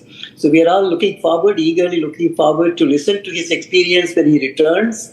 And now we are so happy to hear what he said, how our Bharat looks from space. Sari jahan se acha and bada. He made youngsters who are listening to this program and also the viewers who are seeing this program so get excited that space, we are now getting ready to Gaganyatri, to go into the space. So Gaganyaan mission is in the offing now. So this will be the experiences which Group Captain Subhanshu Shukla has got a very rich wealth of experience, the experiments which he has done. These all will be the milestones which will help our own Gaganyaan mission to take place soon. And so we are all looking forward to the outcome from his experiments, what he has done in the 14 days of stay in the International Space Station. And also when he comes back, his own experiences, how he felt in space. Because in space, there are a lot of challenges for a Gaganyatri or any astronaut. Like, for example, the microgravity situation over there, the gravity for which the human physiology is used to is not available there. And also the radiation which comes from there, from the cosmic radiation, the solar radiation, and also the claustrophobic environment in which they have to live and operate. So they have to do experiments over there. So there are many challenges of human factors, like providing the food, the ergonomic design of the crew compartment for safety as well as comfort, and also the management of the waste over there. So there's so many challenges. So in Gaganyaan mission, these all will be a good experience. But above all, he has done very, very valuable experiments there. For example, how do you grow vegetables? So how does the seed germinate over there? how does the microalgae, which can give oxygen, it can give food, it can give the biofuel. So he has seen how does it grow in terms of the biomass, in terms of the shooting, rooting, and also callus formation. So all this have been studied by him. And also the other important experiment which he has done is the cyanobacteria, that how does that behave in the microgravity environment. And he is also looking at the human physiology in terms of the bone mineral density that is required to keep the bone health and strength. So how does it change before when he went to the space, when he returns, how does the bone mineral density gets affected? Then he would also be looking at the muscle mass loss. Is there any muscle mass loss? Because these all will lead to clinical application like osteoporosis, which is one of the major causes of the fractures which occur in the people with calcium deficiency, as well as the bone formation getting affected. So we will find solutions for such critical problems. He has also been recording the carbohydrate metabolism. How does the glucose level, circulating blood glucose level keeps happening over there? And also he was wearing the wearable for the physiological health monitoring. So those will be analyzed now for the cognitive health monitoring. How does the concentration, memory, learning efficiency, psychomotor performance, all this could be influenced by the microgravity situation. So when he comes back, he will be looking at this. Then using virtual reality and the other cognitive software which has been taken by him, even the sleep monitoring, how does the quality of sleep, quantity of sleep has been changed in the microgravity environment in International Space Station. We'll be able to look at REM component of the sleep, non-REM component of the sleep, circadian rhythm, which gets entrained to social cues. How did it happen for these astronauts when they were there in International Space Station? So it's going to be a phenomenal wealth of data which is going to be coming to the ground, and also it will improve the humankind, because when you go there, it's just not to prove as an adventure. And I would also like to thank Honorable Prime Minister, who was instrumental to get this program in 2023 when he visited US. Then the President of United States of America, this seed was laid, and then our Prime Minister was able to see that one of our Group Captain Shukla could be a Gaganyatri or the astronaut in this space mission. So I want to thank Prime Minister, and also the Minister, Dr. Jitendra Singh, who keeps giving a special attention to this program. So this has been a phenomenal satisfaction for citizens of India, 1.4 billion people just eagerly waiting to receive and welcome back Group Captain Shukla. Oh, absolutely, Mr. Selvamurthy. And as I agree with you, and I'm also seeing the confidence that this has brought in India, can we now, with confidence, dream of an Indian space station? Yes, that is the important thing. We can do a lot of things which you can't do in the earth level where there's the gravity. For example, for cancer treatment, can you look at a new molecule, a pharmacological agent for cancer treatment? How does the cancer cell will behave there? Then we can also look at how does the vaccine development, can it be speeded up in terms of the vaccine development, DNA expressions. There is a numerous opportunity for research, not only in agriculture, human health, and also materials, exotic materials. Okay, I just want to go across, sir, for just 1 minute by interrupting you, because we're getting live feed that's coming in on Shubhanshu Shukla coming back from space, the Axiom space. We're getting live visuals. The countdown for the undocking that has begun. You're looking at a live view of SpaceX's Dragon spacecraft Grace as we await its departure from the International Space Station to make its way back to planet Earth. We expect Dragon to push away from the space station at 4:05 a.m. Pacific Time or 7:05 a.m. Eastern Time with the crew of Axiom Mission 4, who spent nearly 18 days living and working on board the space station. In preparation for departure this morning, the AX-4 crew suited up and the hatches on Dragon and on station were sealed. Hello, everyone. My name is Jesse Anderson, a senior production and engineering manager here at SpaceX in Hawthorne, California. And I'm John Rackham with Portable Life Support Systems for Axiom Space based in Houston, Texas. Now, this has been a very successful mission on station, with each crew member navigating a very full slate of activities over the last 18 days, including over 60 scientific studies and more than 20 outreach events. Today's live coverage marks the end of our joint efforts with NASA on board the International Space Station and the beginning of our crew's return home. This webcast will follow the crew's departure from the space station and conclude once they have exited the approach ellipsoid, which is an imaginary outer boundary of the orbiting laboratory. Then on Tuesday, Axiom Space and SpaceX will pick up with live coverage of the next phase of the AX-4 crew's return home, starting about an hour before splashdown. Splashdown is currently targeting July 15th at 2:30 a.m. Pacific Time or 5:30 a.m. Eastern. So be sure to tune in tomorrow as we share the conclusion of this mission. And for those of you following along, the AX-4 crew consists of Commander Peggy Whitson, pilot Shubhanshu Shukla of India, and mission specialists Sławomir Uznański-Wiśniewski of Poland and Tibor Kapu of Hungary. This Earthbound crew originally lifted off from Launch Pad 39A at Kennedy Space Center on Wednesday, June 25th, and arrived at the International Space Station approximately 28 hours later. Now, once docked to the space station, the AX-4 crew was welcomed aboard by the Expedition 73 crew. And after a brief welcome ceremony that included Commander Whitson awarding Shuks, Sławomir, and Tibor with their orbital astronaut pin, the crew quickly got to work. Now, over the last 2 weeks, it has been such a joy and privilege to see our colleagues, our friends, working through their mission objectives and sharing their stories with groups around the world and making such an impact for their respective countries from space. Now, speaking for the Axiom Space teams, we could not be more proud of this crew and everything that they've accomplished. So there are certainly a lot of hugs and handshakes waiting for them when they get home, as well as some well-deserved rest. But before that happens, we get to share their journey back to Earth with all of you, starting right now. Now, ahead of departure, our teams look at a number of weather items. Some of the obvious ones are no rain or chance of lightning in the recovery zone, both for the safety of the crew inside the spacecraft and the recovery teams on the water. Now, we're also looking for wind speeds less than 10 miles per hour and relatively calm seas so that we can safely perform recovery operations, which includes landing a helicopter on the recovery ship to fly the crew back to shore. Now, once Dragon departs station, the crew's flight home is expected to last approximately 22 and a half hours. Dragon will also execute a phasing burn to lower its orbit and line the spacecraft up with its landing locations. These 4 departure burns will gradually increase the distance between the spacecraft and the space station. Dragon will also execute a phasing burn to lower its orbit and line the spacecraft up with its targeted landing location.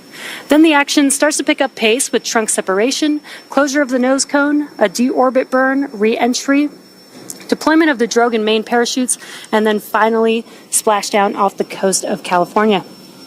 The crew will then get picked up at sea by one of SpaceX's recovery vessels. And at that point, the Axiom 4 crew will undergo their first medical checks while aboard the recovery vessel before flying on that helicopter back to land. And from there, the crew will be flown to Houston, Texas, where they'll be reunited with their teams. And this welcome home moment, in many ways, will mark the conclusion of the operational phases of this mission. And guiding us through the action today as Dragon departs station is Anna Schneider with NASA Communications at NASA's Johnson Space Center in Houston, Texas. How's it going, Anna? Hey, Jesse and John, it's good to be with both of you, and welcome to Mission Control Houston at NASA's Johnson Space Center. We're currently live in the International Space Station Flight Control Room, where the Orbit 1 team of flight controllers are being led by NASA Flight Director Allison Bollinger. Earlier this morning, we brought you live coverage of hatch closure, during which the Axiom Mission 4 crew suited up, re-entered Dragon, and closed the hatch between the International Space Station and the Dragon spacecraft. That hatch closure took place at 4:07 a.m. Central, 5:07 a.m. Eastern. Since that time, the process to depressurize the area between the Dragon hatch and the A-Pass hatch on station, known as the vestibule, took place and was recently completed. And now we're waiting undocking in just a little bit, and we will be looking ahead to the go, no-go poll for undocking here in just a few minutes, around 5:50 a.m. Central, 6:50 a.m. Eastern. This final go, no-go poll is where the joint SpaceX and NASA teams make their final call for Dragon to depart the space station. This is one of many checkpoints in that return that will continue all the way up until just before the deorbit burn, giving mission managers multiple chances to assess the weather at the splashdown zones and make sure everything is looking looking good before Dragon departs. The Axiom Mission 4 crew members, Peggy Whitson, Shubhanshu Shukla, Swavush Uznainski-Vishnevsky, and Tibor Kapu are now suited up and standing by for undocking to begin their journey back home to Earth. So again, we'll continue to stand by for that final go, no-go poll in just a couple of minutes, but for now, everything continuing to look good for today's undocking and departure of Axiom Mission 4.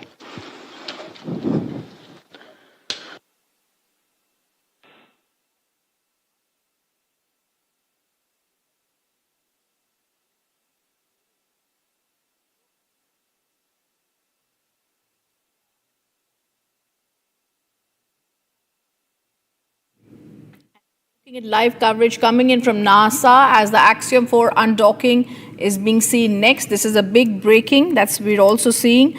The Axiom 4 undocking is going to be a very crucial project as we're trying to see Group Captain Shukla also, who tried to speak a short time ago. NASA live coverage is also there. We're seeing the Axiom 4 undocking that is to take place. The docking time had also been given, and Axiom 4 crew had entered the Dragon spacecraft. Undocking from the space station is going to be soon. That's what the NASA coverage was showing. Let's go back to the live commentary. Dragon's departure in deorbit is designed to be fully autonomous, requiring no action from the crew on board. The undock command will be sent at 6 a.m. Central, 7 a.m. Eastern to begin that autonomous sequence. The first step in the automatic undocking sequence is for the umbilicals to retract. These umbilicals connect Dragon systems to the space station, transferring power, telemetry, and commands between the two vehicles throughout Dragon's stay. Once that's complete, Dragon will unlatch itself from the space station by releasing the 12 hard capture hooks in 2 separate phases. All of that combined will take roughly 4.5 minutes, and then Dragon will be ready to depart from the space station and begin to push itself further and further away using its thrusters.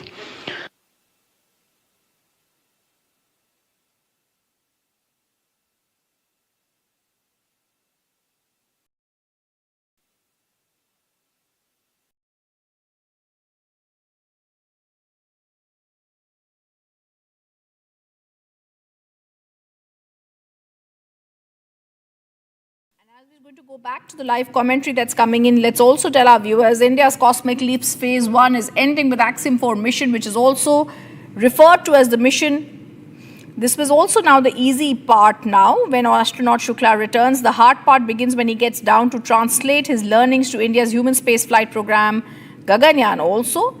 Remember, India has also allocated nearly 33,000 crore for the entire Gaganyaan program, leading up to landing an Indian on the moon by 2040. But we're going to first stay with these pictures. Space hero is to return home. He's called the Axiom 4 journey. Incredible minutes. Planning for the undock command to now be sent at 6:10 a.m. Central, 7:10 a.m. Eastern, which would put a physical separation from station at 6:15 a.m. Central, 7:15 a.m. Eastern, and this is to allow some final configuration and also to improve the communications between the ground due to some loss of signals that are planned from the original undock time. And the undock window for today does run for about an hour, so the latest that the undock command can be sent is 7 a.m. Central, 8 a.m. Eastern, so there's still plenty of margin to continue through the undocking procedure today.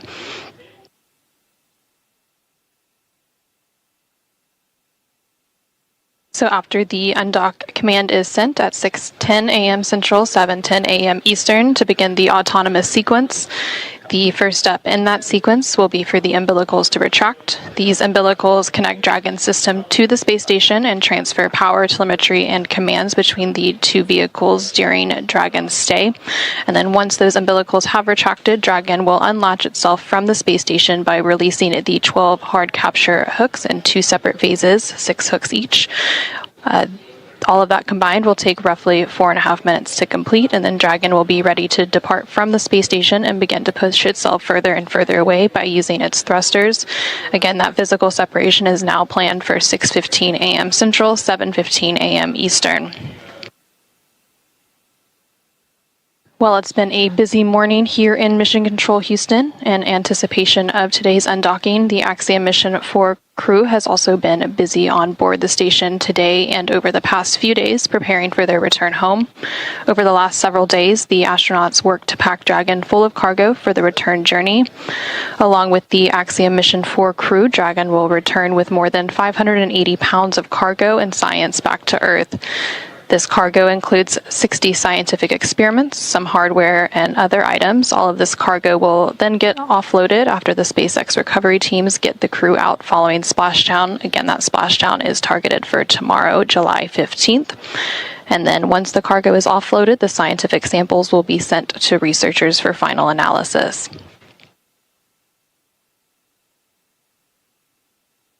Ahead of hatch closure earlier this morning, again, which took place at 4:07 a.m. Central, 5:07 a.m. Eastern. The crew also took time to get into their SpaceX launch and entry suits.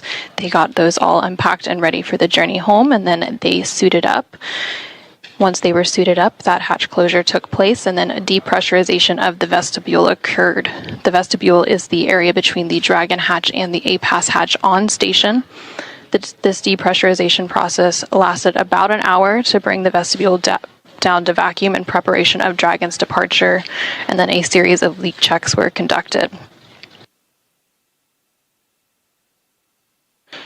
During the hatch close operations earlier this morning, the teams also configured what is known as the Big Loop, and this is an integrated communications loop with NASA's Mission Control team here in Houston, along with SpaceX's Mission Control team in Hawthorne, the crew on board the International Space Station, and the Axiom Mission 4 crew currently inside the Dragon Grace spacecraft.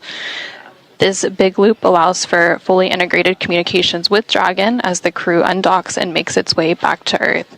Again, we're targeting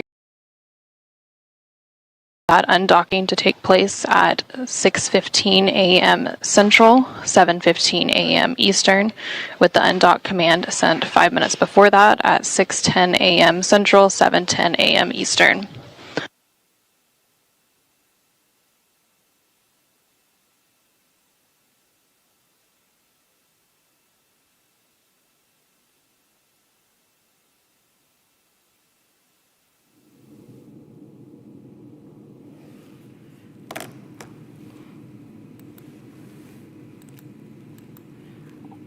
Yes, so the live mission that we're all looking forward to, as the Indian astronaut Shubhanshu Shukla and others are going to be back soon ahead of the journey back on India. Indian astronaut group captain Shubhanshu Shukla had also said India today looks ambitious, fierce, less confident and full of pride.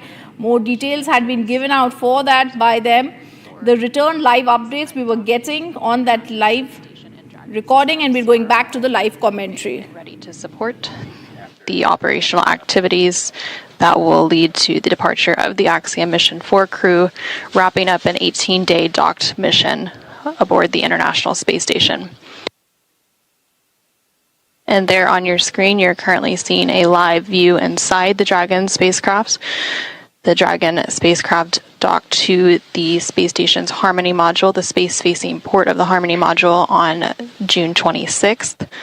This over-the-shoulder view is in between Commander Peggy Whitson and pilot Shubhanshu Shukla. Again, the crew got suited up a couple of hours ago during those hatch close operations. They will remain in their suits through the undocking and departure activities today. Once they exit the approach ellipsoid, which is one of the invisible boundaries around the International Space Station that governs visiting vehicles, the crew will begin to take off those suits and get comfortable for their 22.5-hour journey home. They will then put those suits back on just ahead of the deorbit and entry phase of their flight tomorrow morning.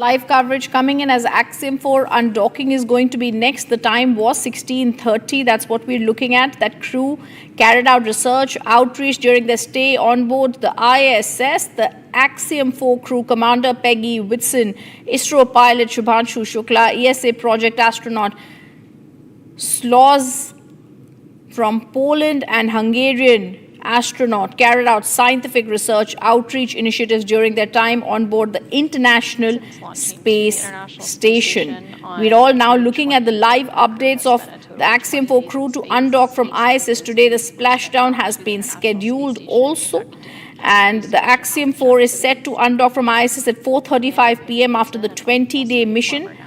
The undocking is scheduled at around 4:35 p.m. today following the 20 days in orbit. Live commentary back with us. All-time list for cumulative days in space. Again, we are continuing to stand by for that final go, no-go poll. For those of you who are just joining us, we are providing live coverage of the Axiom mission for undocking and departure activities. The undocking is now slated to take place at 6:15 a.m. Central with physical separation, 7:15 a.m. Eastern. Following that separation, there will be a series of departure burns. After the second departure burn, known as Depart Burn 1, Dragon will then exit the keep-out sphere. That will take place around 6:21 a.m. Central, 7:21 a.m. Eastern.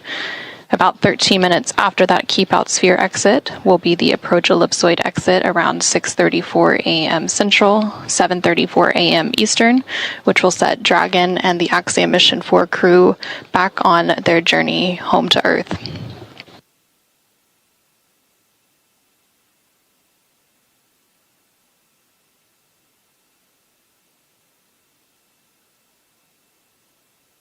Talking seen as a scientific and symbolic mission also in India's space journey.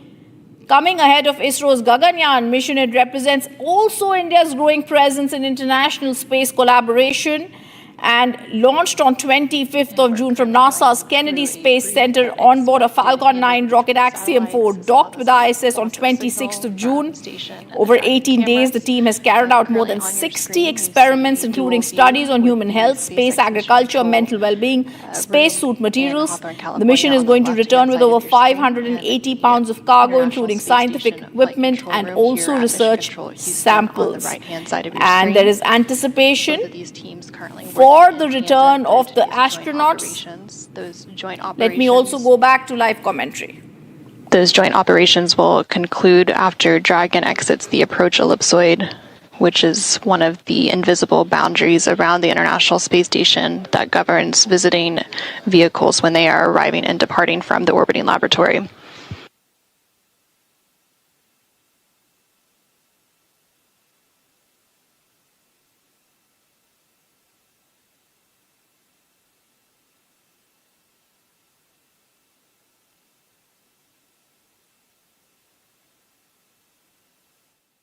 And we are now about 5 minutes away from the new undocking command time. That time is slated for 6:10 a.m. Central, 7:10 a.m. Eastern.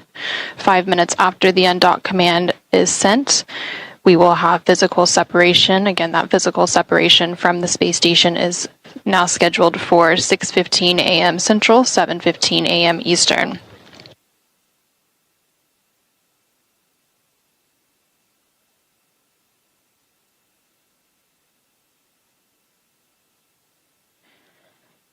And just like during its approach to the International Space Station, Dragon's departure and deorbit is fully autonomous, requiring no action from the crew on board. Once the undock command is sent in just about 4 minutes from now, that will begin that autonomous sequence. And the first step is for the umbilicals to retract. That will be followed by the hooks opening. There are 12 total hooks. Those will open in 2 separate phases of 6. And then we will have that physical separation following 2 short undock burns.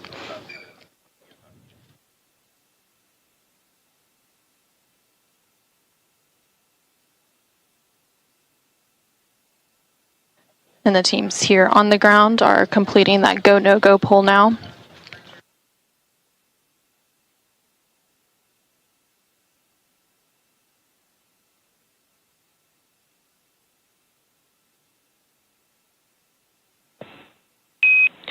Dragon SpaceX on the big loop, ground is go for undocking. The undock sequence start time is 11:10 Zulu.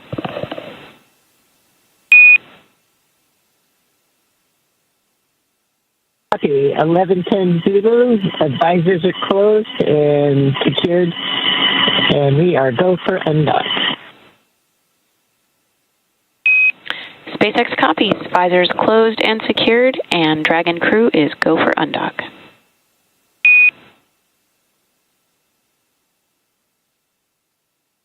And we just heard confirmation there that the teams on the ground, as well as the Axiom Mission 4 crew currently on Dragon and ready for their departure from station, are all go to proceed with today's undocking and departure.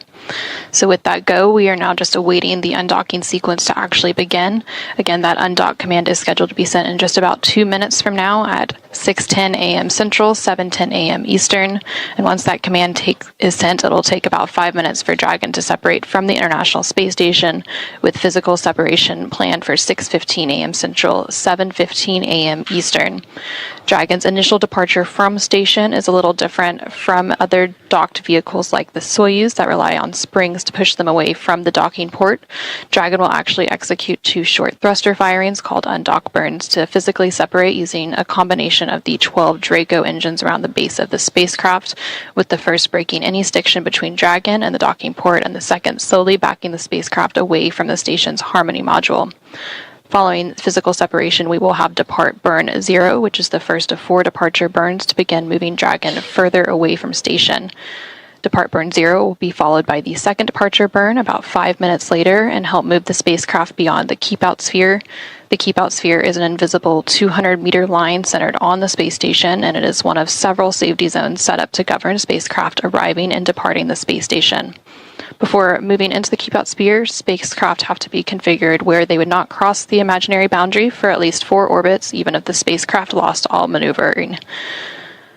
About 13 minutes after exiting the Keep Out Sphere, the Dragon will then exit the approach ellipsoid, which is another imaginary shape, this time a 3-dimensional ellipsoid measuring 4 kilometers by 2 kilometers by 2 kilometers in the same family as the Keep Out Sphere. One of the key differences with the approach ellipsoid is that vehicles outside of it have to be on what we call a 24-hour safe free drift trajectory, which means the spacecraft would not cross into the approach ellipsoid for at least 24 hours, again, even if it lost all maneuvering. Again, we are now standing by for that undocking sequence to begin in just a few moments at 6:10 a.m. Central, 7:10 a.m. Eastern. Dragon SpaceX on the big loop, undock sequence commanded.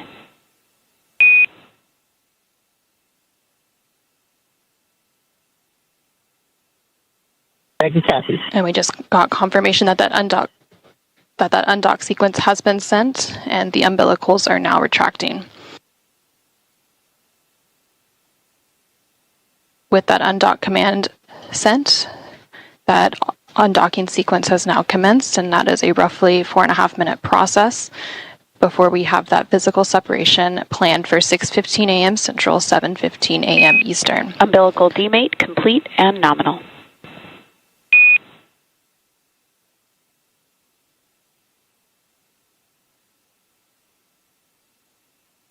And we have confirmation that those umbilicals have demated or detached from the space station, and the first set of hooks is now traveling. Again, there are 2 sets of 6 hooks for a total of 12 hard capture hooks that have to unlatch and drive open. After all 12 of those hooks are open, we will then have those very short thruster firings known as undock burns to physically separate from station.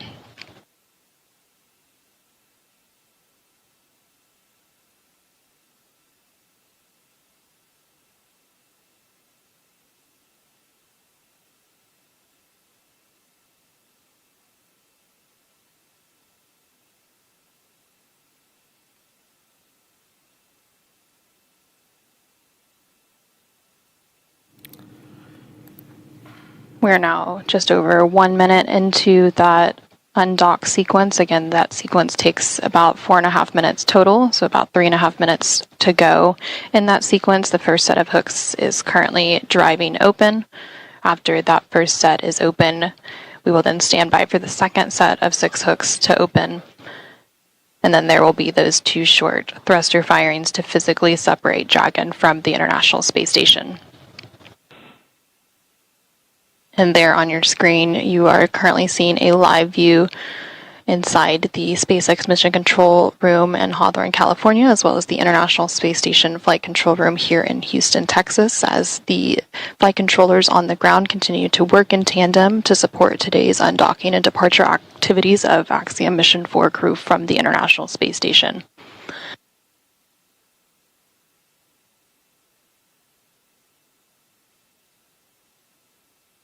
And we are currently in a handover period between satellites, which is why we don't currently have live views of Dragon from Space Station. First set of hooks, open and nominal.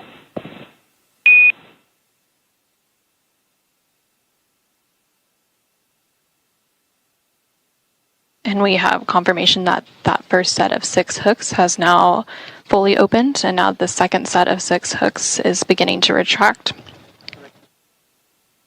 After that second set of hooks opens, we will then have those short thruster firings and have physical separation.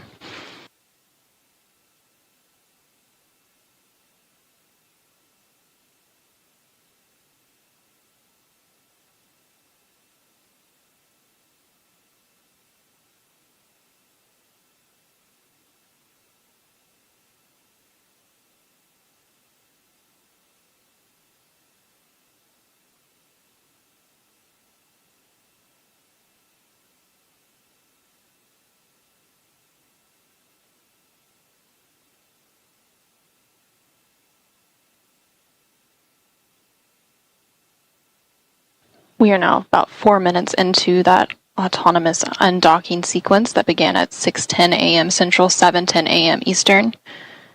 We are standing by for physical separation here in just under a minute at 6:15 a.m. Central, 7:15 a.m. Eastern, once the final set of 6 hooks are retracted.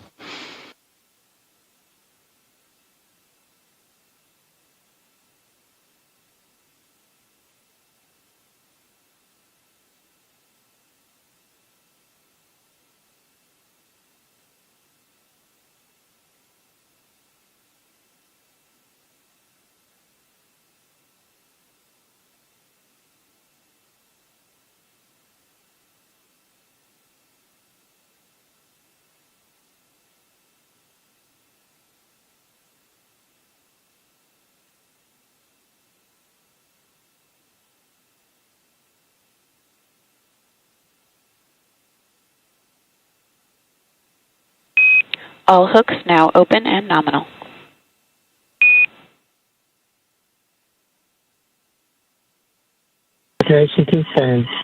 And Dragon Grace has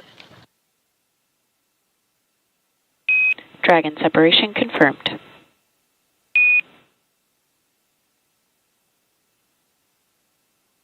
And Dragon Grace has officially undocked from the International Space Station at 6:15 a.m. Central, 7:15 a.m. Eastern, as the orbiting laboratory was flying 260 statute miles over the east coast of India.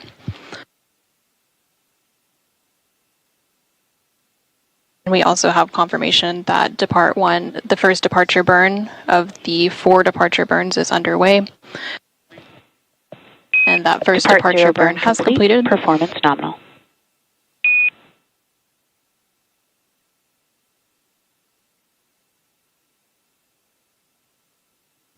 And then the next departure burn, Depart Burn 1, will take place in about 5 minutes.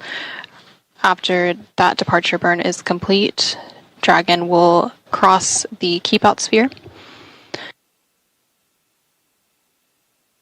And with the undocking about a minute ago at 6:15 a.m. Central, 7:15 a.m. Eastern, the Axiom Mission 4 crew comprised of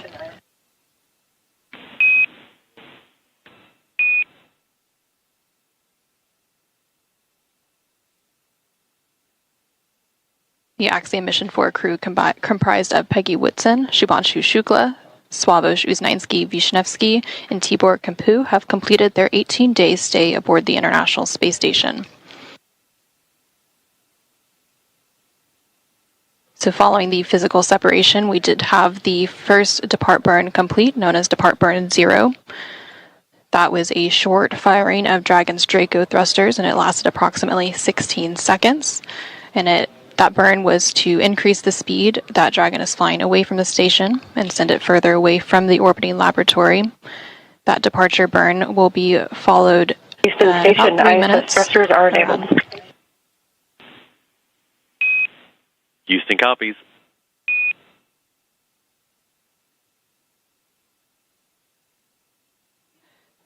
The depart burn 0 will be followed by the second departure burn in just about 3 minutes, around 6:20 a.m. Central, 7:20 a.m. Eastern, known as depart burn 1, and that will help move the spacecraft beyond the keep out sphere.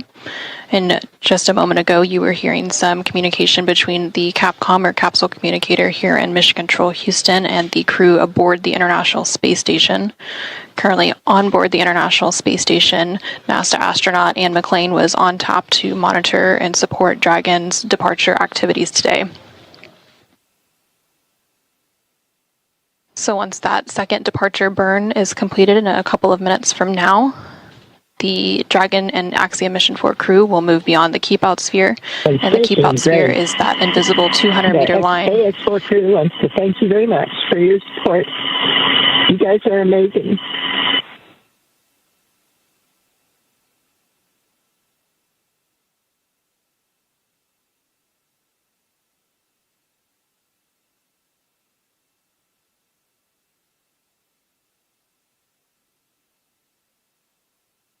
And you just heard some kind words from Axiom Mission 4 Commander thanking the flight control team for all of their support throughout their 18-day Our mission. friendship and goodwill forever be an example of the good that results from shared optimism.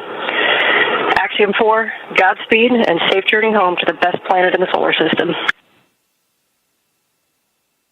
Space copies.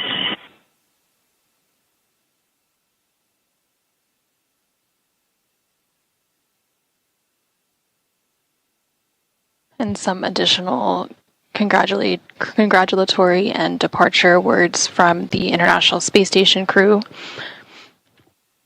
to the Axiom Mission 4 crew on board Dragon as it continues its departure from the International Space Station.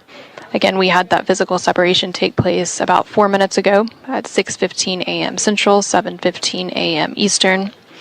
And we are standing by for the second in a series of 4 departure burns to take place in about 1 minute from now, and this will push the Dragon spacecraft and the Axiom Mission 4 crew beyond the keep out sphere. That keep out sphere is the invisible 200-meter line centered on the space station, and it is one of several safety zones set up to govern spacecraft arriving and departing from the space station. Before moving into the keep out sphere, spacecraft have to be configured where they would not cross the imaginary boundary for at least 4 orbits, even if the spacecraft lost all maneuvering.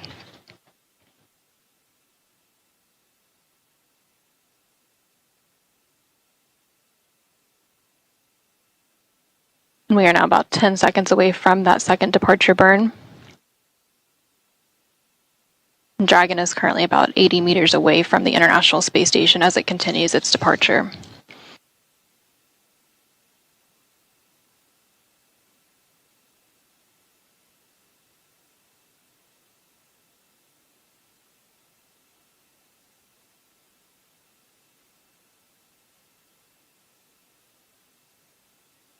And depart burn 1, again, that second departure burn in a series of 4 is now underway, and it'll last about 20 seconds.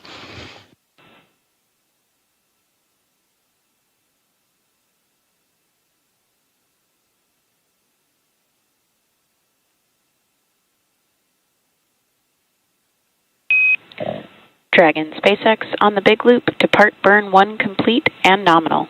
You are go to DOF suits per procedure 4.012. Nominal departure and 4012 for Dragon.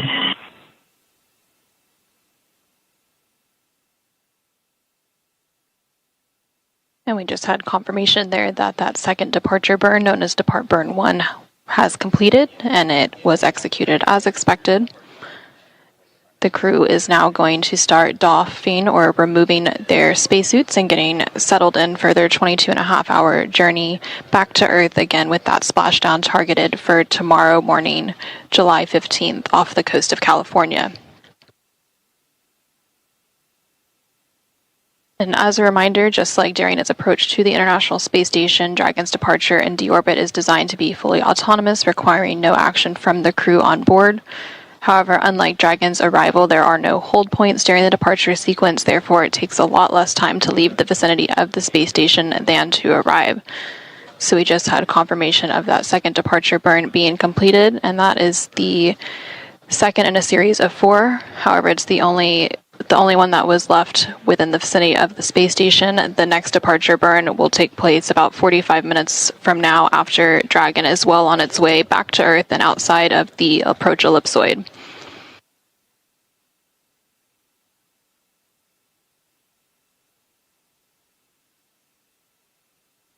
Dragon is now about 195 meters away from the International Space Station and should be crossing the keep out sphere momentarily.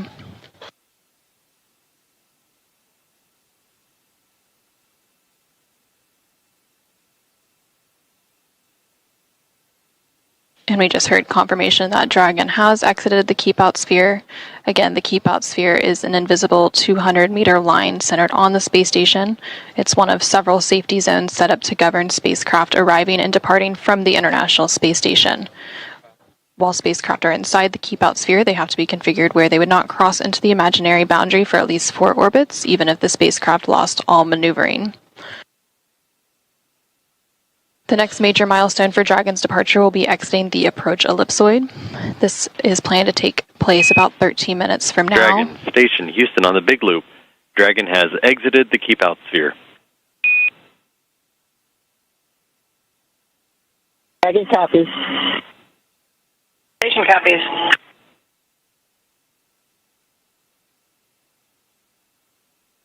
Station looks beautiful.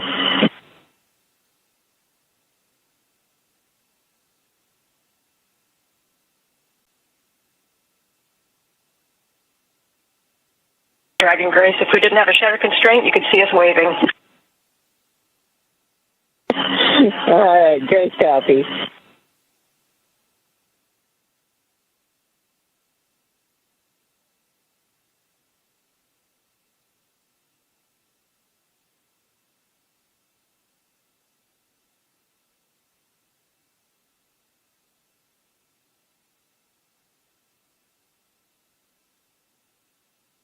So now that Dragon has exited the keep out sphere, the next major milestone for Dragon is crossing the approach ellipsoid.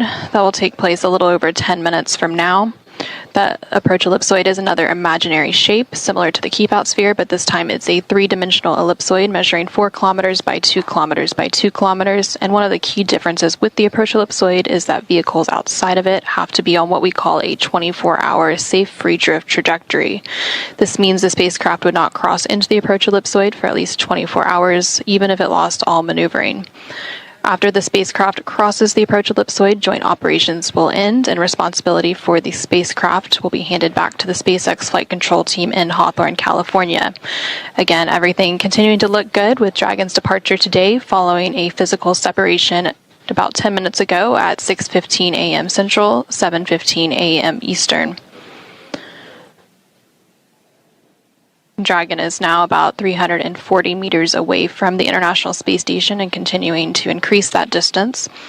And teams on the ground will continue to monitor the weather ahead of a splashdown tomorrow, Tuesday, July 15th at 5:31 a.m. Eastern off the coast of California. After Dragon exits the approach ellipsoid, there will be a couple of more departure burns and phasing burns to set the spacecraft up for the correct phasing and location for splashdown. And for those of you who are just joining us, the SpaceX Dragon spacecraft carrying the Axiom Mission 4 crew recently undocked from the International Space Station's Harmony module at 6:15 a.m. Central, 7:15 a.m. Eastern to complete an 18-day stay aboard the orbiting laboratory. Station Houston on the Big Loop. Johnny, please give Huntsville a call on Space to Ground 4.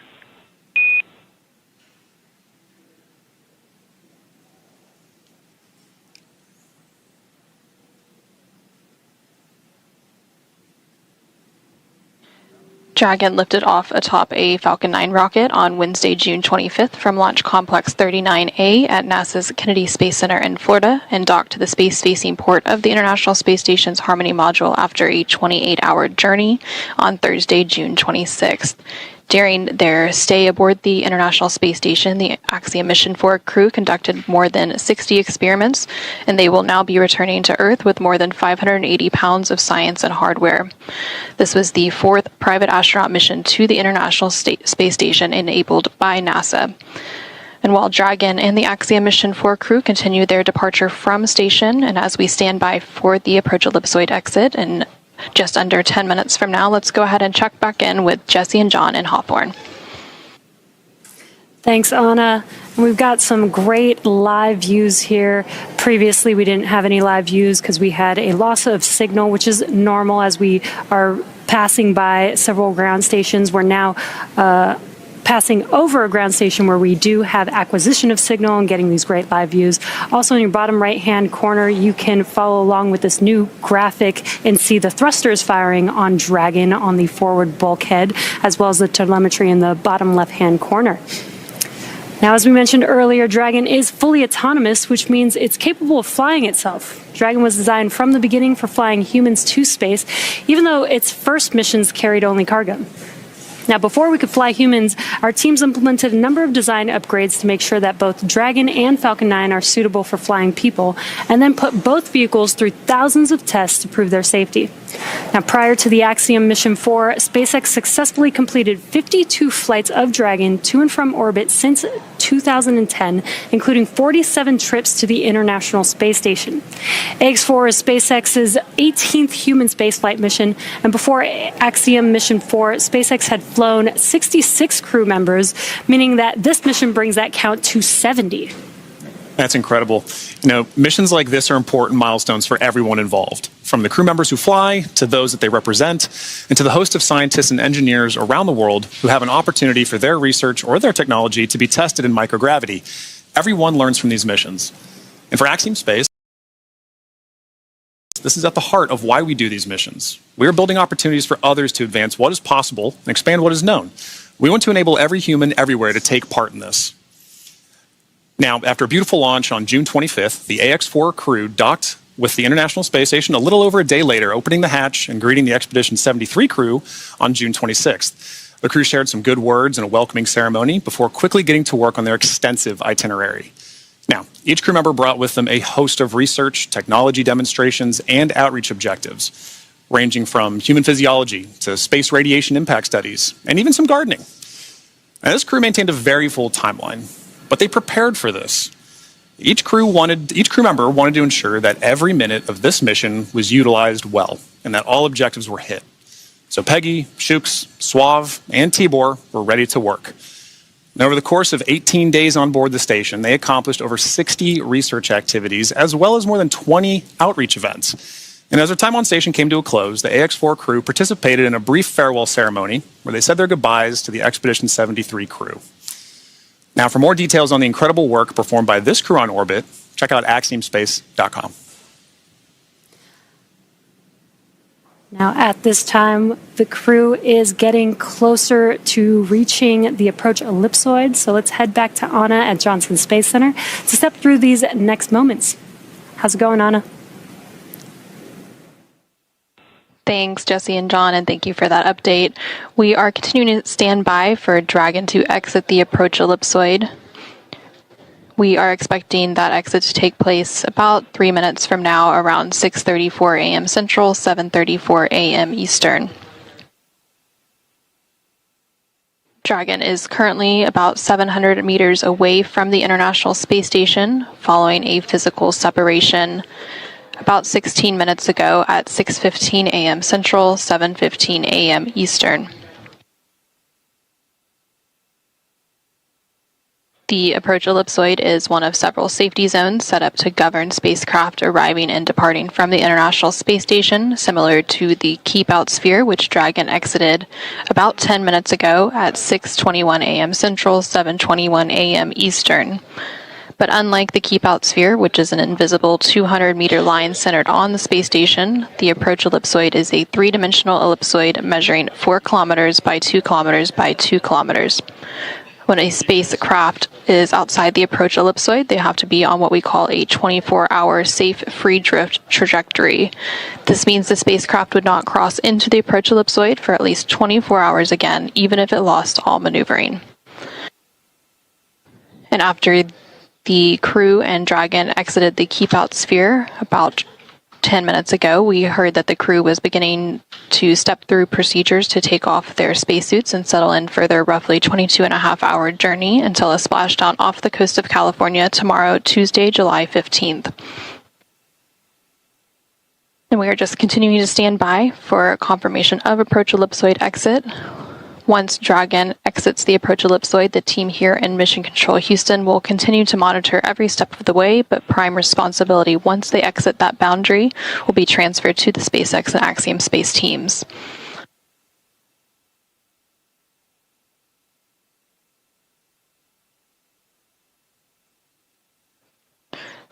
Dragon is now about 860 meters away from the International Space Station and continuing to increase that distance between the two vehicles.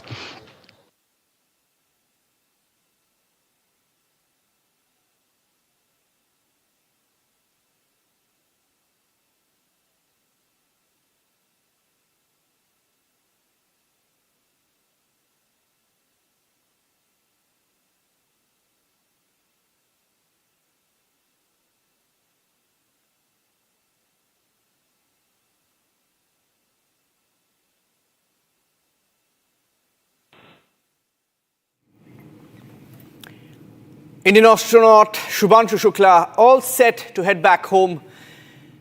Pictures of the separation. The undocking is successful, roughly about 700 meters away from the International Space Station.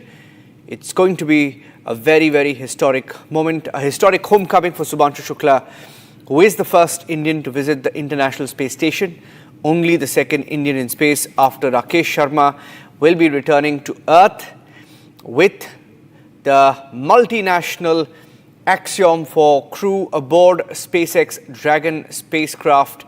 We're expecting the touchdown tomorrow, rather the splashdown tomorrow a little after 3 p.m.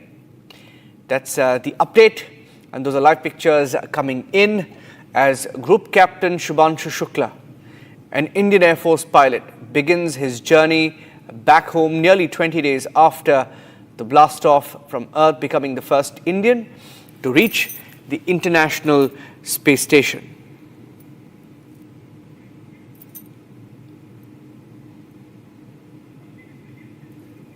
Okay, I have Mr. William Selvamurthy live with us right now. Let me first go across to him as we stay with the pictures. William Selvamurthy is also President of Amity Science, Technology and Innovation Foundation, Director General for Amity Directorate of Science and Innovation Live from Tamil Nadu, with us on the broadcast. Mr. Selvamurthy, we've seen a very historic splashdown a few months ago when Sunita Williams also splashed down. We were live here on Republic. It's going to be a special moment, the moment that splashdown happens.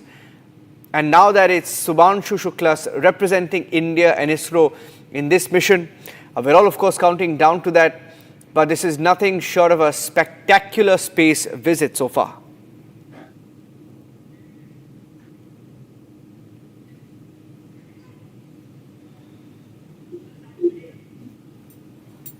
Mr. Selvamurthy?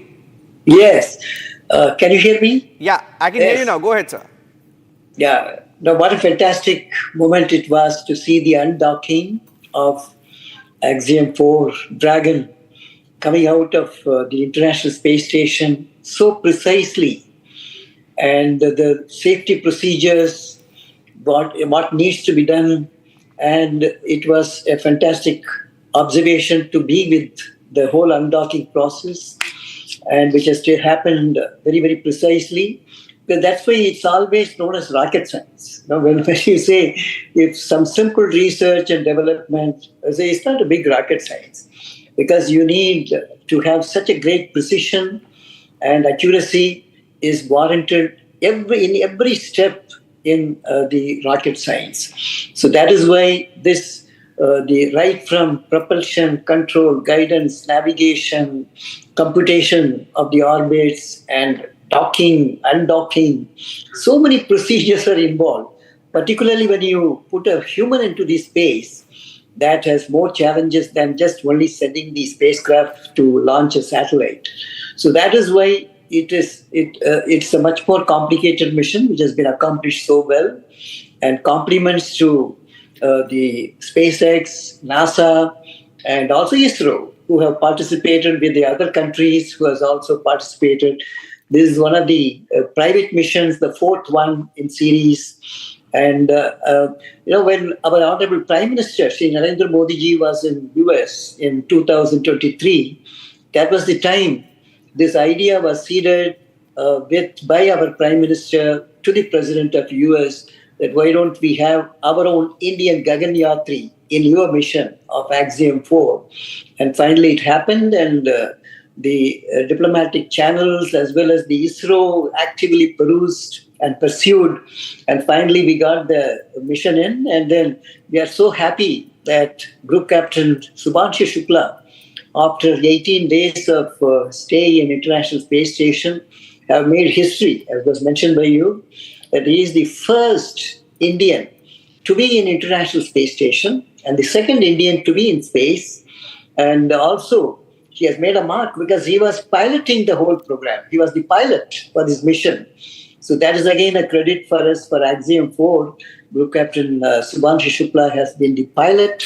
And, these are all for an aspirational India, which is bubbling with enthusiasm, energy, moving towards in every direction, economic development, military power development, knowledge power development. So this type of missions, participation of Indian scientists, Indian astronauts, all these are very, very important milestones. And I must also compliment ISRO for having prepared the whole Group Captain Subhanshu Shukla to this level, right from selection, training, and all wherewithal which is required as human factors to be provided to the space crew. And this has been highly commendable because it's a big learning experience for all of us and as a scientist to learn, to prepare for the Gaganyaan, which is in the offing. Then we want to have our own International Space Station, which is again, Honorable Prime Minister has approved in principle, and we looked at the milestones for ISRO. So there is a lot of exciting things will happen in the Indian space research and development, and also in space economy. Yeah. So that is why this mission is very, very important. Sir, stay with me. I'm going across also to Dr. Venkateshwara Sharma, who's a senior scientist, space scientist, and a former deputy director, program director at ISRO, also with us on this broadcast. Sir, you know the significance of such a mission. ISRO has played a huge part in ensuring that Group Captain Subhanshu Shukla goes there, and when he comes back, our focus is going to be on Gaganyaan. Now, what are the big takeaways from this mission for you? Hoping that all's well and that splashdown happens on time tomorrow. How will this boost mission Gaganyaan? Good afternoon, good evening to you and to all the viewers. Good evening. Yes, it was extremely nice to see the undocking of the Dragon module from International Space Station. We can recall about 2 hours before the undocking, the movement of astronauts into the Dragon capsule happened. Then they got into astronaut suits, and then leak checks and the closure of the hatchet, the pressurization, etc. We saw it live, and it was so well professionally done. And I think after that, the undocking, successful undocking, 6 levers from the top and 6 levers from the bottom of the Dragon module has been undocked, and then the capsule has moved away, and right now it is about 1,000 meters from the ISS. This is a great situation.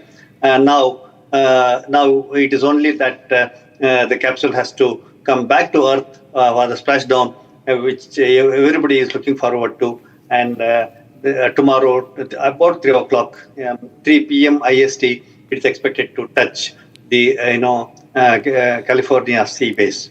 So, having said that, with such a fantastic undocking, the takeaway from the entire mission is that, as I had been always saying, that whatever ISRO does in particular, this country does in large, we have a mission. We have always we have a purpose to do anything. We don't do anything just like that, just for the sake of it. We don't do anything.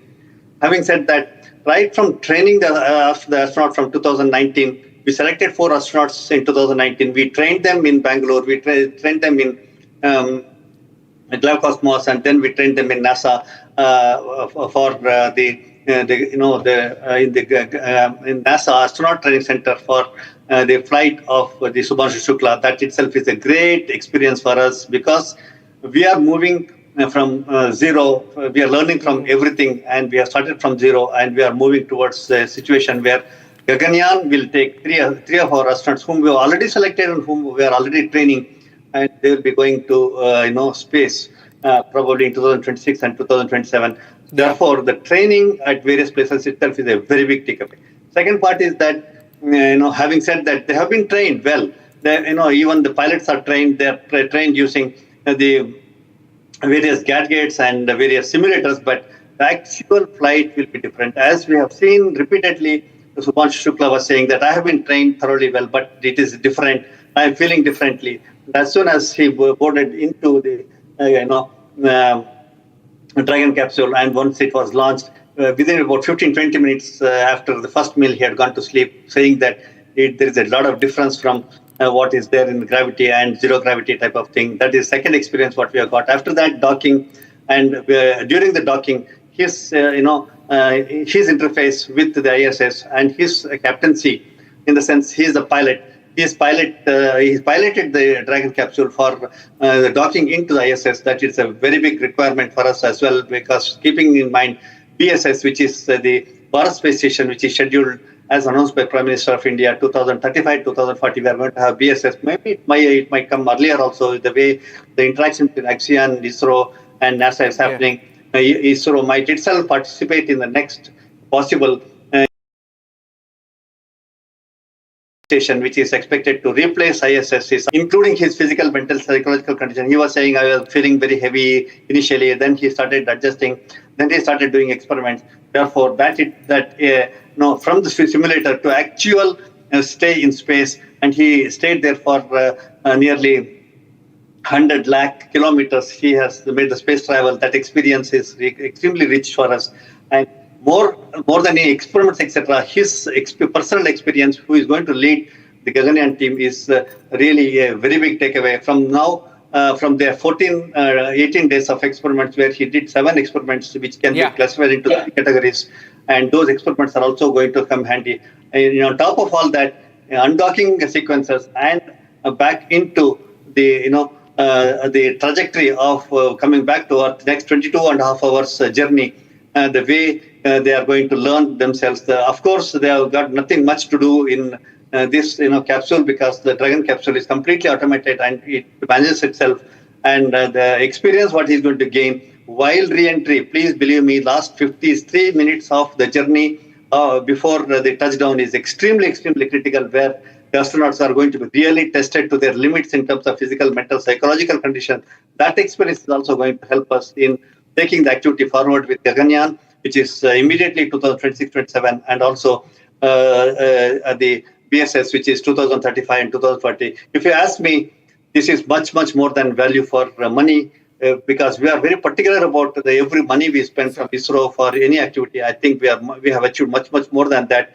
Is one. Second thing is the outreach with which this has happened with various students, the community, the engineers, the technicians, the type of motivation. Really important to motivate this country, right? Which is something which is, spending 550 crores, we are able to motivate 140 crore people, is something which is a very big takeaway, other than technical science and, ISRO department. And that's been one of the most heartening parts, isn't it, sir? The manner in which he is, from the moment the docking happened, And the kind of messages that he sent, speaking in Hindi, messages in Hindi, and the interactions in the last 2 weeks, it's fantastic.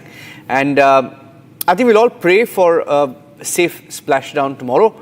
And on that note, I'd like to thank both Mr. Selvamurthy and Dr. Sharma for joining us on the broadcast. We will be back tomorrow and we will start earlier. We will start earlier and build up to that moment when the splashdown happens in the Pacific.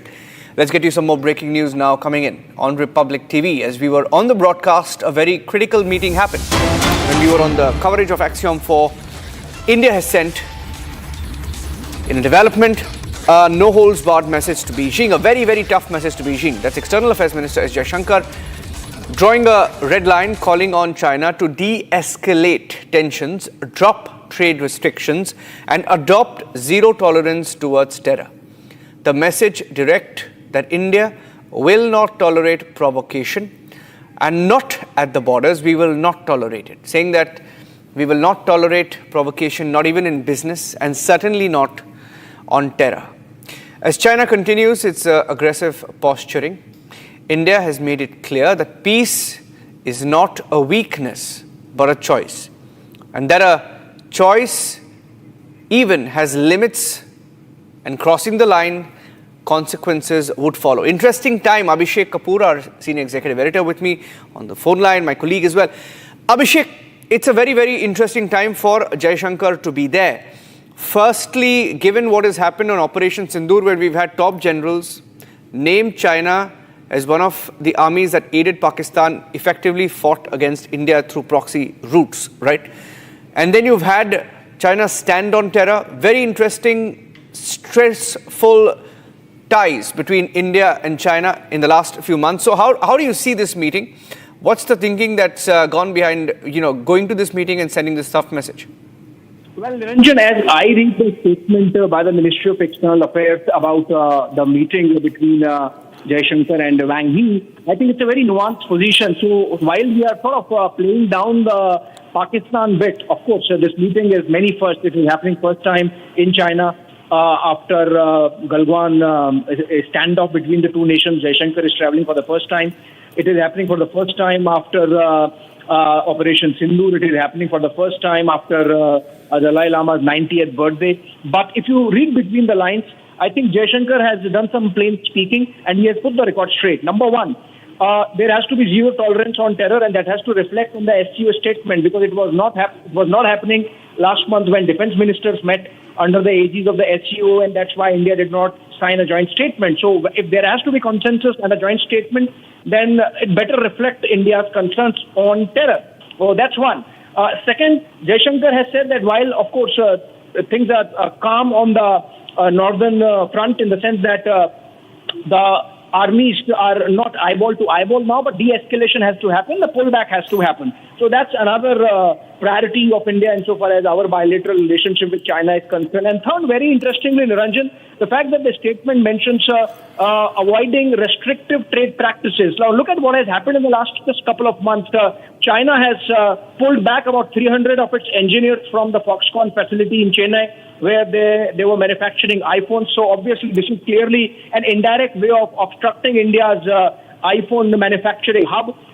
Similarly, China has been delaying by, on one pretext or the other, the supply of phosphatic fertilizers, and this is in the peak of Kharif season, and almost half or more than half of India's agricultural produce comes through the Kharif cycle.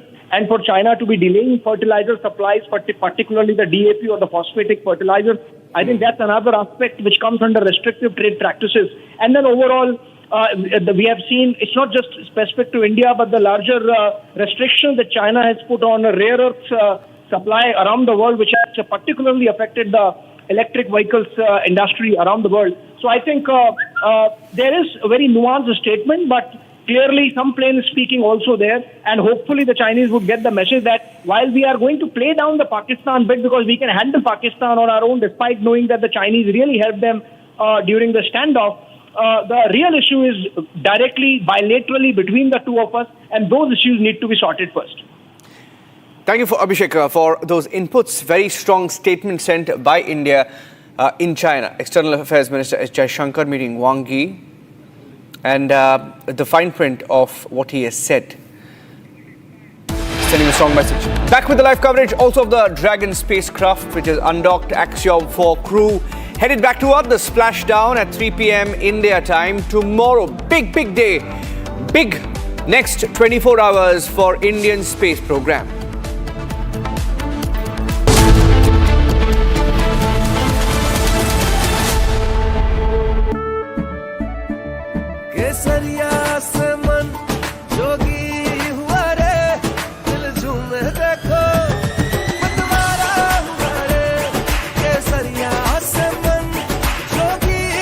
हर पल मनाओ केसरी त्योहार। विमल बोलो जुबान केसरी।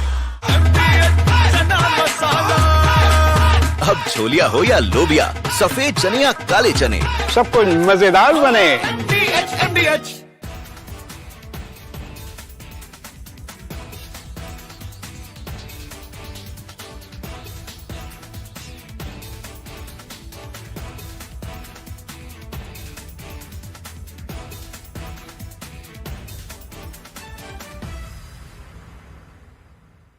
इकतालीस साल पहले कोई भारतीय अंतरिक्ष में गए थे और उन्होंने हमें बताया था कि ऊपर से भारत कैसा दिखता है। और कहीं ना कहीं मुझे लगता है कि हम सब ये जानना चाहते हैं कि आज भारत कैसा दिखता है। मैं आपको बताता हूँ, आज का भारत स्पेस से महत्वाकांक्षी दिखता है। आज का भारत निडर दिखता है। आज का भारत कॉन्फिडेंट दिखता है। आज का भारत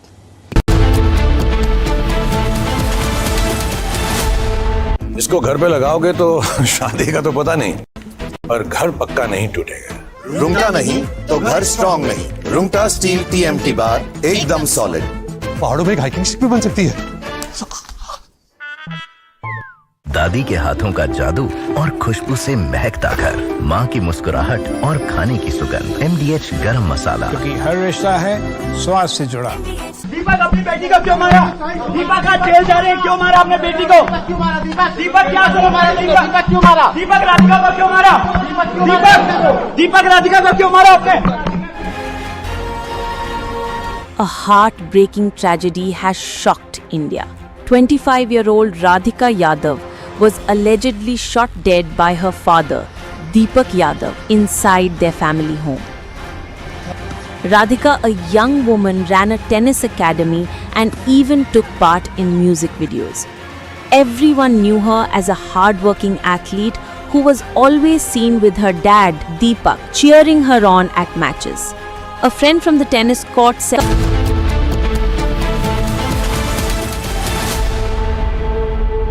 MDH की हल्दी मिर्ची धनिया करे कमाल। ये रंग दे, ये खुशबू दे, ये तीखा, ये कम पड़े। क्या निराला MDH मसाला।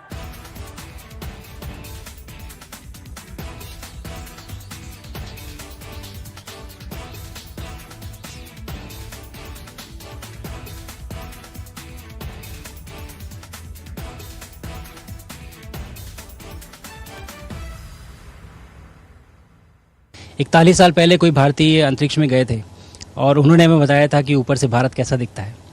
और कहीं ना कहीं मुझे लगता है कि हम सब ये जानना चाहते हैं कि आज भारत कैसा दिखता है। मैं आपको बताता हूँ, आज का भारत स्पेस से महत्वाकांक्षी दिखता है। आज का भारत निडर दिखता है। आज का भारत कॉन्फिडेंट दिखता है। आज का भारत गर्व से पूर्ण दिखता है। और इन्हीं सब कारणों की वजह से मैं एक बार फिर से कह सकता हूँ कि आज का भारत अभी भी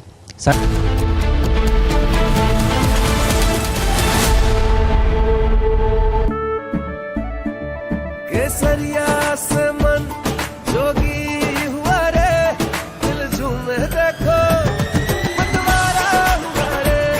केसरिया से मन जोगी हुआ। हर पल मनाओ केसरी त्योहार। विमल बोलो जुबान केसरी। अब छोलिया हो या लोबिया, सफेद चने या काले चने, सब कुछ मजेदार बने। दीपक अपनी बेटी को क्यों मारा? दीपक आज जेल जा रहे हैं, क्यों मारा अपने बेटी को? दीपक क्या करो मारा? दीपक क्यों मारा? दीपक राधिका को क्यों मारा? दीपक राधिका को क्यों मारा आपने? a heartbreaking tragedy has shocked India. 25-year-old Radhika Yadav was allegedly shot dead by her father, Deepak Yadav, inside their family home. Radhika, a young woman, ran a tennis academy and even took part in music videos. Everyone knew her as a hardworking athlete who was always seen with her dad, Deepak, cheering her on at matches. A friend from the tennis court said, "I knew Radhika for 2 years. She was quiet but strong. Her dad was always there, supporting her every game." To many, they seemed like the usual close father-daughter.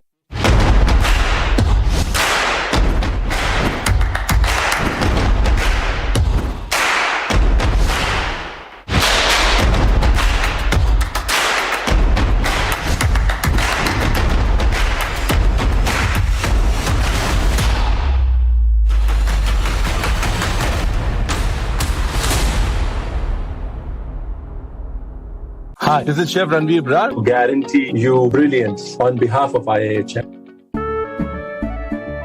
केसरिया से मन जोगी हुआ रे दिल झूमे देखो मतवारा हुआ रे केसरिया से मन जोगी हुआ हर पल मनाओ केसरी त्योहार। विमल, बोलो जुबान केसरी।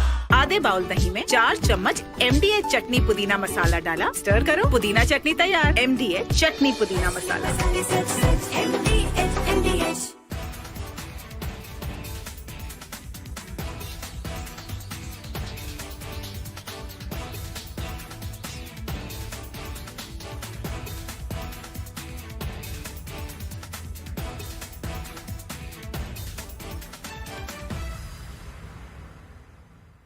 इकतालीस साल पहले कोई भारतीय अंतरिक्ष में गए थे और उन्होंने हमें बताया था कि ऊपर से भारत कैसा दिखता है। और कहीं ना कहीं मुझे लगता है कि हम सब ये जानना चाहते हैं कि आज Bharat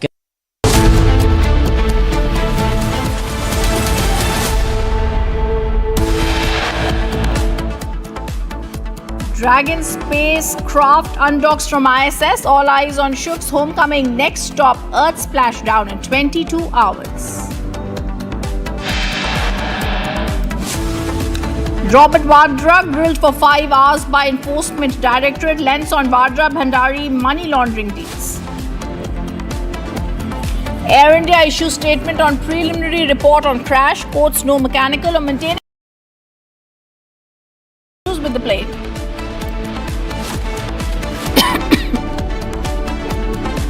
Supreme Court hears the plea in Kerala nurse Nimisha Priya execution case. Family negotiates blood money. Centre says it's trying its best.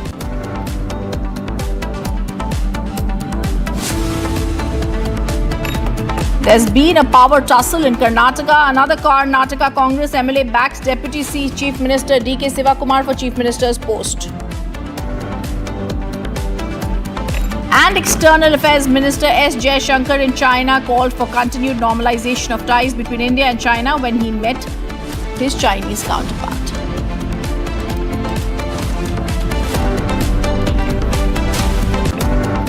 Good evening, welcome to Republic. I'm Ridhima. Top focus, the breaking news coming in. Robert Vadra now leaves from the Enforcement Directorate office after 5 hours of interrogation in a money laundering case related to fugitive arms dealer Sanjay Bhandari.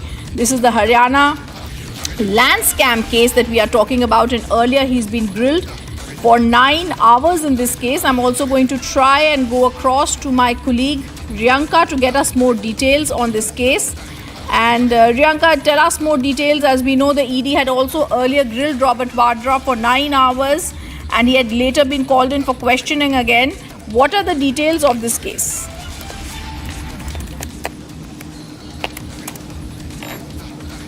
Well, we have seen time and again there has been several summons that were sent to Robert Vadra, and he has been more or less cooperating with the Enforcement Directorate in the entire investigation of the money laundering case. Now, today Robert Vadra was summoned and he appeared before the Enforcement Directorate at around 11 a.m. and he left around 5 p.m. from this very location from where I continue to report. Now, Robert Vadra went into an interrogation session for nearly 5 hours, and this is related to fugitive arms dealer Kaila Sanjay Bhandari, who in fact acquired a land in Bryanston Square in London, and this particular this particular house was rather renovated, and as per the allegations by the Enforcement Directorate, the funds for the renovation were paid by Robert Vadra. But on the other hand, Robert Vadra has denied all the claims and the allegations and the charges that the ED has put on him. He says that this is just a political witch hunt and clearly denies owning any land or property in London. So we have to wait and see what happens next. It was 9 hours earlier. Today it was for 5 hours that Vadra was grilled. What exactly comes out in this particular case, that is something that needs to be seen. But for now, this is the latest update that we are gathering from the ground. All right, thank you. Outside Enforcement Directorate Office, my colleague Riyanka giving us that latest update. It's a focus we're going to track because we really need to understand the Haryana land scam, the Sanjay Bhandari and Robert Vadra nexus. Viewers, the other big breaking news that's coming in, a victim of Changur Baba's conversion conspiracy has spoken out. She's claimed she was lured through Instagram and converted, further also claiming that multiple girls were also targeted. She accused Changur Baba's network of operating with agents in Saudi and India involving thousands and thousands of henchmen. The victim, who alleges police inaction and corruption seeking help and protection for herself and others, has spoken out. This is the big news that we're tracking. I'm also going to try and go across to Raghavendra to get us more details. Before that, the victim's bite coming in. मुख्यमंत्री जी अगर कुछ करना चाहते हैं तो 50% की कार्रवाई हुई है, 50% बाकी है। जो अपराधी बाहर घूम रहे हैं पहले उनकी गिरफ्तारी की जाए, वो नहीं गिरफ्तार होंगे कोई कार्रवाई कुछ नहीं हो सकती है। ये आधी अधूरी कार्रवाई है। आप अगर इसको फोटो खींचना चाहें तो इसको गिरफ्तार होना चाहिए। ये सक्रिय सदस्य हैं, 10 से ऊपर इनके द्वारा धर्मांतरण हो चुके हैं। आप नाम लेने से क्या डर रही हैं? कोई कारण है? आपको सुरक्षा का खतरा लग रहा है? नाम लेने से नहीं है, आप लोगों के द्वारा जो भी हम लोग ने कहा अब तक कि एक हफ्ते से पिछले हम लोग चिल्ला रहे हैं, आप दोनों मतलब आप सभी मीडिया के द्वारा सिर्फ छांगुर छांगुर छांगुर, मैंने 50 बार चाहा है। सिर्फ छांगुर अकेला नहीं है, गैंग के सक्रिय सदस्य हैं। जो सिर्फ 50% ही काम हुआ है, 50% तो बाकी है। किस पीड़िता को न्याय मिला है? नाम पढ़ता हूँ, आपने नाम दिए, मैं आपके दिए नाम पढ़ता हूँ। आमित उर्फ अबू आमिर अंसारी, अमित उर्फ अबू आमिर अंसारी, अबू उरैरा अंसारी, अबू सईद अंसारी, उम्मे रवीना, उम्मे हबीदा, सईदा खातून और सूफिया अंसारी। जी, इनकी गिरफ्तारी जब तक नहीं होगी पूरा खेल सामने नहीं आएगा। क्या कोई डर भी आप लोग को दिखाया जा रहा है? किसी तरीके का प्रेशर भी बनाया जा रहा है? धमकाया जा रहा है, हम लोगों को बहुत हैरेस किया जा रहा है, जिसके लिए सबसे पहले अब हम मुख्यमंत्री जी से मिलना चाहेंगे, तब हम आगे कुछ करना चाहेंगे। मुख्यमंत्री जी से हमारा मिलने का बस है, जितनी जल्दी हो सकेगा हम उनसे मुलाकात करेंगे। आपने जो अनुभव किया, तमाम बच्चियों के ऊपर इस तरीके से साजिशन प्रयास किए जाते हैं, उन बच्चियों के लिए आप क्या कहिएगा? कैसे बचें, क्या कुछ करें? आपने जो अनुभव किया, खुद आपका एक्सपीरियंस है। उनको सिर्फ मैं इतना कहना चाहूँगी, हम सब एक एग्जाम्पल हैं और द केरला स्टोरी सभी को देखनी चाहिए।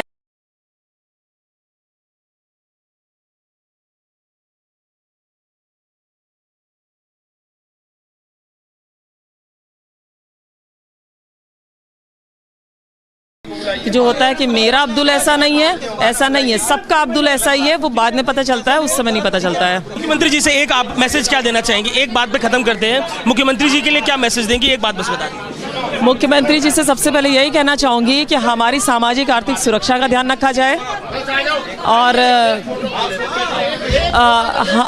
हमें मुख्यमंत्री से मिलना है क्योंकि शासन प्रशासन मौन है, कोई कार्रवाई नहीं कर रहा है। Raghavendra joining us live on the story. Raghavendra, you tried to ask the victim about more names. What are you picking up in this investigation that has been done by the ATS now?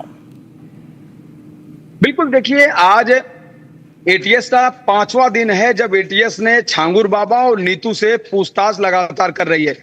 सूचना यह भी है कि महाराष्ट्र भी ATS की team गई है, जहां पर सारी चीजें तलाशी जा रही हैं, जो खरीद फरोख्त हुई है नीतू और अन्य के बीच में। तमाम पहलुओं की जांच जारी है, ईडी इन्वॉल्व है, लेकिन आज पीड़ितों ने, यानी जो पीड़िताएं हैं, उन्होंने जो आरोप लगाया कि सिर्फ छांगुर बाबा के पकड़े जाने से बहुत कुछ नहीं मिलेगा।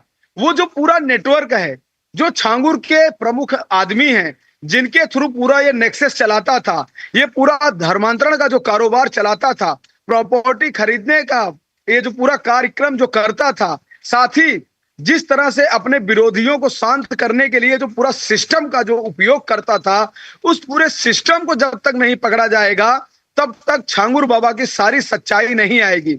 साथ ही इन पीड़िताओं ने यह भी सवाल उठाया कि आखिर अभी पीड़िताओं को क्या न्याय मिला। जितने लोगों का एफआईआर में नाम है वह सारे लोग अभी पकड़े नहीं गए हैं। 4 लोग पकड़े गए हैं, 5 लोग फरार हैं।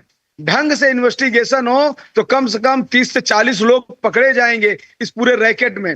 तो कहीं ना कहीं अभी पुलिस को बहुत कुछ करना है, एसटीएफ को बहुत कुछ करना है, एटीएस को बहुत कुछ करना है, ईडी को भी बहुत कुछ करना है। ईडी खैर सारे कागजातों की जांच तो कर ही रही होगी, सारे अकाउंट्स की जांच कर रही होगी, लेकिन ये इतना बड़ा जो नेटवर्क चल रहा था, इतने बड़े बड़े जो ट्रांजैक्शन हो रहे थे, आखिर यह पैसा नवीन के अकाउंट में कहां से आ रहे थे? किन विदेशी कंपनियों के द्वारा, लोगों के द्वारा नवीन के अकाउंट में पैसे आते थे? वो पैसा नसरीन नवीन के अकाउंट से अपने अकाउंट में मंगवाती थी, उसके बाद उन पैसों का उपयोग होता था। वो पैसे का उपयोग कहाँ होता था? नेपाल के बॉर्डर पर होता था या उतरौला में होता था, कहाँ कहाँ होता था? सभी चीजों पर जांच जारी है। नीतू बहुत ही शातिर लड़की है, पढ़ी लिखी है, उसको इंग्लिश का एक अच्छा ज्ञान है, वो तमिलनाडु की रहने वाली है। शानदार तरीके से कह रहे हैं, this is very very crucial and this is exactly what also needs to be investigated. I shall keep coming back to you to get the latest on this investigation. Viewers, the other top focus, the unfortunate immolation and the suspended principal of Fakir Mohan Autonomous College in Odisha's Balasore district was arrested finally, unfortunately, in connection with a 20-year-old student who set herself ablaze on campus. Now, according to the police, the accused Dilip Ghosh was booked for abetting the student's attempted death by suicide. He was suspended on July 12th after her self-immolation bid outside his office over allegedly being denied justice over sexual harassment by a teacher.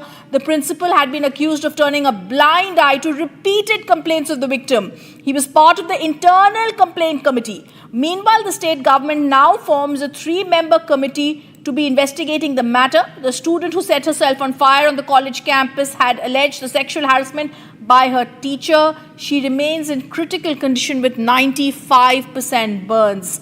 The committee is going to probe the allegations of harassment and also, more importantly, the delay in action by authorities that have led to this extreme step. And there's breaking news coming in. Union Minister Dharmendra Pradhan today visited AIIMS in Bhubaneswar, where the Balasore student who attempted self-immolation is fighting for her life. After meeting the victim's family and doctors, Pradhan delivered a very stern message. No one will be spared. He assured the state machinery is in motion, police are on the job, strong action is on the way, a high-level committee has been formed and accountability is non-negotiable.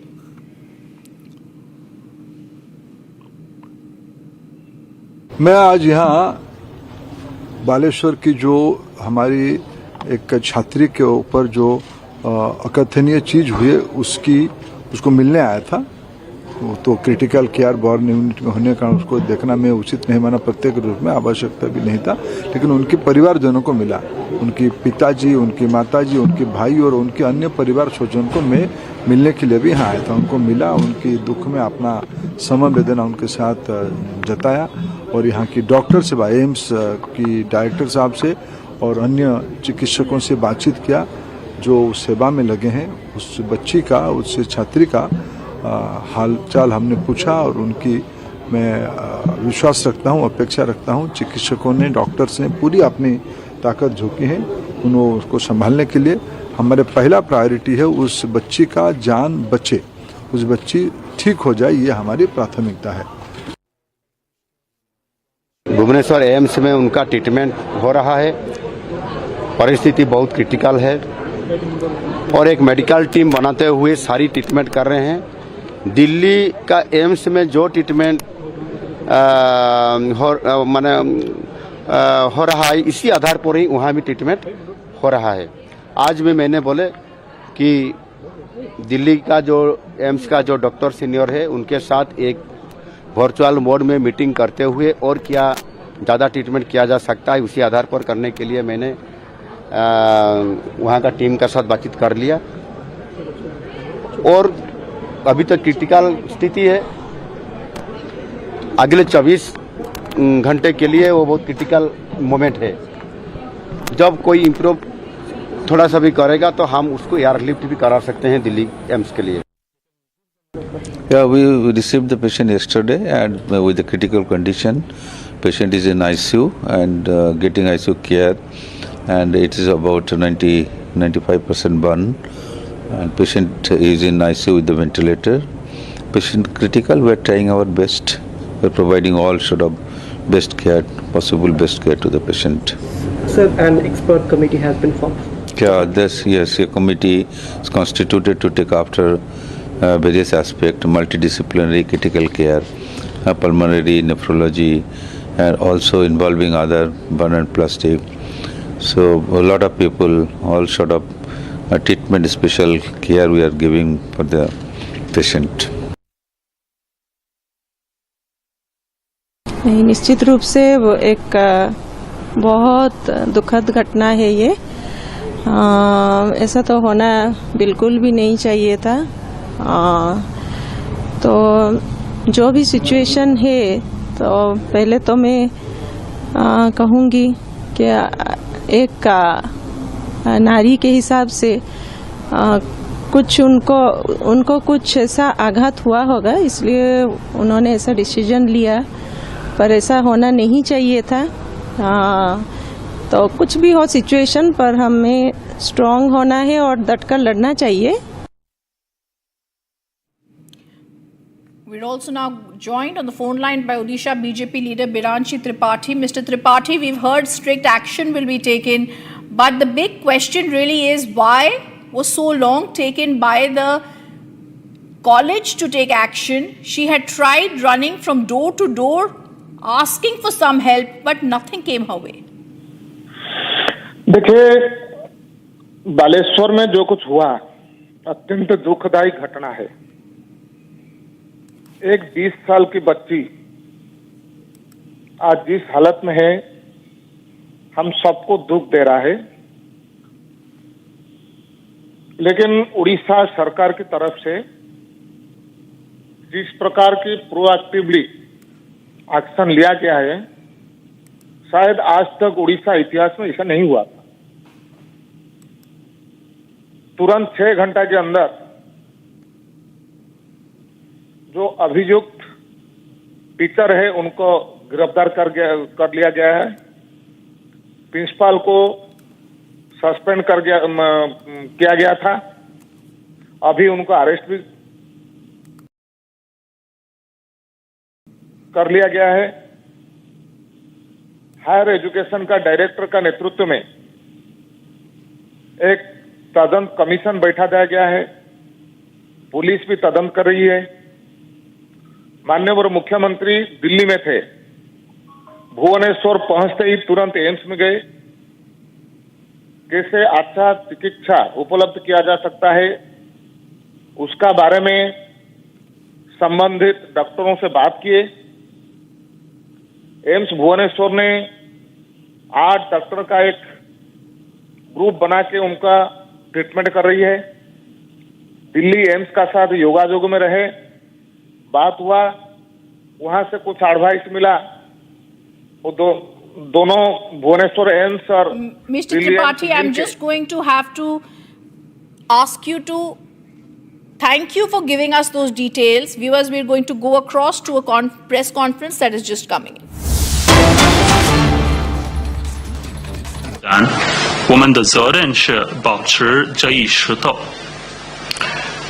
In recent times, as you have noted, Excellency, the two of us have had several opportunities to meet at international events and carry out strategic communication. It is our expectation that this will now be regular and take place in each other's countries.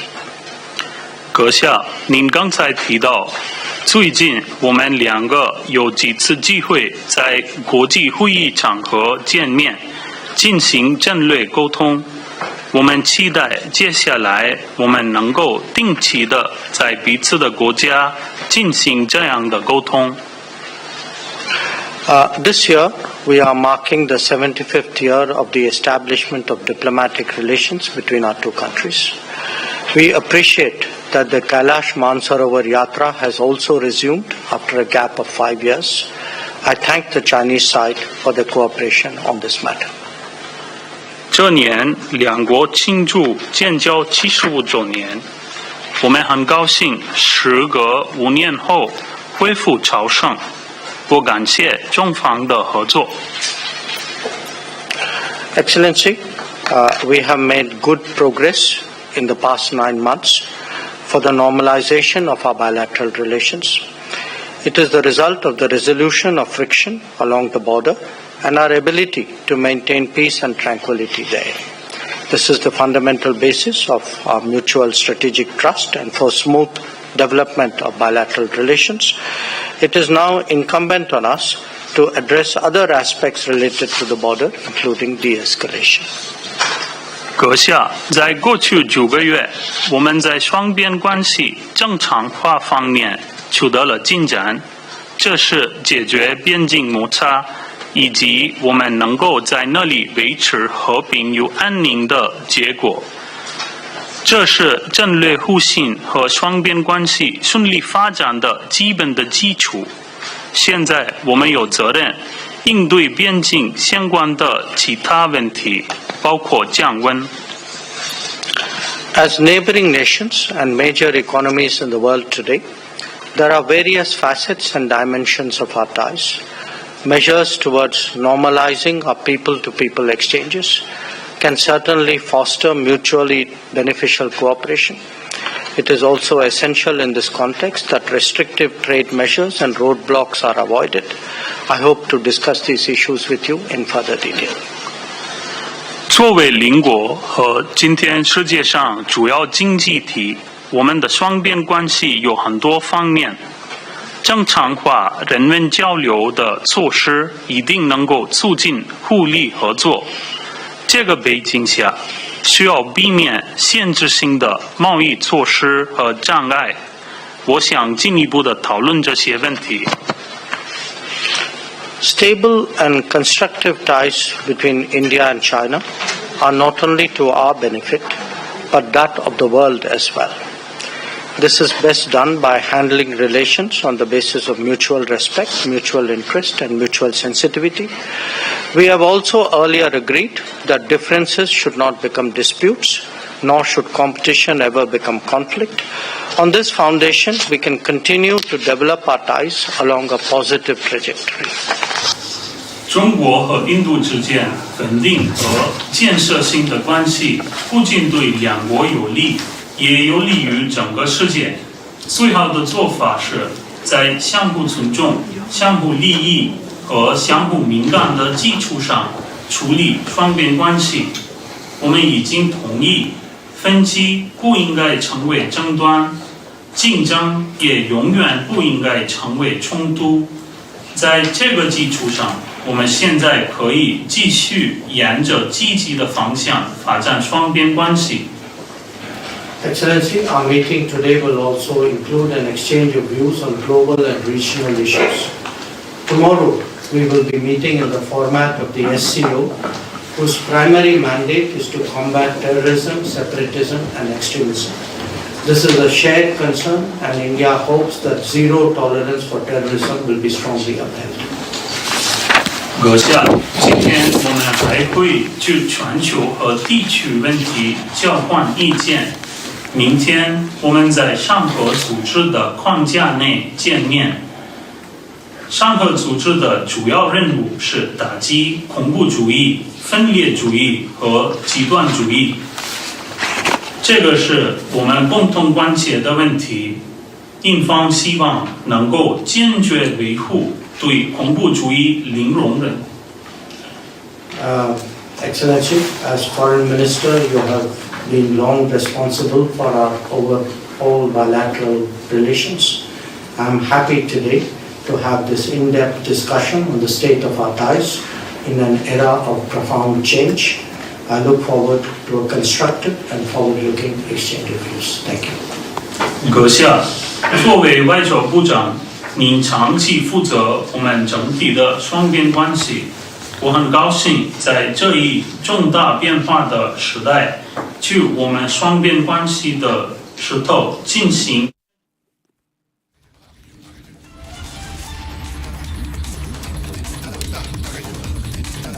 And we're going to go across to the other top focus story that we have right now with us. That have been massive protests that have erupted in Howrah as a group of unemployed SSC teachers operating under the banner of Jogya Shikshika Adhikar Mancha launched their Nabano Abhiyan march towards the Bengal Secretariat. Here's that report.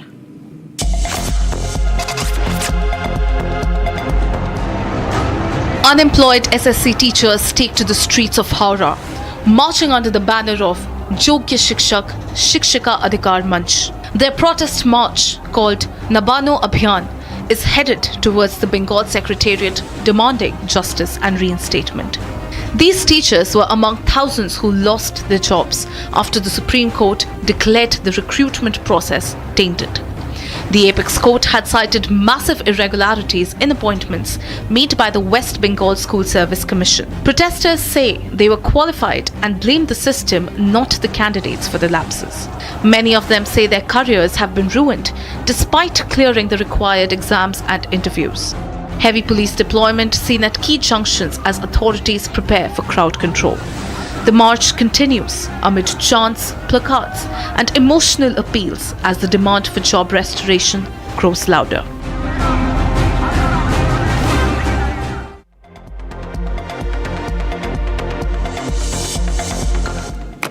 In a tragic incident from Tamil cinema, renowned stunt master Mohan Raj lost his life while filming an action sequence for director Par Ranjit's upcoming film Vettuvam. The accident occurred during a stunt Tamil Nadu in Velankani. Here's that report. A shocking tragedy unfolded on the sets of director P.A. Ranjit's upcoming film in Velankani in Tamil Nadu.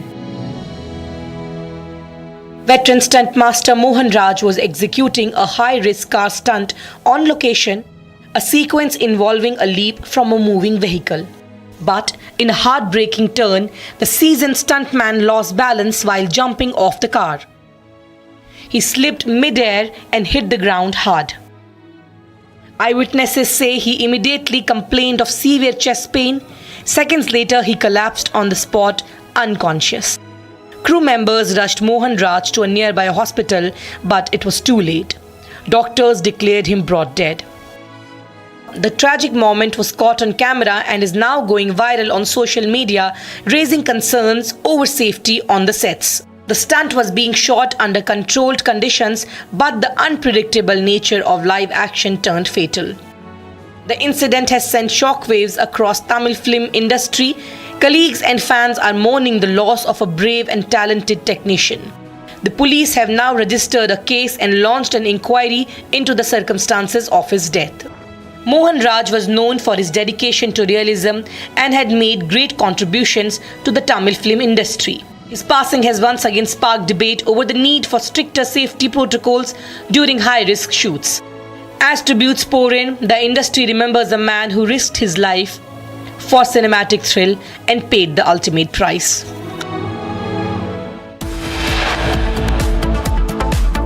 Coming up after a short break, Dragon spacecraft undocks from ISS. Shubhanshu Shukla en route home. Next stop, Earth splashdown in 22 hours.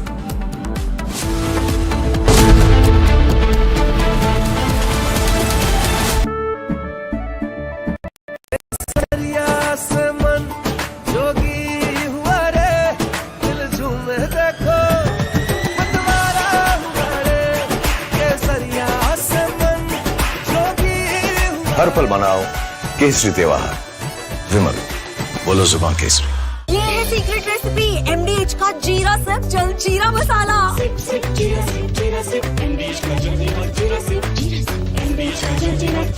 दीपक अपनी बेटी को क्यों मारा? दीपक आज jail जा रहे हैं, क्यों मारा अपने बेटी को? दीपक क्या करो मारा? दीपक क्यों मारा? दीपक राधिका को क्यों मारा? दीपक राधिका को क्यों मारा आपने? A heartbreaking tragedy has shocked India.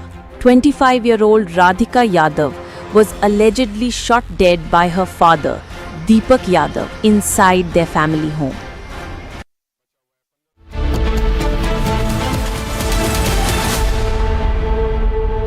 MDH की हल्दी मिर्ची धनिया करे कमाल, ये रंग दे, ये खुशबू दे, ये तीखा, ये कम पड़े, क्या निराला MDH masala. Hi, this is Chef Ranveer Brar. Guarantee you brilliance on behalf of IIHM. MDH की देगी मिर्च, देगी मिर्च का तड़का, अंग अंग फड़का। MDH की देगी मिर्च।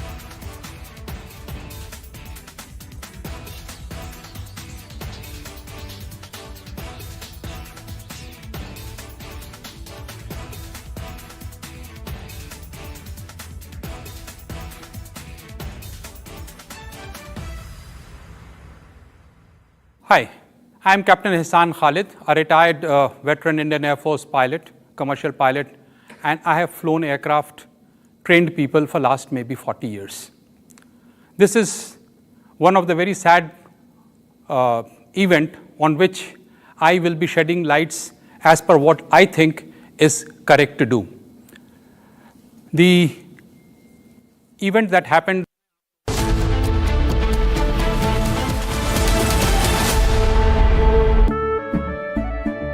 केसरिया से मन जोगी हुआ रे, दिल झूमे देखो मतवारा हुआ रे, केसरिया से मन जोगी हुआ। हर पल मनाओ केसरी त्योहार। विमल, बोलो जुबान केसरी। अब छोलिया हो या लोबिया, सफेद चने या काले चने, सब कुछ मजेदार बने। दीपक अपनी बेटी को क्यों मारा? दीपक आज जेल जा रहे हैं, क्यों मारा अपने बेटी को? दीपक क्या करो मारा? दीपक क्यों मारा? दीपक राधिका को क्यों मारा? दीपक राधिका को क्यों मारा आपने? A heartbreaking tragedy has shocked India. 25-year-old Radhika Yadav was allegedly shot dead by her father, Deepak Yadav, inside their family home. Radhika, a young woman, ran a tennis academy and even took part in music videos. Everyone knew her as a hard-working athlete who was always seen with her dad, Deepak, cheering her on at matches. A friend from the tennis court said, "I knew Radhika for 2 years. She was quiet but strong. Her dad was always there, supporting her every game. To many, they seemed like the usual close father-daughter team." मतलब हमेशा जब खेलते थे हम लोग तो उसके father ही उसको लेके आते थे और लेके जाते थे and used to be there almost every time. उनके साथ ट्रैवल करते थे। बहुत शांत स्वभाव के थे मेरे हिसाब से तो। He never used to talk, he used to be away from the pack, sitting minding his own business, minding his business, yeah. Radhika also tried her hand at music videos. A co-actor who worked with her said her parents, especially her mom, were always around during shoots. He said her father was happy with the music video when it was released. Tennis premiere league में जो दिल्ली में हुआ था, उसके बाद मैं उनसे मिला था म्यूजिक वीडियो में, जो हमने म्यूजिक वीडियो शूट किया। Singh sir. From Asia's largest news headquarters, setting the agenda for Bharat.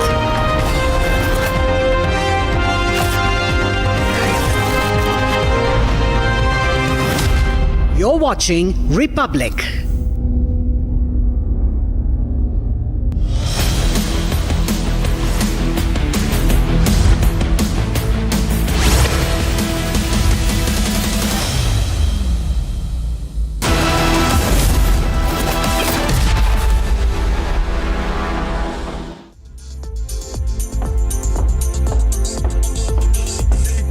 Welcome, you're watching Republic with me, Akanksha Khajuri. In fact, we have big breaking news coming in for you as far as the Air India crash is concerned. Major Republic impact. DGCA has issued a directive on the 2018 FAA directive. DGCA has issued a notice after Republic questioner on the implementation of the FAA advisory, and DGCA has issued this directive at 5:30 p.m. after Republic sends them a list of 15 questions. Remember, in a report, initial report that was released day before yesterday, there was a mention of fuel control switches of the engine of Air India flight that was moved from run to the cutoff position moments after the impact. And the initial report also mentioned the US Federal Aviation Administration, FAA, had issued an information bulletin in 2018 about the potential disengagement of the fuel control switch locking feature. Now DGCA has woken up and they have issued a directive on this FAA, US Federal Aviation Administration Information Bulletin of 2018. In fact, Niranjan is in the studio as well. Over to you. This is a very, very big update. Let me tell you that the DGCA has responded to Republic TV's questionnaire. DGCA has woken up after 7 long years, and this is in response to what Republic TV had asked them. This is exactly what we had broken on Saturday when the report came out. DGCA, what were you doing since 2018? The AAIB report, and Shawan is joining me live. Let me go across to him. Shawan, what was the question? What were the questions we asked to the DGCA? And finally, finally they've woken up after 7 years, after a tragedy that has killed 260 people. What were they doing? Shawan, what were they doing? In 2018, FAA asks them about, tells them about, the trip, the disengagement of the fuel switch, and they did nothing about it. They very coolly say that Air India, as part of the investigation, said that they had done nothing because it was not mandatory. They didn't do it because it was just an advisory. What were your questions, Shawan? And what is the DGCA ended up doing this evening? Well, in fact, there is more embarrassment lined up for the DGCA because first, they're responding to a 2018 directive that was issued by the FAA in the United States of America with regards to the fuel switch control system itself. Now, in this particular, what you see, the Special Airworthiness Information Bulletin that was issued on 17th of December 2018, they had clearly mentioned that the fuel control switch has a locking feature to prevent inadvertent operation that could result in unintended switch movement between the fuel supply and the fuel cutoff positions. Now, that is the reason why we are once again raising this question, because there is an attempt that has been made over the last 48 hours to simply say that, look here, since the switch cannot be automatically turned from run to cutoff or cutoff to run, because there are several safety checks in place,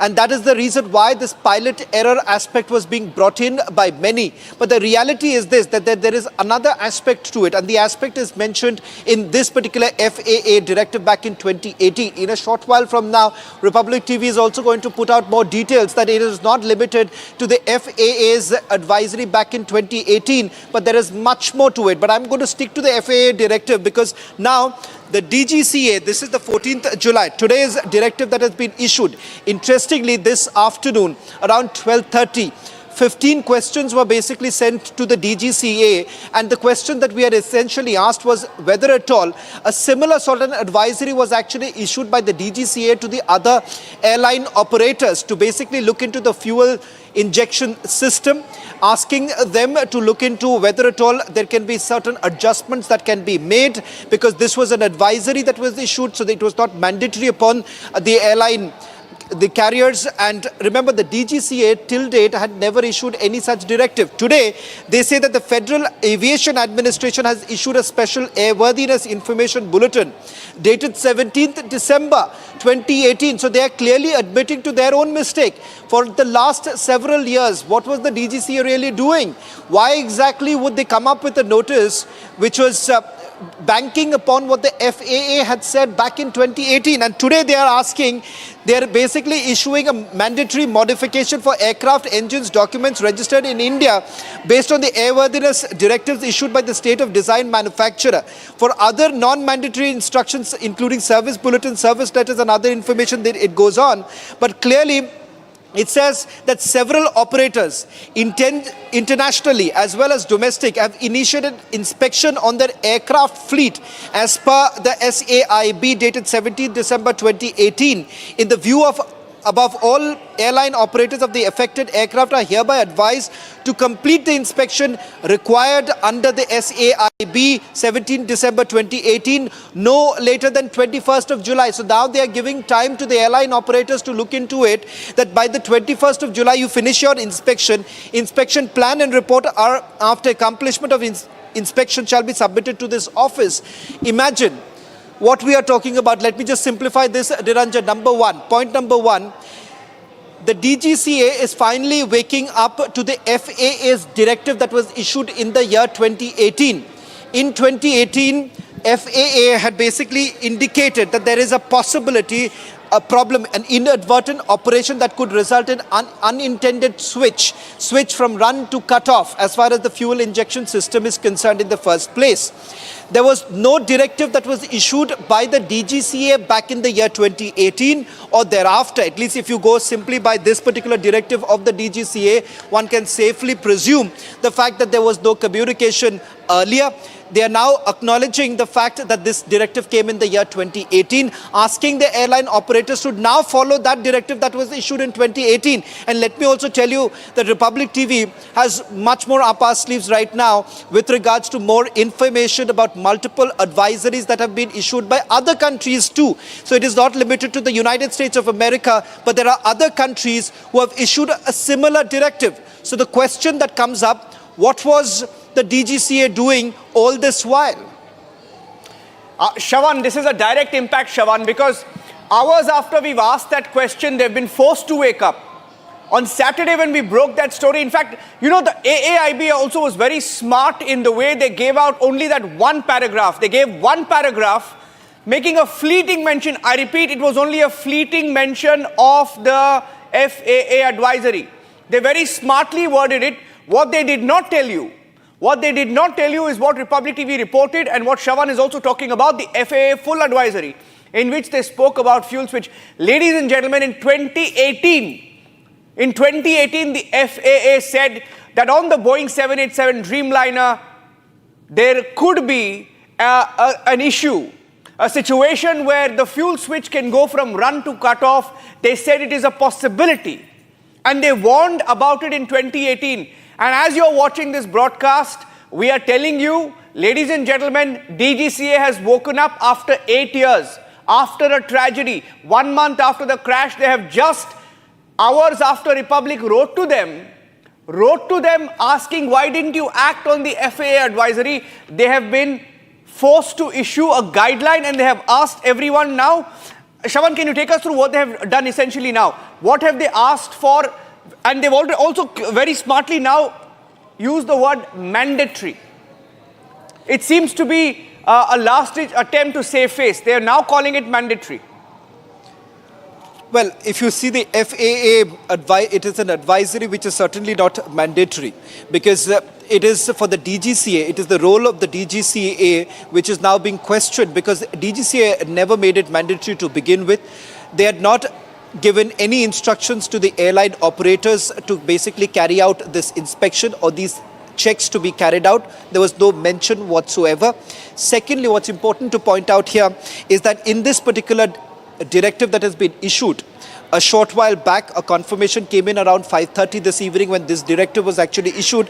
Here they're basically giving time to the airline operators till about 21st. Now what are they asking them to do? They are advised complete inspection required under SAIB dated 17th December, no later than 21st of July. Inspection plan and report after accomplishment of this inspection shall be submitted to the DGCA. Now they are saying this because remember in the AAIB report, they had made a clear mention of the FAA advisory. In fact, that probe report also makes a mention of the fact that Air India did not adhere to it. In fact, they did not carry out any inspection or any check as far as this fuel locking system is concerned. And the fact of the matter is this, that the FAA and the other countries' safety advisors, they had all looked into this particular issue cropping up with regards to multiple fleets of the Boeing. In fact, not just 787, but there are other fleets of Boeing that had also come under the scanner. And that is the reason why an advisory was actually issued to the airline operators to basically do an inspection of several fleet, which also included 787 of the Boeing. Shawan, stay with me. Captain Kabir Malik is joining us on the broadcast. Sir, Dr. Malik, Captain Malik Kabir. Captain Kabir, we have the full FAA guideline that was issued. This is the SAIB advisory that was issued, right? Very smartly, the AAIB made a fleeting mention of it, did not get into the details of that advisory. We accessed the full advisory. We wrote to the DGCA this morning, and hours after we wrote to them, a very detailed questionnaire asking for explanation why they did not act on the advisory. Today, sir, just a few minutes back, they have issued a full advisory here, signed by a certain R.B. Jamir, Director of Airworthiness. It's been issued a few hours after we wrote to them. 7 years after the advisory, they have woken up. I'd like to get your response, Captain Malik. See, actually, I was not aware about this, but I had an idea a long time back when on 12th of June, I had first interview on your TV. Yes. So I said it the same question. I raised the same question that time also. And I was a bit curious also why this action had not been taken by yet so far. It's been long time from the 2018 to 2025. It was almost 7 years has to come now. So it is really very shocking, and I think so be questionable also. Many questions are here, raised by many departments also. So this is really a very shocking thing, I think, so for everyone in the aviation industry. Sir, 12:30 p.m. Captain Malik, we send them a questionnaire. 12:30 p.m. we send them a questionnaire asking why did you and what did you do about the 2018 FAA advisory. And when you go into the details of the FAA advisory, you know what is even more shocking? Let me read out the FAA advisory. The FAA advisory specifically spoke about, and I'm reading from it, Model 7878, which is the same Boeing Dreamliner that crashed in Ahmedabad. You know what else it said, sir? Let me read out for you. It said, the fuel control switches are installed on the control stand in the flight deck, used by the pilot to supply or cut off fuel to engines. The fuel control switch has a locking feature to prevent inadvertent operation that could result in unintended switch movement between the fuel supply and fuel cutoff position. In order to move the switch from one position to the other, under the condition where the locking feature is engaged, it is necessary for the pilot to lift the switch up while transitioning the switch position. And if the locking feature is disengaged, switch can be moved between two positions without lifting the switch during transition, and the switch would be exposed to the potential inadvertent operation. It could result in unintended consequences such as in-flight engine shutdown, which is exactly what happened in Boeing 787 Dreamliner. Exactly what happened. Word to word, it's exactly what happened, sir. In 2018, they had the warning.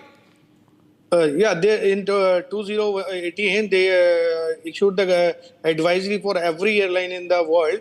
And I thought some action had been taken by particular airlines like Etihad or Emirates also that time, but there was no fault had been found at that site that time. But there is a question, one more question is very important over here. If they issued the advisory in 2018 and then sent it to every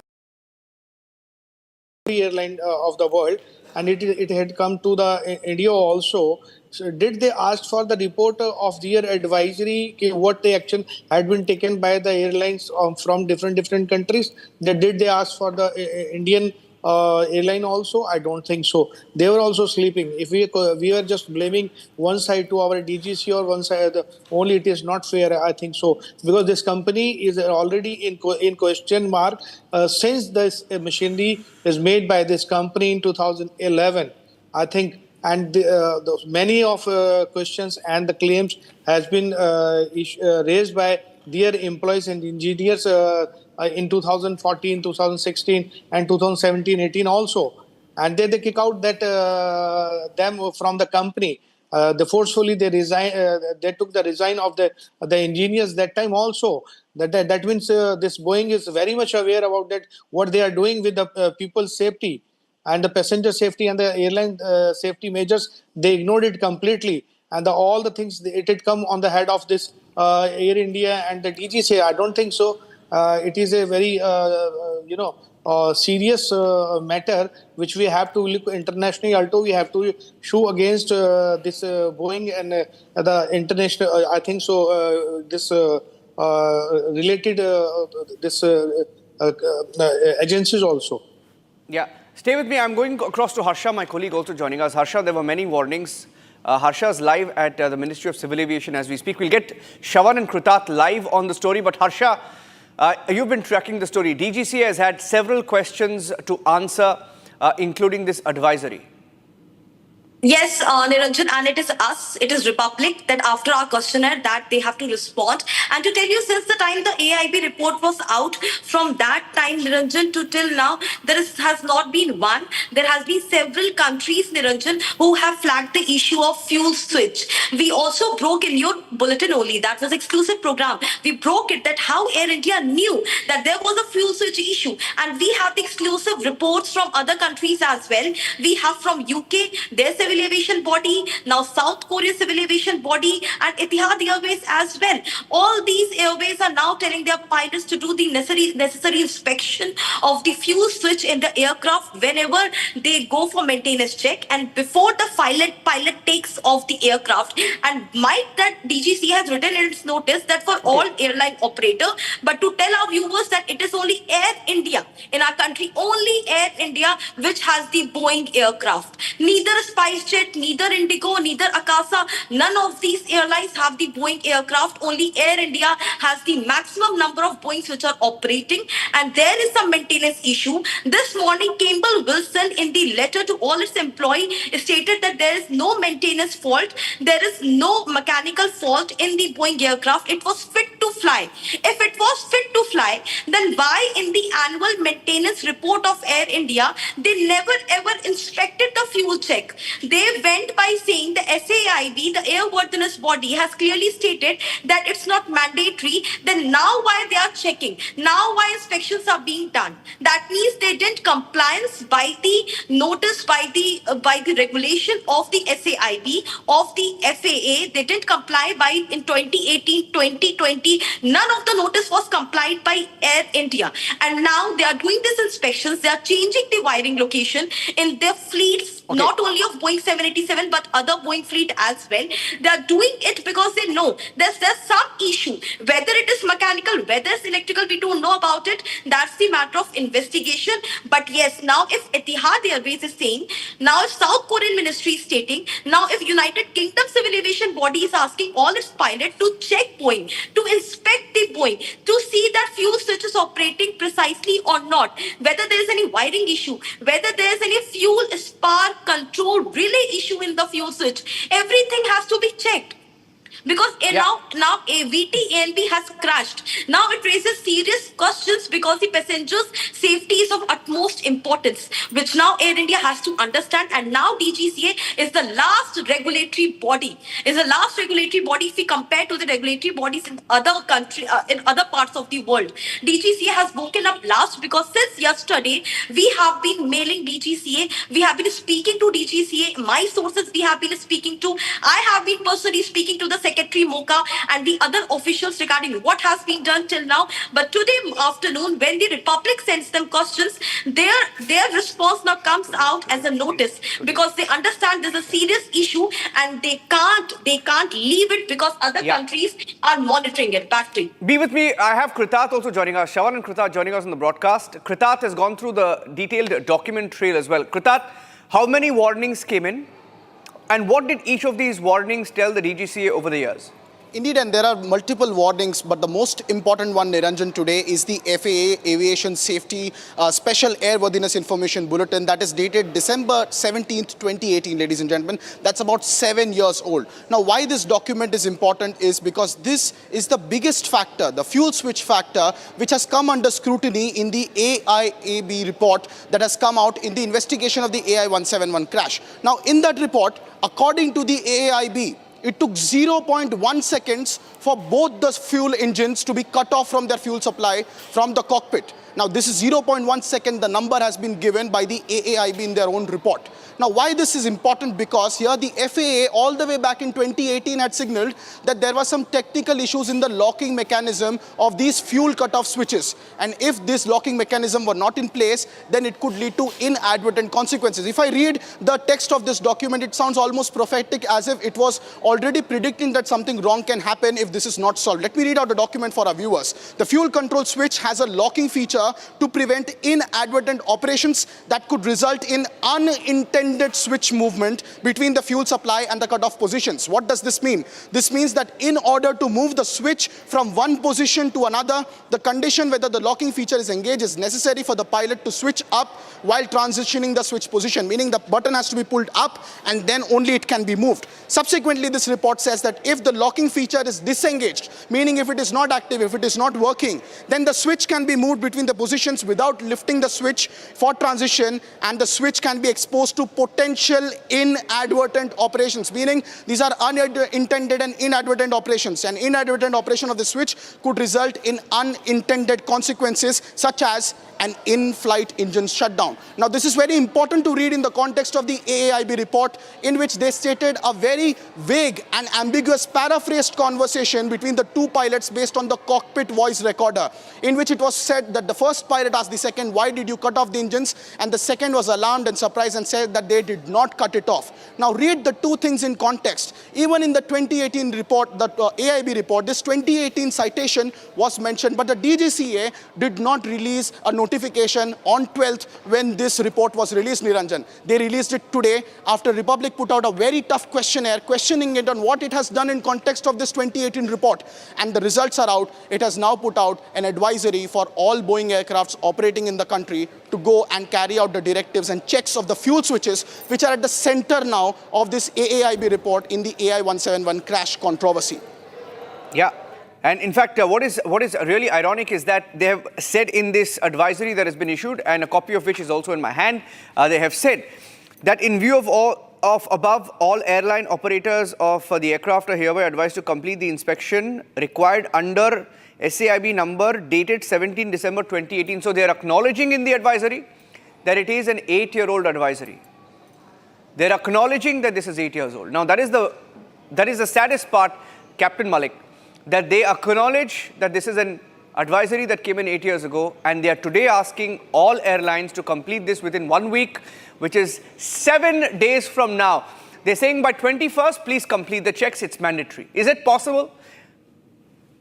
No, I don't think so. It is, I think, completely ignorancy of the department, who was the responsible person that time, that time the release issued this advisory to the every airline, and this question has to be asked, that particular person is still he is in service or not. This question is raised by this your channel, and they came into an action. It is really surprising to everyone. We lost many of our nearest and dearest and our two responsible and very caliber pilots. We lost them, and today everybody is talking on their duties. They're questioning on their caliber. It is not fair. I think so. It would not be happened if this thing may could check earlier, long time back, the time it was issued in 2018. Yeah. Sir, I'll tell you, I'll go back to Krutat, because Krutat also has a UK document, sir. Now you should hear this, because there is another UK document which once again warned airlines, including Air India, which, by the way, has admitted in its AAIB investigation that they did not take this advisory seriously. 2018 advisory, they say we did not take it seriously because it was an advisory and not mandatory. Today it's become mandatory. But take us to the UK document that you have, Krutat, and what does the UK document tell us about a similar fuel switch issue?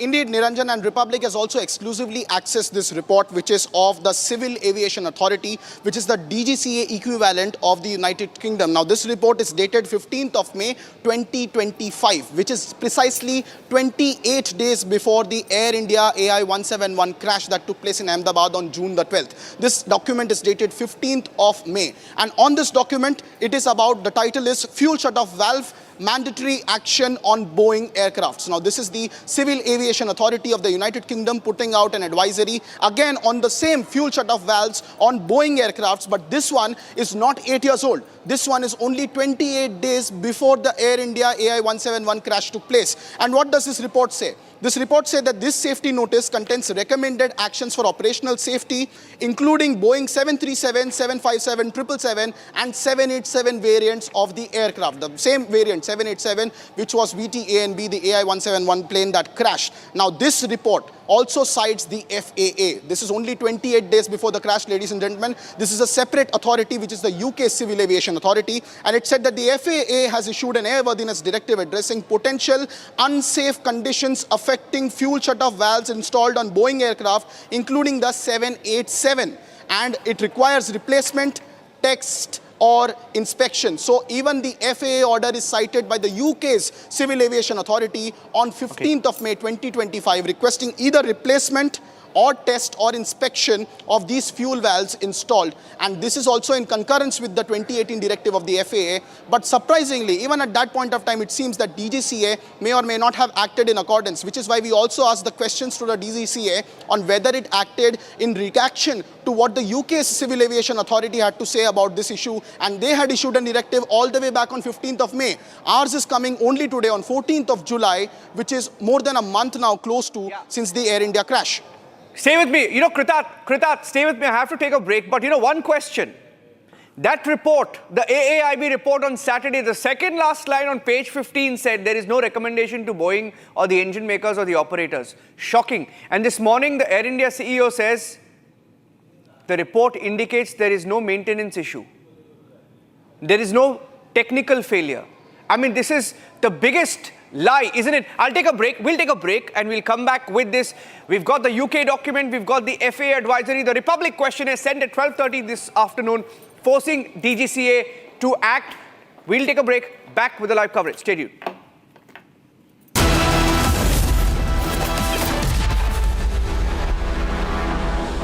Amity has been ranked as #1 not-for-profit private university for 11th year, with top 10 ranked institutions in management, engineering, biotech, law, masscom, telecom, hospitality, fashion and more. Yet another top ranking for Amity University.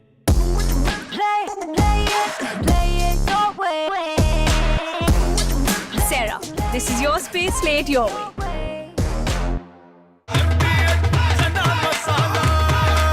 अब छोलिया हो या लोबिया, सफेद चने या काले चने, सब कुछ मजेदार बने। इसको घर पे लगाओगे तो शादी का तो पता नहीं, पर घर पक्का नहीं टूटेगा। रुंगटा नहीं तो घर स्ट्रॉन्ग नहीं। रुंगटा स्टील TMT बार एकदम सॉलिड। पहाड़ों में हाइकिंग शिप भी बन सकती है। MDH की हल्दी मिर्ची धनिया करे कमाल, ये रंग दे, ये खुशबू दे, ये तीखा, ये कम पड़े, क्या निराला MDH masala.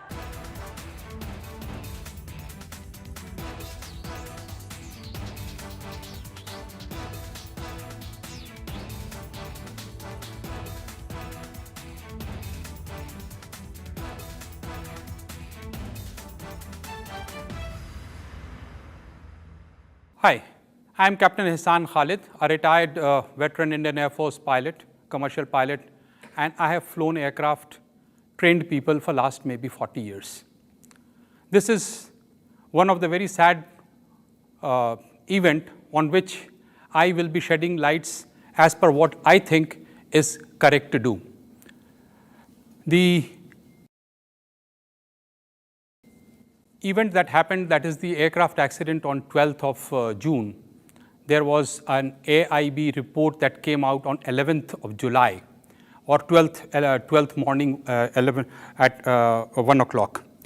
That went on to give out a lot of 15-page information, and based upon that there was another document that came out by the FAA, and that is called Continued Airworthiness Notifications to the International Community.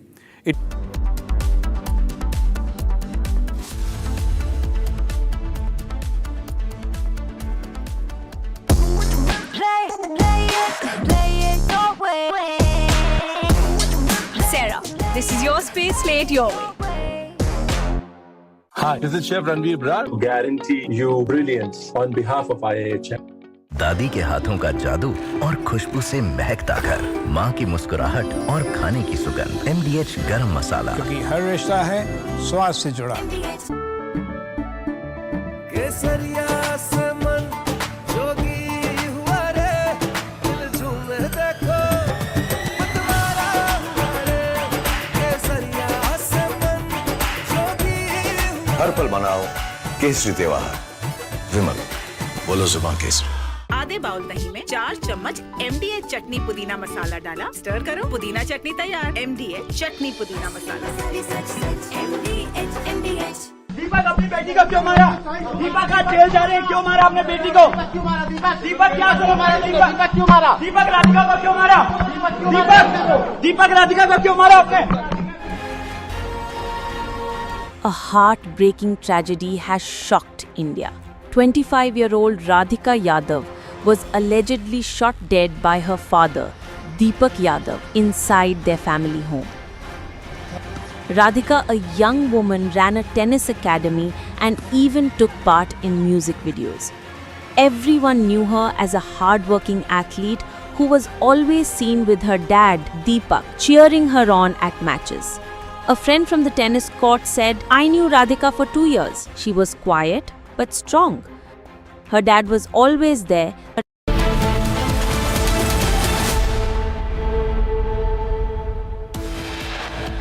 DGCA in big controversy after Republic query. Wakes up after 8 years, issues notice on FAA directive. Republic has accessed a critical document trail dated right back to 2018. Republic fired specific questions to the DGCA. Hours later, belated action. That story breaking big.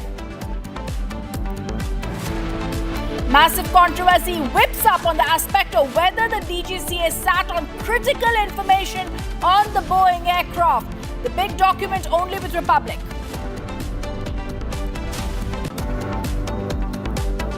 Air India sources have stated the fuel switch checks are happening only now, post-crash.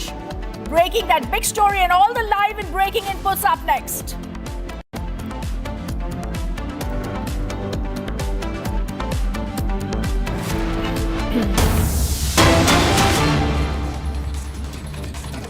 Viewers, this is the major Republic impact. The DGCA issued a directive on 2018 FAA directive. The DGCA notice issued after Republic questionnaire on implementation of FAA advisory.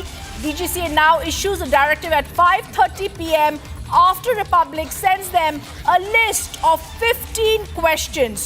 To really get an understanding of what was happening, I'm joined by my colleagues Niranjan, Shavan and Harsha. Niranjan, I want to first ask you, this is the big breaking news right here on Republic TV. It took our questionnaire for now the DGCA notice that has been issued. You know, Rhythm, in the crash report that came out on Saturday, the AAIB, the agency investigating the report, makes a fleeting mention of the FAA 2018 advisory. 2018, Rhythm, it spoke about a possibility where the fuel switch can go from run to cut off. And then, for 7 years, they did nothing. 8 years later, they are acting. Harsha's still with us live. Harsha also has critical documents that she has accessed. Harsha, in fact, broke the story of the UK document. There is an FAA document, Harsha. There is a UK document. And then there are many notice warnings that are given. Notices, general notices that are given about the state of this fuel switch over the years. We've accessed some of those. All of these telling one story, that the warning, the sign was on the wall. They were asked to make changes, they were asked to check, they were asked to inspect, but Air India did nothing, DGCA did nothing. Yes, Niranjan, you rightly pointed out.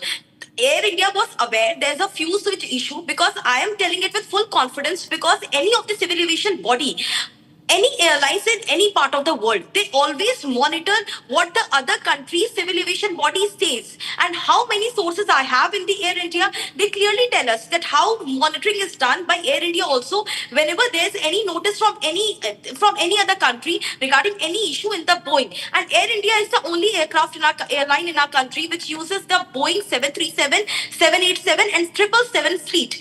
And to tell you, UK in May 2025, UK civil aviation body that issued a notice which clearly stated that the Boeing 787, 737, 777, all these fleet of Boeing have the fuel switch, which is unsafe. The potential unsafe condition was flagged in the fuel switch by United Kingdom Civil Aviation Authority, Civil Aviation's, the DGCA of United Kingdom, it flagged and told all its airline operators that they have to do the necessary mandatory check-in, complying the SAIB 2018 and FAA 2020 document. They said it's mandatory.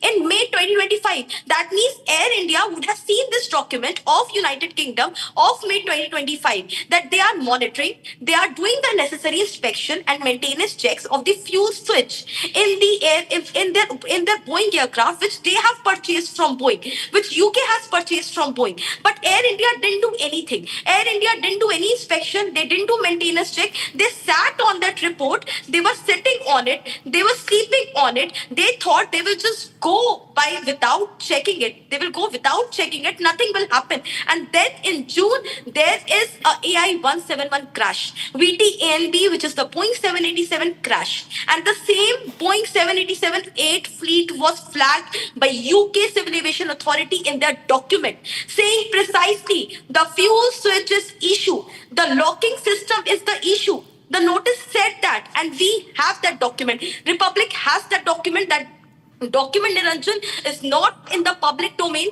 We have accessed document. I have personally spoken to United Kingdom Authority of Civil Aviation. They have clearly told us that they have started mandatory necessary check-in.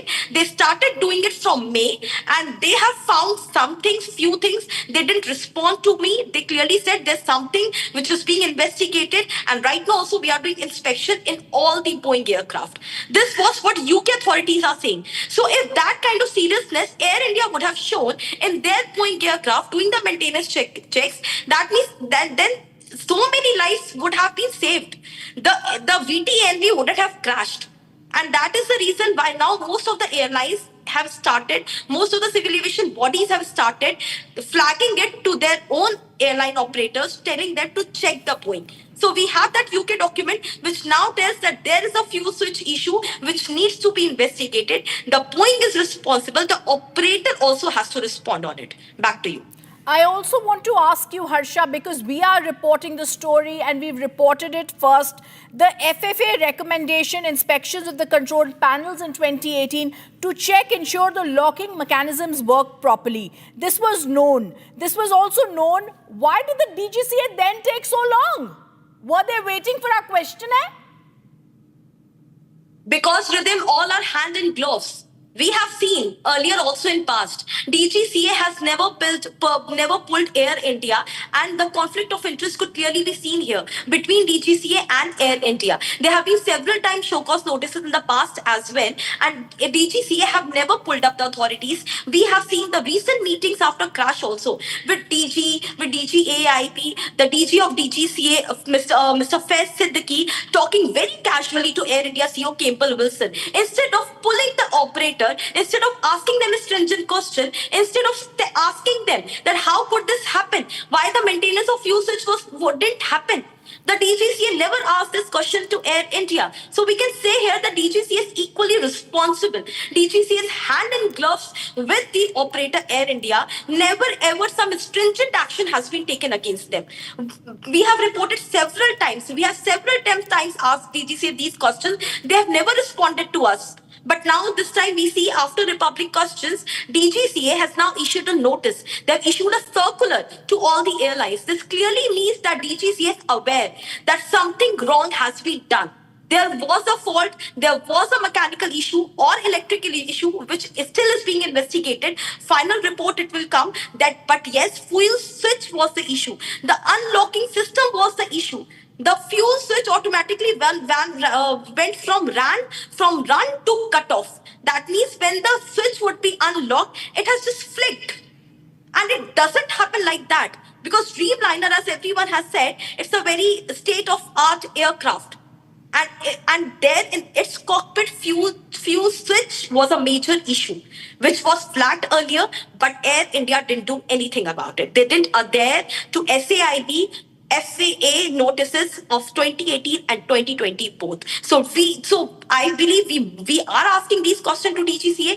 Everyone should ask questions to DGCA, and DGCA must respond that they can't just get away with it just by giving a notice to Air India and other operators to do the checkings right now, because DGCA was equally sleeping on it as the operators. Back to you. But I also need to understand here then the questions that we need to ask right here is the crackdown that is done. Now the DGCA advisory says inspect in great detail what has to happen. They've now given out this advisory after Republic's also a questionnaire that goes to them, and the DGCA and FFA now need to check what the issue with the Air India at that time was and check the safety lapses that took place at that time. In fact, even this happens, Air India faces scrutiny. They are stating that there was no maintenance failure. They're actually going ahead and stating everything was fine. The DGCA and all have issued these earlier preliminary reports that came out claiming that the pilots turned on the fuel supply, but now this advisory also makes it clear that this is now going to be mandatory, Harsha. The earlier what Air India was stating, Campbell Wilson in its mail to employees, what they stated that this was never mandatory. SAIB checked the airworthiness, they advised, but they never said it was mandatory, therefore we didn't do it. AIB also said in its report, Air India was also saying it. Campbell Wilson this morning also stated, which we broke also, that the aircraft was fit to fly. The airworthiness information bulletin never told us it was mandatory. Therefore, we didn't do it. But now it's mandatory. Now it's mandatory. That means they're changing their own statement. Earlier, the thing which they were saying was not mandatory. Now it's mandatory. That means now they have to do the checkings, because rhythm, the investigation which the regulatory body should have done in the first place, that investigation Republic TV is doing. The thing which DGCA should have done, Republic is doing. We are asking them question. We are investigating it. We are asking to other countries' body that is there what is being flagged? What is fishy in this? We are asking them. We are posing questions. Now they understand that they can't just get away with it. And regulatory body has to respond. Now regulatory body has mandated when it's watching that how Etihad Airways, how British Airways, how South Korean Ministry, everyone is asking for inspection. Now DGCA has woken up. The last civil aviation regulatory body in the world is ours, which has now woken up after 256 people have lost their life in the EI-171 crash. And this happens more than 8 years after the FFA's non-mandatory directives to airlines. Now, Harsha, the DGCA issues mandatory checks of the fuel switches to select Boeing flights operated by various Indian airlines. They wake up late, and that too after the AI-171 crash like you were speaking about. The AIB report makes a reference to the 2018 FAA. You're also speaking about the UK document, and I want to clarify this for our viewers that we're the only channel that has details of that. This is also a warning that the exact fuel switches on 787s could move accidentally, risking engine shutdown, Harsha. Yes, the engine could anytime shut down with them because there's a problem with the fuel switch control relay and its wiring location. Our detailed investigation and the sources in the engineering department in the Directorate of Airworthiness, what we have understood so far is that the problem is with the switch system. The problem is with the control relay spark valve of the fuel.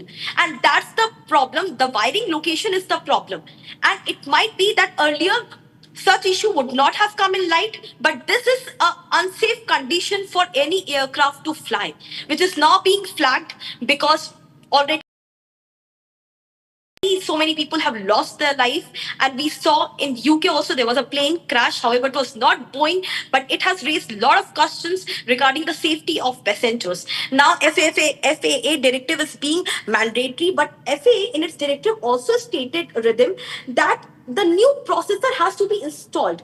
That whatever the inspection has been done by SAIB was in the Boeing 737. It was not done in Boeing 7878. Therefore, they specifically mentioned that the old one should be replaced with the new one. So whether these switches were changed, was Boeing supplying the same switch which is in Boeing 737 to Boeing 787, whether there is a change of processor, was the old one replaced with the new one, which FAA has said in its directive that they have to replace it. We have to install in S787-8. They have to install the new one. Did they install? And after installing, did they check that every system inside is working properly, the processor is working properly, that if the pulley is unlocked, it doesn't go to cut off immediately. These checks were not done, Rhythm.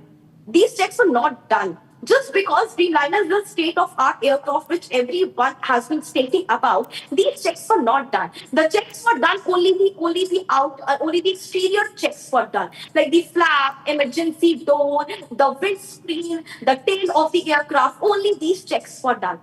The big check was due in December, but before that, they never did. Never ever since this aircraft was operating in India, the switch control inspection was not done. Neither in 2018, neither in 2020. Now they have ordered. Now DGCA has ordered. Now they have to check the fuse switch checks. But what I believe is that because Air India has already ordered the change of the wiring location and the change of the control relay fuel spar, that means they are trying to save their plans. They are trying to save themselves in each and every way possible. Back to you. The UK document, Harsha, throw light on it, because this is also a crucial document that shows that there were certain checks that should have happened that did not happen. So, Rhythm, the UK document says that there has been the check in Boeing 737, Boeing 777, Boeing 787 fleet, which the UK Civil Aviation Authority has done. And therefore, UK Civil Aviation Authority has specifically mentioned one line, that the fuel switch issue seems to be the potential unsafe condition for an aircraft to fly. This is a very important line which is mentioned in the top of the document, and it also states that whosoever is flying the aircraft, the pilots, the operator, the team of the agencies which has been hired for the maintenance, everyone has to do the necessary inspection and check. Only then the aircraft will be allowed to fly. And it has to be maintained in a log sheet. This is what the UK document clearly says. They say unsafe, potential unsafe condition. That means the fuel switch, which is in Boeing 787, has been found potentially unsafe for flying. This is very which big. UK has directly stated. This is very big, and this should have been thought of before the AI 171 crash. I also, Harsha, want to go across to my colleague Krutharth. Krutharth, give us more details about a crash that could have been averted if and only if the DGCA had also taken action earlier to inspect the fuel switch locking mechanism, had made it mandatory for inspection in line with the 2018 FAA advisory. And in my hand is that crucial document that is from the Civil Aviation Authority of the United Kingdom. Now, this document, if our viewers can see, is dated 15th of May 2025. And this document was dated only less than 1 month, 28 days before 12th of June 2025, when the AI 171 crash took place. The header of this notice clearly says, Civil Aviation Authority Safety Notice, Fuel Shutoff Valve Mandatory Action on Boeing Aircraft. Now, what is this document all about, ladies and gentlemen? 1 month before, less than 1 month before, the UK Civil Aviation Authority issued a safety notice based on the same FAA advisory of 2018, which is almost 7 to 8 years old now. And what was this advisory all about? It was about the recipients must ensure that the notice is copied to all members of staff, and that the FAA has issued an airworthiness directive addressing potential unsafe conditions. The keywords here, potential unsafe conditions, and affecting fuel shutoff valves installed on Boeing aircraft. Now, there are multiple variants mentioned here. The entire Boeing fleet almost, B737, 757, 767, 7777 and the 787 of the aircraft in question in terms of the AI-171 investigation. What does this further say? It says they require a test or inspection and on the fuel shut-off valve actuators of the Boeing 787 which require replacement, particularly singling out Boeing 787. This UK safety advisory of the Civil Aviation Authority says that actuators on the Boeing 787 which require replacement, test or inspection. Three options given, but replacement being the first one placed, and this AD has been adopted by the EASA, which is the European Authority also for civil aviation, and may be downloaded from the website. So meaning that almost a month before the AI-171 crash, the UK Authority for Civil Aviation had also raised concerns about the potential locking mechanism disengagement on the actuators of the fuel valves in the Boeing 787, and it had recommended three courses of action, either replacement or testing or inspection. Today, almost a month after the AI-171 crash, the DGCA has woken up to the notice and has issued a directive rhythm. All right, Prathar, thank you for that. I also want to go back to Harsha. Harsha, like Prathar gave us details of the UK document, it's very, very clear. The DGCA now ensures this compliance. This is mandatory now for this check to be happening, but it's too late. The fuel switch locking mechanism could have been one of the reasons for this crash. The inspection is now in line with the advisory, but it's too little. Even as today the statements coming from Air India's Campbell Wilson giving themselves a clean sheet, this crucial advisory also shows that no one is above suspicion right now, Harsha.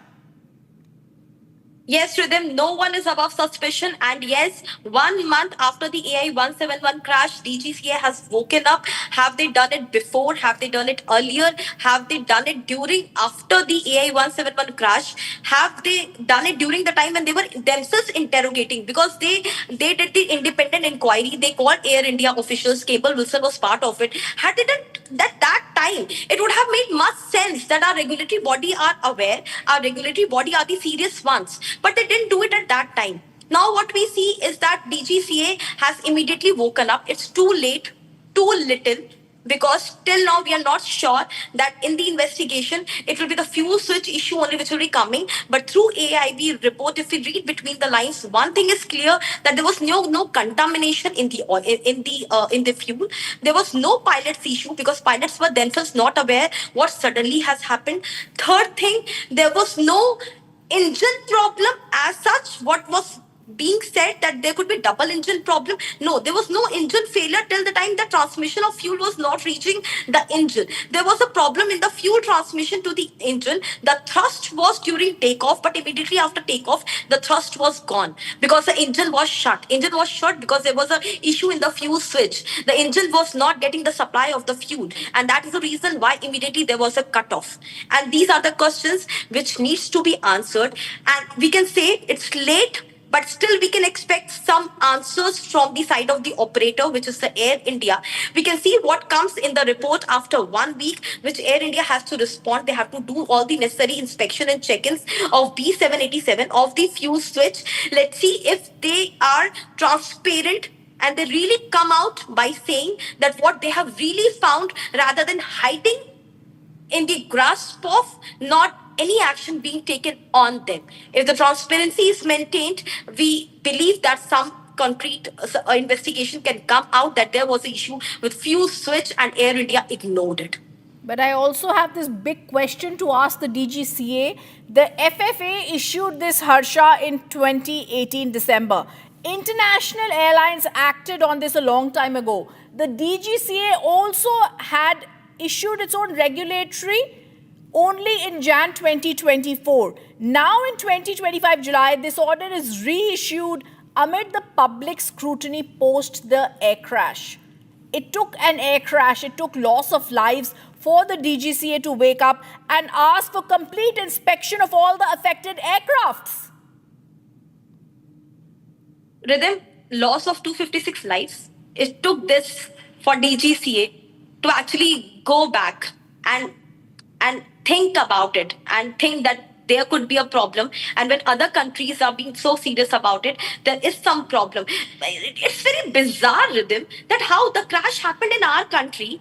256 people lost their lives, and other countries, like the country like UK, Korea, the the countries like the Gulf countries, they are doing what our country had to do in the first place. The crash happened in our country. Our regulatory body should have ordered the inspection and inquiry, keeping in mind that FAA and SAIB had issued a notice in 2018 and 2020. But our regulatory body didn't do it. This was done by other countries' regulatory body, and then our DGCA came into action. Our DGCA swung into action after Republic sent them the questionnaire. It took our media channel, our media house, our scoop, our reporting, our exclusive document to ask them question and them to do their duty, what they should have done in the first place. It's very bizarre that we have a regulatory body which wakes up after lives are lost. If they would have done their duty transparently, if they would have done their duty in the first place, all these lives would have been averted. But they always had this interest, some sort of interest with Air India, and therefore Air India never ever has been questioned with them, never ever. Be it the news of bomb scare when we were covering it, be the story of technical snacks which we highlighted. DGCA never ever has pulled Air India, or any action has not taken on Air India. That's the bizarre thing which we see in our regulatory these days. I completely agree with you, and I think this is the crackdown that's happening by the DGCA. It's too late.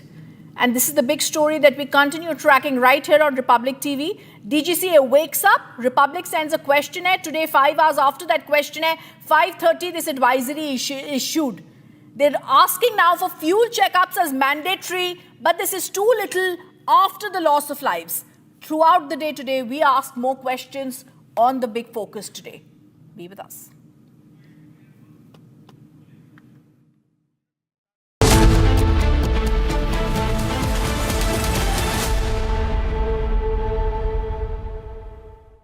Amity has been ranked India's #1 not-for-profit private university for 11th year, with top 10 ranked institutions in management, engineering, biotech, law, masscom, telecom, hospitality, fashion and more. Yet another top ranking for Amity University.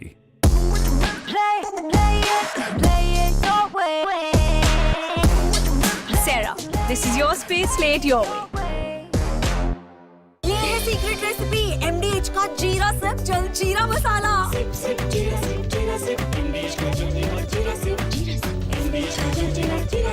इसको घर पे लगाओगे तो शादी का तो पता नहीं, पर घर पक्का नहीं टूटेगा। रूंगटा नहीं तो घर स्ट्रॉन्ग नहीं। रूंगटा स्टील TMT बार एकदम सॉलिड। पहाड़ों में एक हाइकिंग शिप भी बन सकती है।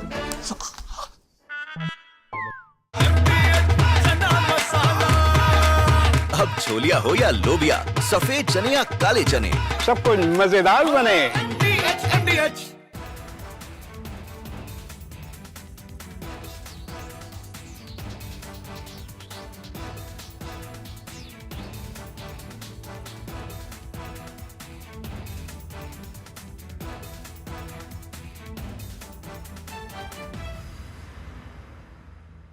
Hi, I am Captain Ihsan Khalid, a retired veteran Indian Air Force pilot, commercial pilot, and I have flown aircraft, trained people for last maybe 40 years.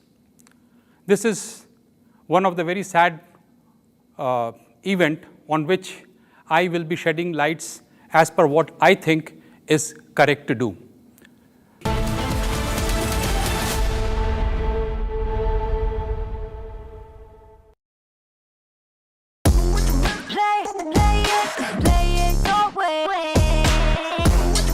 Sarah, this is your space, play it your way. MDH की देगी मिर्च, देगी मिर्च का तड़का, अंग अंग फड़का। MDH की देगी मिर्च। केसरिया से मन जोगी हुआ रे, दिल झूमे देखो मतवारा हुआ रे। केसरिया से मन जोगी हर पल मनाओ केसरी त्योहार। विमल, बोलो जुबान केसरी। MDH की हल्दी मिर्ची धनिया करे कमाल, ये रंग दे, ये खुशबू दे, ये तीखा, ये कम पड़े, क्या निराला MDH मसाला। दीपक अपनी बेटी को क्यों मारा? दीपक आज जेल जा रहे हैं, क्यों मारा अपने बेटी को? दीपक क्या करो मारा? दीपक क्यों मारा? दीपक राधिका को क्यों मारा? दीपक राधिका को क्यों मारा आपने? A heartbreaking tragedy has shocked India. 25-year-old Radhika Yadav was allegedly shot dead by her father, Deepak Yadav, inside their family home. Radhika, a young woman, ran a tennis academy and even took part in music videos. Everyone knew her as a hard-working athlete who was always seen with her dad, Deepak, cheering her on at matches. A friend from the tennis court said, "I knew Radhika for 2 years. She was quiet but strong. Her dad was always there, supporting her every game." From Asia's largest news headquarters, setting the agenda for Bharat.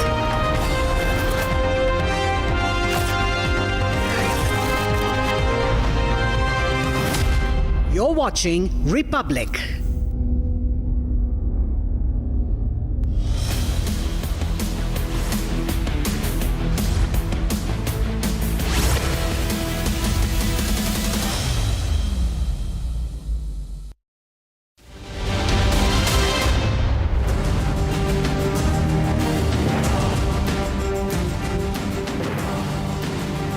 Hello and welcome. You're watching the Monday edition of This Is Exclusive with me, Shavin Sen. Ladies and gentlemen, an attempt that has been made over the last few hours after the AAIB preliminary report came in of perhaps focusing on whether at all there was an error on the part of the pilots. Tonight on This Is Exclusive, a detailed Republic investigation which reveals that a lot hasn't been done. Those at fault, Indian regulators, what have they really been doing all this while? Tonight on This Is Exclusive, we come with a full set of documents, fresh documents that raises more questions, answers not yet coming in from the DGCA or even from the airline. All this and much more on this edition of This Is Exclusive. But up first, let's take a look at the headlines we're tracking at this hour.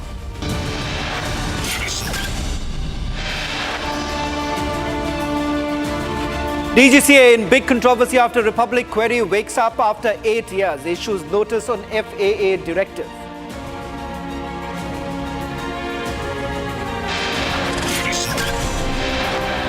Republic has accessed a critical document trail dated right back to 2018.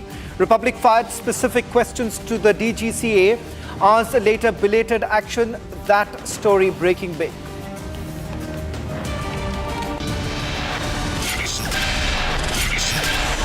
Massive controversy whips up on the aspect of whether DGCA sat on critical information of the Boeing aircraft. The big document is only with Republic. Air India sources have stated that fuel switch checks are happening only now post-crash. Breaking that big story and all the live and breaking inputs only on This Is Exclusive.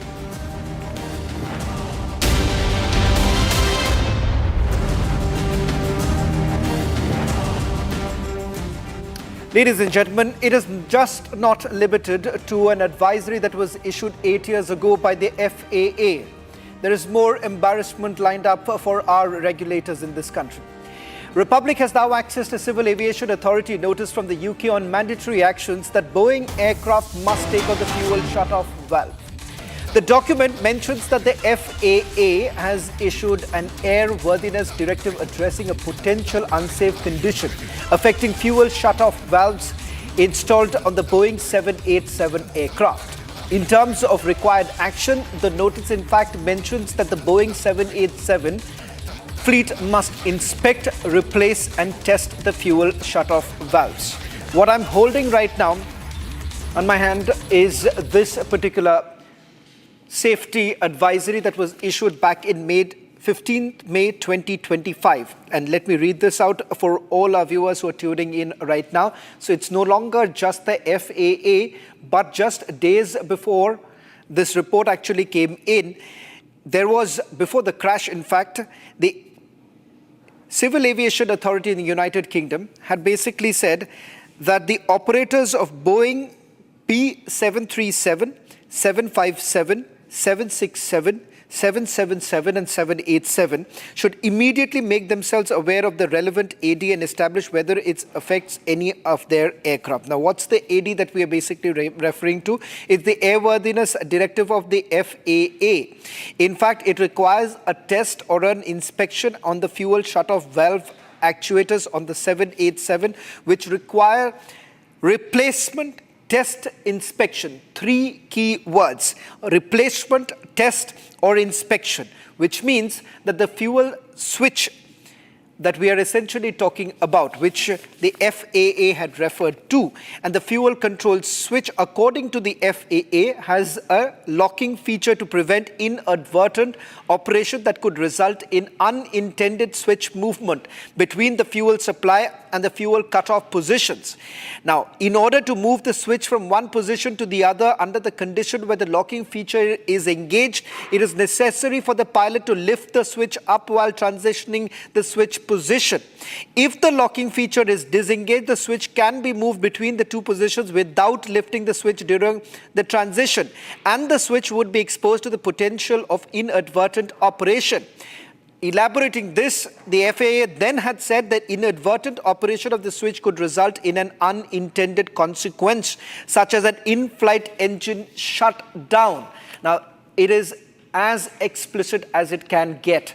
2018, an advisory is issued. Then in 2025, UK basically is now asking all the airlines to look into a proper inspection to be carried out, asking all the airlines to do daily checks. In fact, this is what they say. The breaking news is this, that UK had basically asked all the airline carriers to carry out daily checks to be performed. Operators have an option for this to be accomplished by either engineering or by the flight crew. So here you have UK calling in for daily checks to be carried out. And the DGCA in India has never woken up. A 2018 advisory to which there is no follow-up. 2025 advisory that has been issued by the United Kingdom, the DGCA does not find it extremely relevant to even look into it. So much so, it has actually taken 15 questions that have been issued by Republic TV, following which the DGCA finally has responded. Let me now take you through some of the details that we have with us right now. And what is this fuel switch controversy? Ladies and gentlemen, the AAIB in its preliminary report essentially makes a mention of the fuel switch controversy.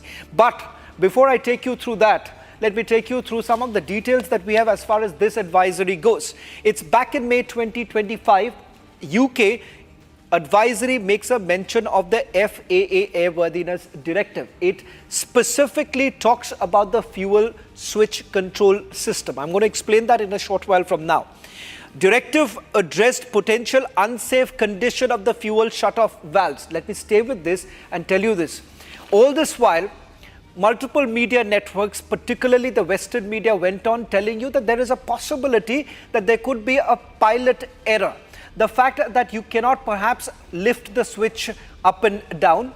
But the reality is also this, that there is a mechanism which is actually embedded, and if at all there is a problem with that mechanism, there is a high possibility that mistakes could happen in this particular switch itself. And that is the reason why the FAA had flagged it back in 2018. Let's move on. Required action, this is what they said. What is it that the airline carriers should be doing? In fact, UK said that you do have to do it on a daily basis. They said replace, test, inspect fuel shutoff valves on the B787. This is the Dreamliner. In fact, Air India also operates this. And on the 12th of June, it was the B787 that was actually used. It's the fuel switch control system that we have essentially been talking about, ladies and gentlemen, and this is the UK advisory that was issued on 15th of May 2025. Let's just take you through the last important details that are basically coming in as far as the UK advisory is concerned. Let's now take you through the FAA directive that was issued back in 2018. And what is it that they had to say, because they were very, very clear.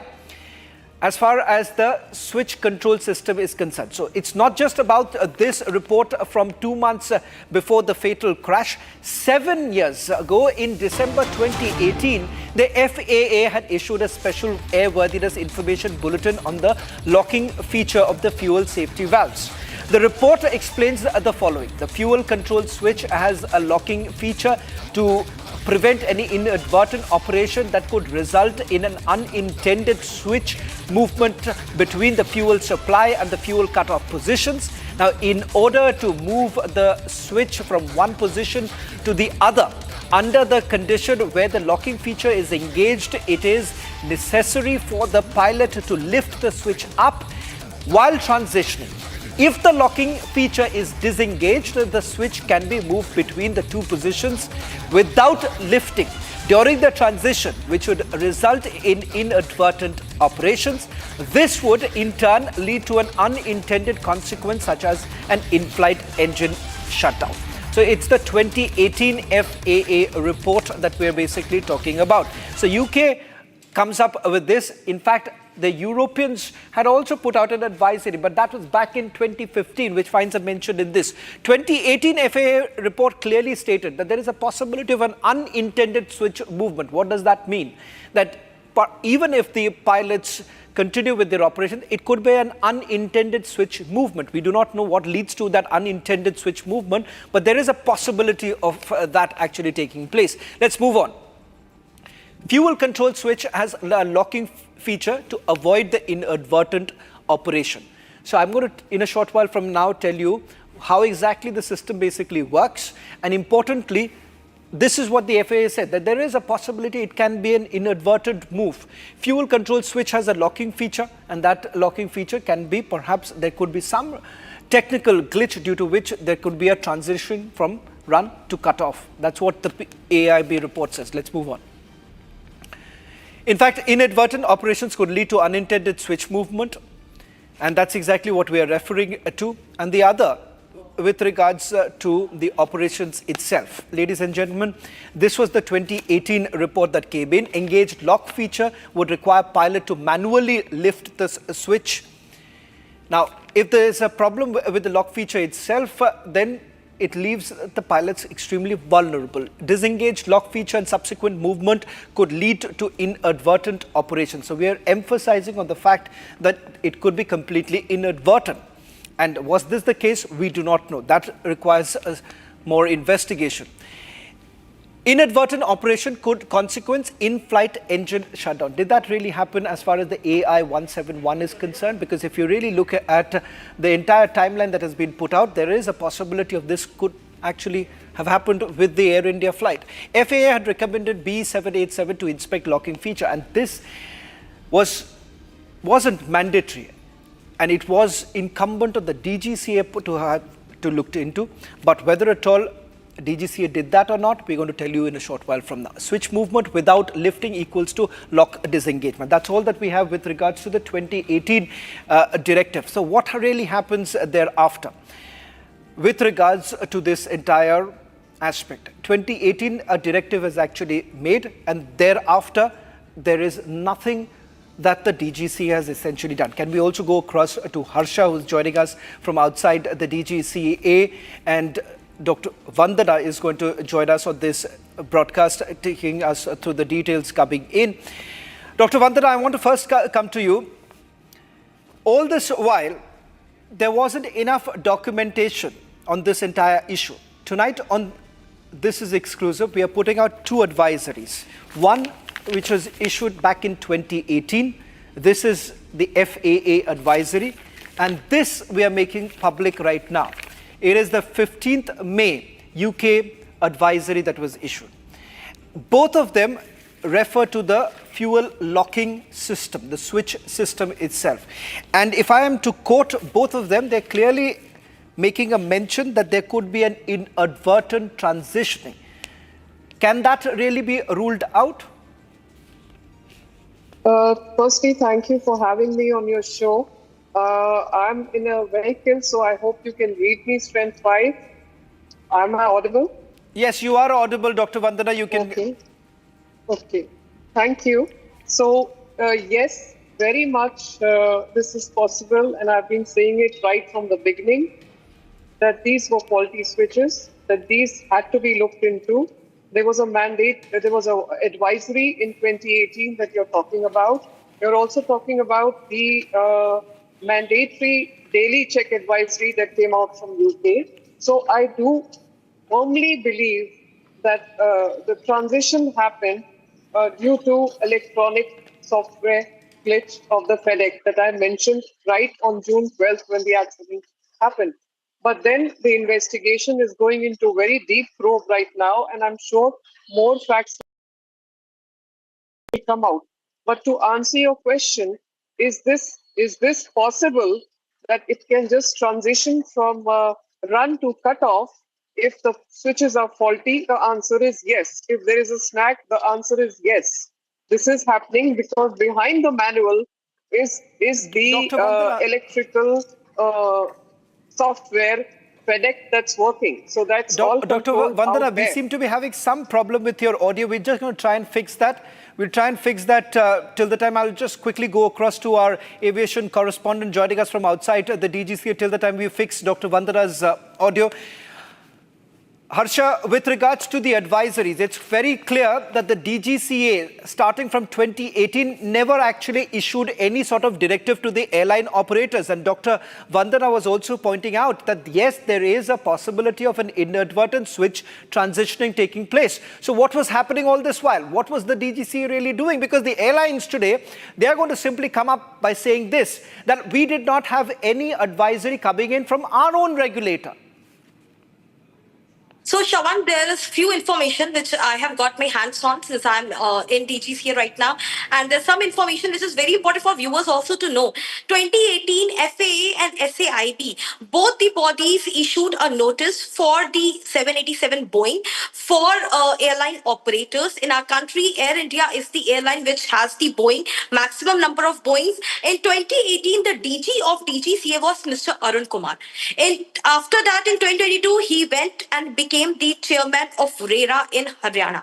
And to tell you, in 2022, the same year when Tata took over Air India, in that year, DG Arun Kumar's son was employed in Air India. Right now, he is in Air India. He is in the legal department. So the bigger question here is that the interest we are talking between DGCA and Air India, why never ever action has been taken against Air India? Why never ever DGCA has pulled up Air India? The last meeting which the DG of DGCA had with Campbell Wilson, not any such point of switch was taken by him. He didn't question even him. So we really know that the DGCA has never ever pulled up Air India, and right now we have the document. We have the document which we have of FAA 2018, SAIB 2018. There's a document FAA reminding again in 2020 about the check-ins of the fuel switch off, which automatically shuts off, and that is the reason United Kingdom in the month May 2025 gave a notice to all its airline operators. The civil aviation body gave the notice to all its airline operator that the Boeing which are operating in our country, 737, 777 fleet and 787, all these Boeings have the same switch component. The switch spar valve in all these Boeing is of same processor, the same company, so the inspection has to be done, and if it is found faulty, it has to be changed. But Air India has gone through that directive of notice of UK, but Air India didn't do anything. No inspection and check was done. In fact, DGCA also was sleeping on that advisory of United Kingdom. DGCA was aware that these directives are being issued, but not the regulatory body took any action against Air India. Back to you. Well, thank you very much, Harsha, for getting us the latest details. I'll just quickly go back to Dr. Vandana, because Dr. Vandana has extensively worked on this, and she has a better understanding of what this fuel switch locking system is concerned. Dr. Vandana, if I can ask you a quick question with regards to whether at all there is any possibility of a technical glitch related to the locking feature of the fuel switch system, because all this while everyone was arguing that, look here, this is not like your home bathroom switch that you can just perhaps lift it up and down, and that is the reason why they're saying that perhaps this could have been because of some sort of a pilot error. But the reality is this, that it does exist. According to the FAA and the advisory that we have got from the UK, both of them are saying that there is a high possibility of this kind of a technical glitch, leaving the pilots extremely vulnerable. So there are two sides of it, and both sides are actually correct. What you're saying, what the advisory is saying is absolutely right. And that is why the word transition has been used in the AAIB report.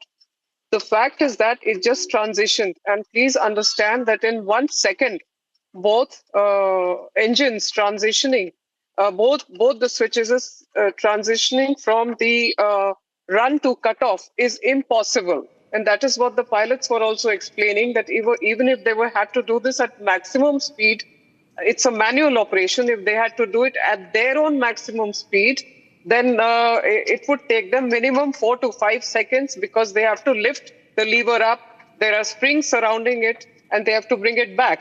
But in case of a already disengaged, or what you call a faulty switch system, which has a snag, then it's very much possible, because there is an electronic software controlling it, that it can just transition.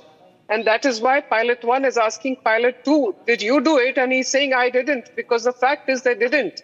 Nobody does something to this till they are at least at 400 feet. This is known. This is a known fact. Nobody even looks over there. So the surprising thing is that it has happened. It is a malfunction. It is 100% malfunction, electronic software glitch that we call, that has led to this shut off of the engine. So very much possible. Over to you. Very much, Dr. Vadra, for getting us the latest details. In fact, what is this controversy all about? The fuel switch controversy that we have been talking about, and how complicated is this entire issue? We're going to quickly take you through some of the pictures that we've got from the probe report, and how exactly does this really work. In fact, what you're seeing right now, this is part of the fuel switch control system. Now, this is the throttle levers that are basically used, and these two buttons that you essentially look at, this is the fuel control system, the run and cut off. These are the two options that are available. When it is in the run mode, it essentially means that the engines are essentially being supplied with the fuel. When it is in the cut-off mode, it is essentially that there is no fuel going to the engines. Now, it isn't that simple. It is not like you could perhaps push this up and down without doing certain activities, certain steps that have to be followed. You ought to pull this up and pull it up. That is how it works. And then you go down. Now, which again, that is the reason why most were basically indicating that can this be actually accidental or not. It turns out that this regulates this entire this fuel flow to the aircraft engines. Now, these are the two modes that we're talking about. Can we just quickly move on with some of the details that we have? As far as this system is concerned, used to shut down engines on the ground in flight. So that's mostly used when it is taking off and once it has come to a complete halt. It's a key safety tool in case of there is some sort of an engine failure. So there is a possibility to relight. You could have rebooted, and perhaps that could have also been one thing that the pilots may have done. Located below thrust levers on Boeing 787. But remember, this very mechanism is something that once again, the FAA as well as the UK advisories were essentially talking about. It is spring-loaded, cannot be moved accidentally, and that is the reason why they're saying that there is a locking feature. That locking feature prevents that kind of an accidental movement. But that locking feature has now become the bone of contention. And that is the reason why perhaps there have been a lot that is now being questioned. Now, let's take a look at what the DGCA has essentially done. On your screens right now, these were questions that we had sent to the DGCA around 12:30 this afternoon. Did Air India receive any specific directives from the DGCA as far as other airlines are also concerned? Did Air India conduct suo motu follow-up to inspect or address this known risk? Did Air India receive corresponding guidance from the DGCA to implement the directives? These were some of the questions that we have basically asked. Can Air India confirm it performed mandated daily checks? Now, these are questions that we had basically sent to Air India. Similarly, around 12:30 this afternoon, we had also sent questions to the DGCA.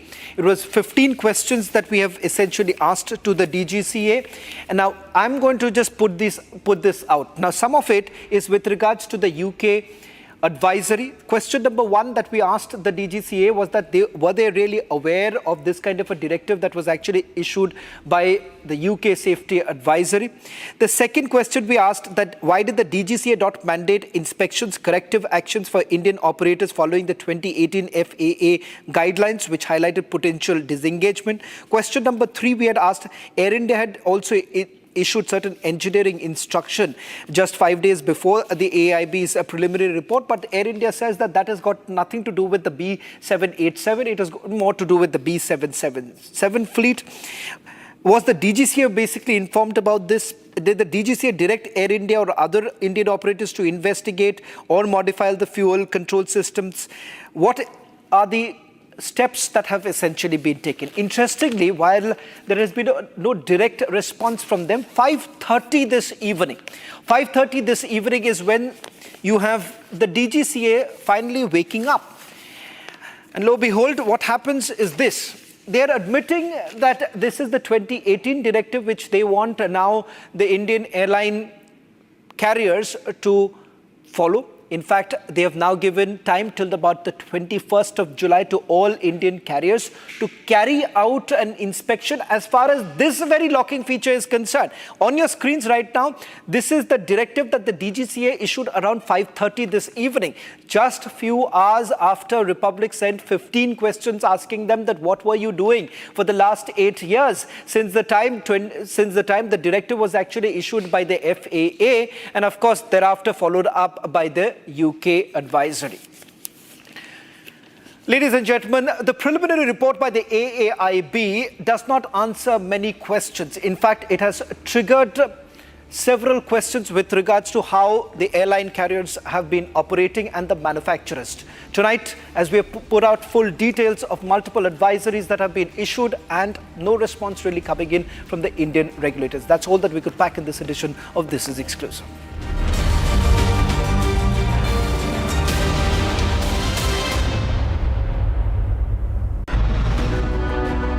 The reason we've launched the Nationalist Collective is because we believe it is time now for a group of ideologically driven Indians to drive the destiny of our country.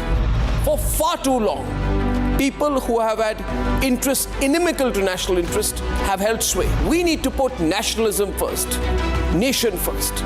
The Nationalist Collective is a very clear and sharp movement, presents the spirit of a new India which stands by what is right, does what is right, and raises its voice for what is right. Remember, this country is safe only if it is in the hands of nationalists. This country will grow only if nation first becomes our principal motto, where the only ism that matters is nationalism. Join the Nationalist Collective. It is going to be the largest non-political movement in this country.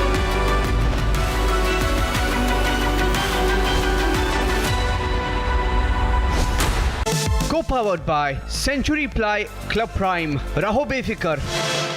Amity has been ranked India's #1 not-for-profit private university for 11th year, with top 10 ranked institutions in management, engineering, biotech, law, masscom, telecom, hospitality, fashion and more. Yet another top ranking for Amity University.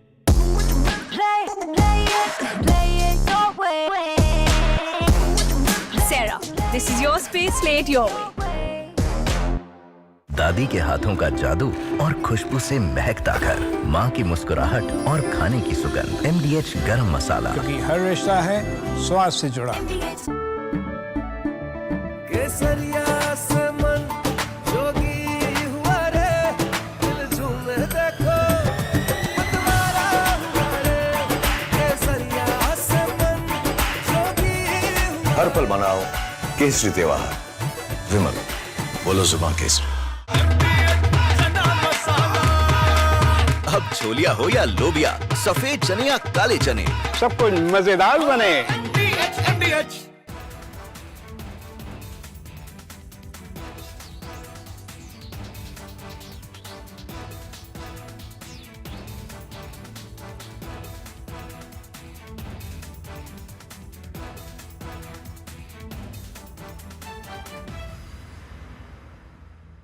Hi, I am Captain Ehsan Khalid, a retired veteran Indian Air Force pilot, commercial pilot, and I have flown aircraft, trained people for last maybe 40 years. This is one of the very sad event on which I will be shedding lights as per what I think is correct to do. The event that happened, that is the aircraft accident on 12th of June, there was an AIB report that came out on 11th of July or 12th morning 11 at 1 o'clock. That went on to give out a lot of 15-page information, and based upon that there was... From Asia's largest news headquarters, setting the agenda for Bharat.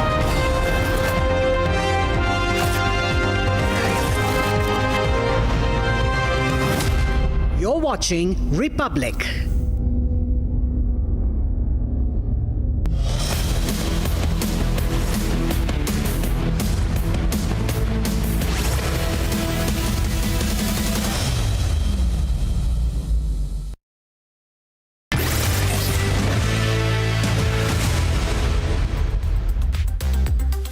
From your smartphones to your smart televisions, trending stories are breaking the internet. Only 17 hours to go for the return of Shubhanshu Shukla back to the Earth. Undocking has been done. Next is the much-awaited Earth splashdown. Up next, we'll show you how Donald Trump hijacked the Chelsea Trophy celebrations, leaving players completely baffled. Next, government has launched a food warning campaign. Watch out as your jalebi and samosa are now under the scanner. And finally, we will, in fact, you'll be shocked to see how Jammu and Kashmir Chief Minister jumped over a wall and barricades to offer prayer. This is trending. I'm Akanksha Khajuria. Let's get started.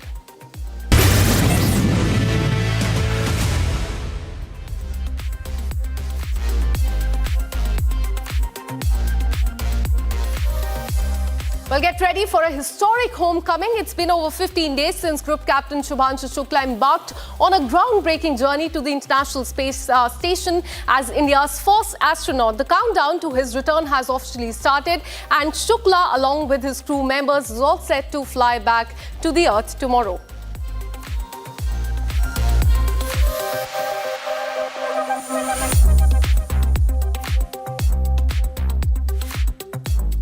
The XM4 crew was all smiles as they posed for a picture on the International Space Station. Watch this.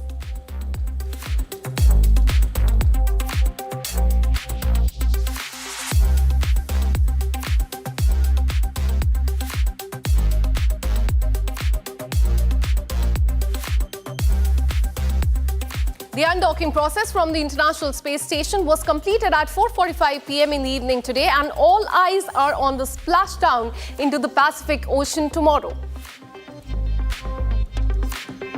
2. Depart burn 1 complete and nominal. You are go to DOF suits per procedure 4.012. Nominal departure and 4012 for Dragon.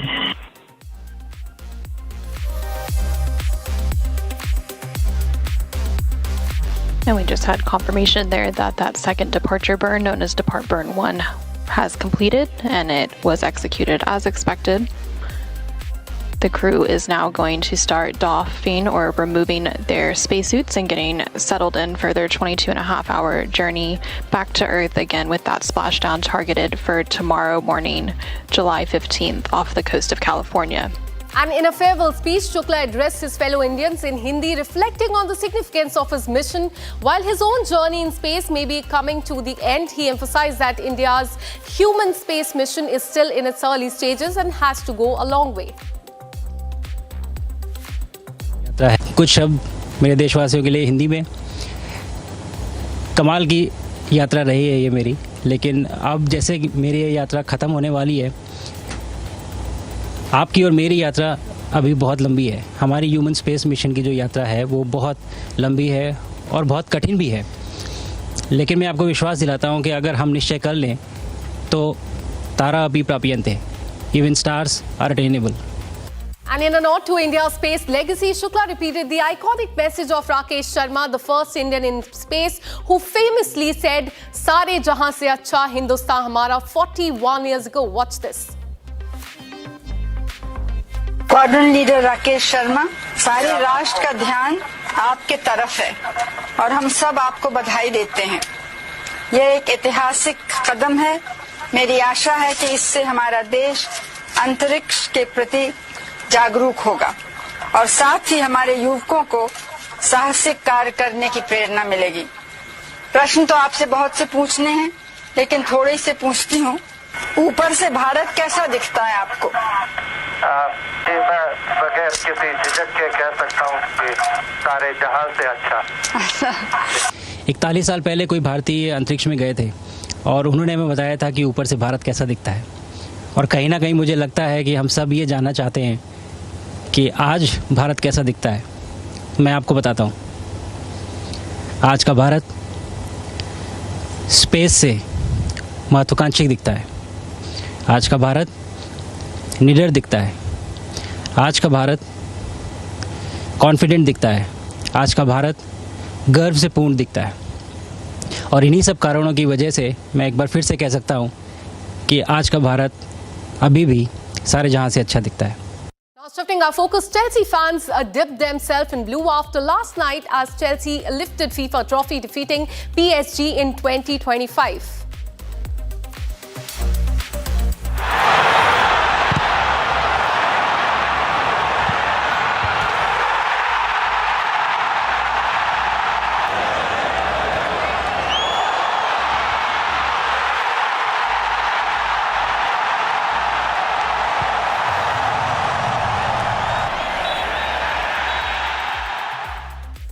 But scenes on the ground quickly became dramatic. Paris Saint-Germain manager appeared to knock Chelsea player to the floor as tension flared between the players from both the teams following Chelsea's 3-0 win.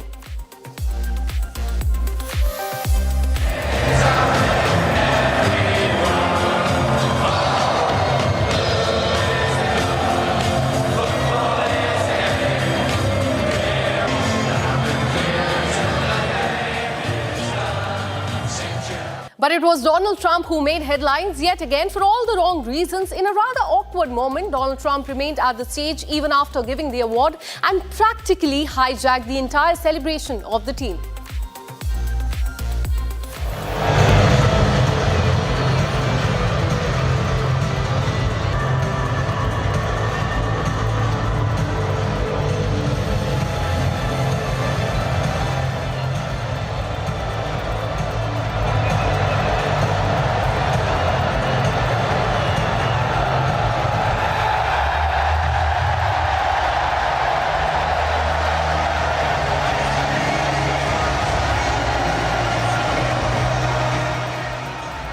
And the players' reaction to that quickly became the talk of the town as FIFA president had to step in and ask him to leave the stage.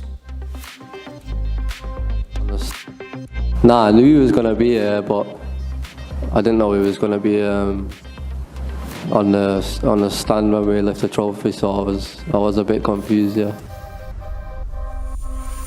No, to be honest, it was quite loud. I couldn't hear too much. You know, he just congratulated me and the team, you know, for winning the trophy and to enjoy the moment.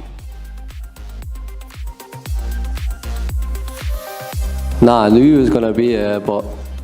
And the incident went viral on social media with people trolling him and calling him a diva who has to be the center of everything. A few reactions also showed Donald Trump celebrating like he was a player, he was the striker, the whole match. One user even mockingly quoted Donald Trump. Now it is safe to say that the internet was in splits and the world-class reaction are on your screens.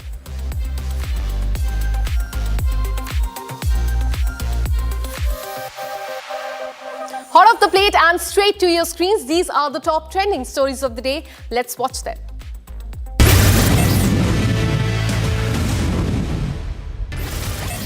Badminton stars Saina Nehwal and Parupalli Kashyap have officially separated after nearly 7 years of marriage. The couple who tied the knot in December 2018 confirmed the news via the mutual statement issued on social media. Both cited the need to choose peace and personal well-being as the reason for parting ways. They emphasized that the decision was made with mutual respect and understanding. Fans and sports peers have reacted with surprise and extended support.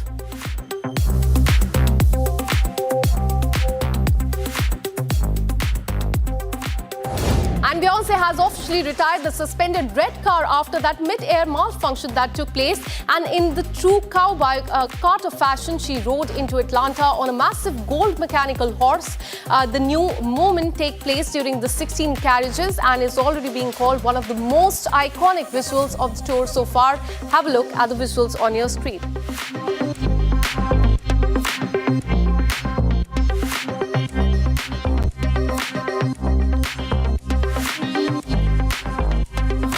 In a defiant move against the central government, Jammu and Kashmir Chief Minister Umar Abdullah climbed a railing along with his cabinet ministers to visit the graveyard in Nauhata in Jammu and Kashmir and pay floral tributes. Now remember viewers, after Article 370's abrogation, the official holiday was removed. Several leaders from the ruling National Conference were put under house arrest in a bid to stop them from marking the Martyrs' Day today.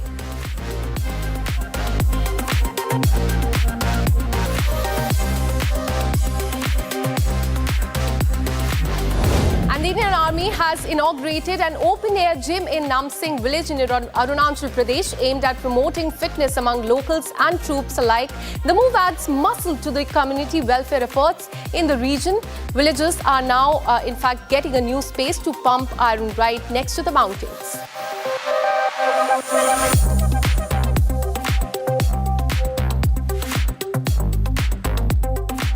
And Mohammad Siraj has been fined 15% of his match fee by the ICC for the conclusion of the play confrontation with England's Ben Duckett during day 4 of the third test at the Lords. Siraj fiery shouting at Duckett's face and pushing him after taking his wicket was deemed as a breach of Article 2.5 of ICC Code, which prohibits such actions or such language.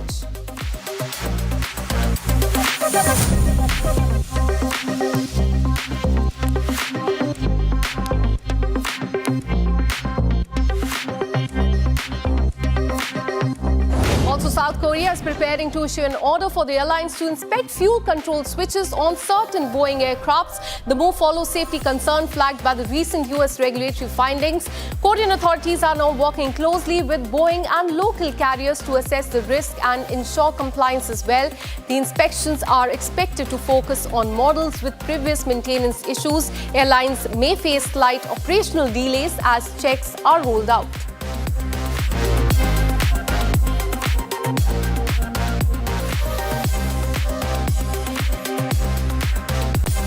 And wildfires have swept through Syria's coastal region, forcing evacuation and destroying vast stretches of forest in the country.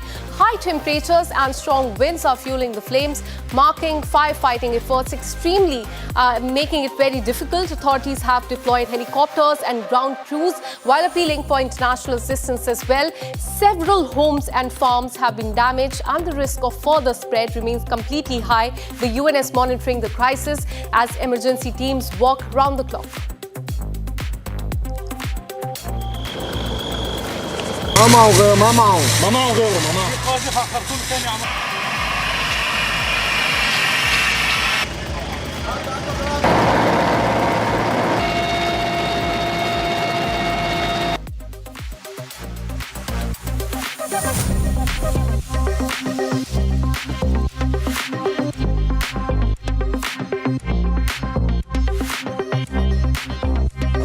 And veteran actor B. Saroj Devi has passed away following age-related illnesses.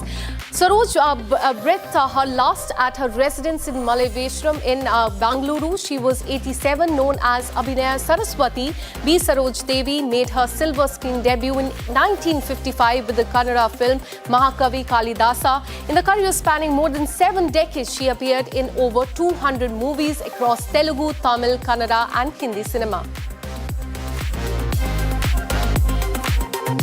And in in a tragic moment on set, stunt artist Mohan Raj has died of a suspected heart attack during a car stunt gone wrong while shooting. Visuals of the mishap surfaced online, prompting an outpouring of the grief from the film industry.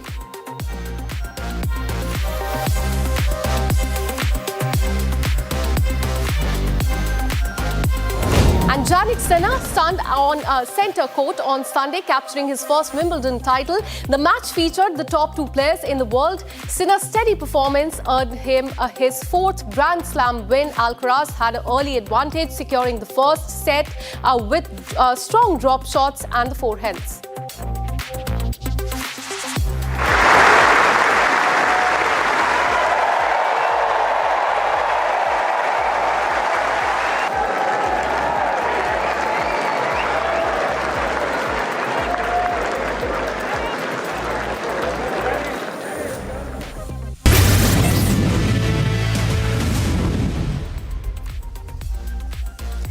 India's Health Ministry now wants samosas and jalebis to carry cigarette-style warning. The plan is aimed at raising awareness about rising obesity and lifestyle diseases linked to excessive oil and sugar in the food. AIIMS Nagpur is already preparing to roll out oil and sugar boards in cafeterias and public spaces. Basically, your favorite snacks are now public health enemies. Looks like biting into jalebi might soon come with a sight of guilt.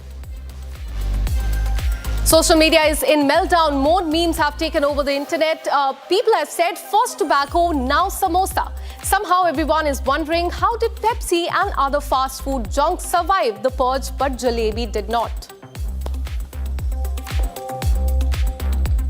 Now joining us today is Dr. Vijay De Silva, a leading cardiologist. He's here to help us understand how to keep our hearts healthy and strong. Thanks so much for speaking to Republic TV. Now, our jalebis and samosas are under the scanner. Do you think this was need of the hour or something people will ignore, just like those labels on cigarette packets?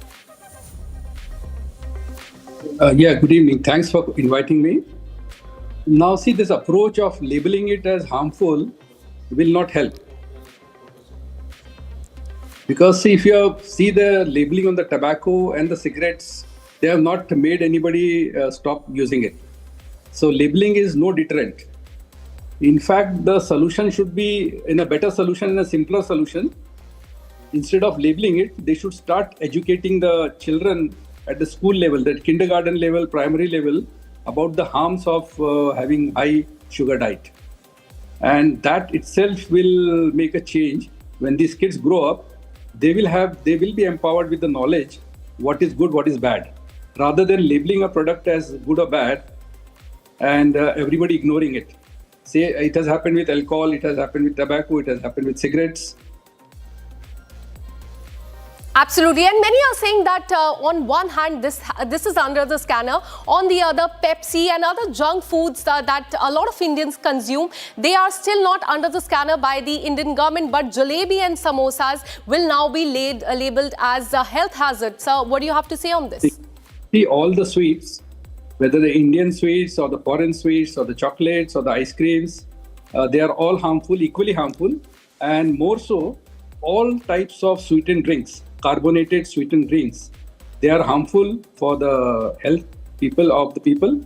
They do harm the health by increasing the incidence of obesity, blood pressure, diabetes, fatty liver, cancer of the liver. It causes also early dementia, early aging. All these things are associated with any form of sugar, whether it is in the jalebi or it is in the Pepsi. All are equally harmful. Any form of sugar in any formulation is harmful. Absolutely. It remains to be seen how this will be implemented. Thank you so much, Doctor, for speaking to Republic TV. Now, shifting our focus, talking about Atmanirbhar Bharat, we now have a story of INS Nistar from her commissioning in 1971 as India's first submarine rescue vessel to her reincarnation as state-of-the-art platform. Nistar is a living legacy. Watch the story of Nistar then and now as I bid goodbye. Good night.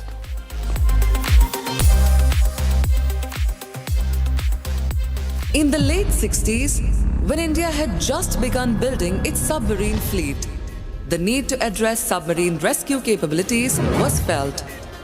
In 1969, Indian Navy leased an 800-ton Russian vessel and equipped it with a submarine rescue bell, thereby ushering in the much-needed capability to dry mate with the submarines and earning the adage of becoming a guardian of the deep. The Indian divers who underwent training on submarine rescue drills subsequently formed up the Nistar commissioning crew. December 1971, Indian Navy was pushed into an aggressive posture. On the night of 3rd December, the maritime realm echoed with the mystery of a submarine sinking off the coast of Visakhapatnam. Nistar, which was in dry dock, was required to sail immediately and was floated within 48 hours. On 5th December, Nistar was atop the wreckage site and her divers confirmed the presence of ill-fated Pakistan submarine Ghazi. The ship's brave divers accessed the Ghazi's conning tower, recovering critical documents that shifted the balance of intelligence in India's favor.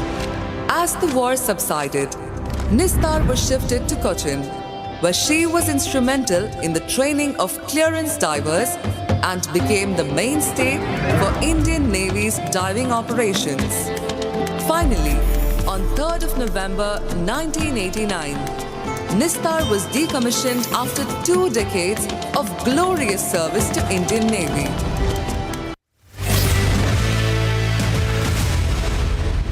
Co-powered by Century Ply Club Prime. Raho befikar. पैसा लगाना है तो century ply club prime पे लगाओ, डूबेगा नहीं, जलेगा भी नहीं, कोई खा नहीं जाएगा, धोखा नहीं देगा, ऊपर नीचे भी नहीं होगा, सेफ रहेगा, सिक्योर्ड मिनिमम 30 साल का रिटर्न देगा। अब इससे बेटर इन्वेस्टमेंट है तो बताओ। सेंचुरी प्लाई क्लब प्राइम, रहो बेफिक्र। ये है सीक्रेट रेसिपी MDH का जीरा सिप जल जीरा मसाला।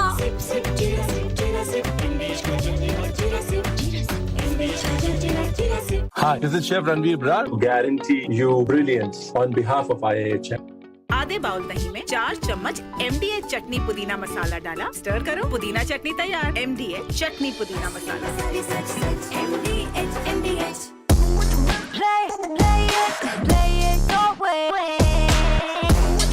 Sarah, this is your space, play it your way. दीपक अपनी बेटी को क्यों मारा? दीपक आज जेल जा रहे हैं, क्यों मारा अपने बेटी को? दीपक क्या करो मारा? दीपक क्यों मारा? दीपक राधिका को क्यों मारा? दीपक राधिका को क्यों मारा आपने? A heartbreaking tragedy has shocked India.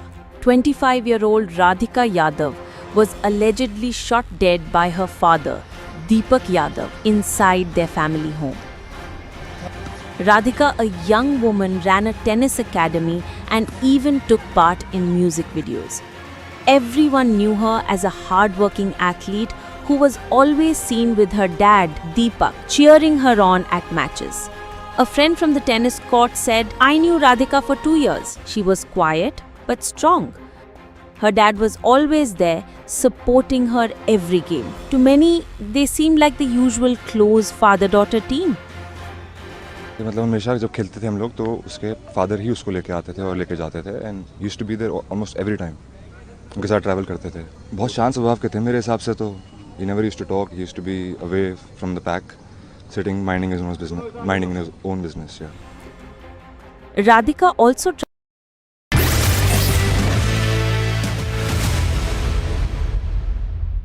Co-powered by Century Ply Club Prime. Raho befikar. Amity has been ranked India's #1 not-for-profit private university for 11th year, with top 10 ranked institutions in management, engineering, biotech, law, masscom, telecom, hospitality, fashion and more. Yet another top ranking for Amity University. पैसा लगाना है तो century ply club prime पे लगाओ, डूबेगा नहीं, जलेगा भी नहीं, कोई खा नहीं जाएगा, धोखा नहीं देगा, ऊपर नीचे भी नहीं होगा, सेफ रहेगा, सिक्योर्ड मिनिमम 30 साल का रिटर्न देगा। अब इससे बेटर इन्वेस्टमेंट है तो बताओ। सेंचुरी प्लाई क्लब प्राइम, रहो बेफिक्र। MDH की देगी मीरज। देगी मिर्च का तड़का, अंग अंग फड़का। MDH की देगी मिर्च।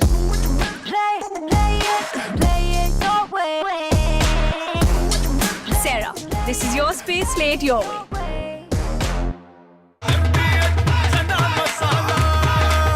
अब छोलिया हो या लोबिया, सफेद चने या काले चने, सब कुछ मजेदार बने। MDH।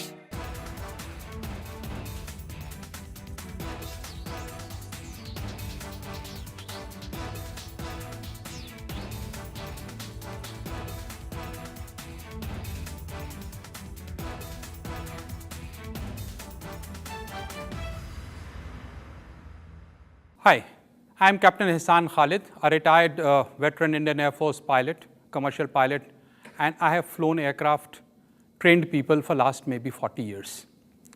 This is one of the very sad DGCA in big controversy after Republic query. Wakes up after 8 years, issues notice on FAA directive. Republic has accessed a critical document trail dated right back to 2018. Republic fired specific questions to the DGCA. Hours later, belated action. That story breaking big. Massive controversy whips up on the aspect of whether the DGCA sat on critical information on the Boeing aircraft. The big document only with Republic.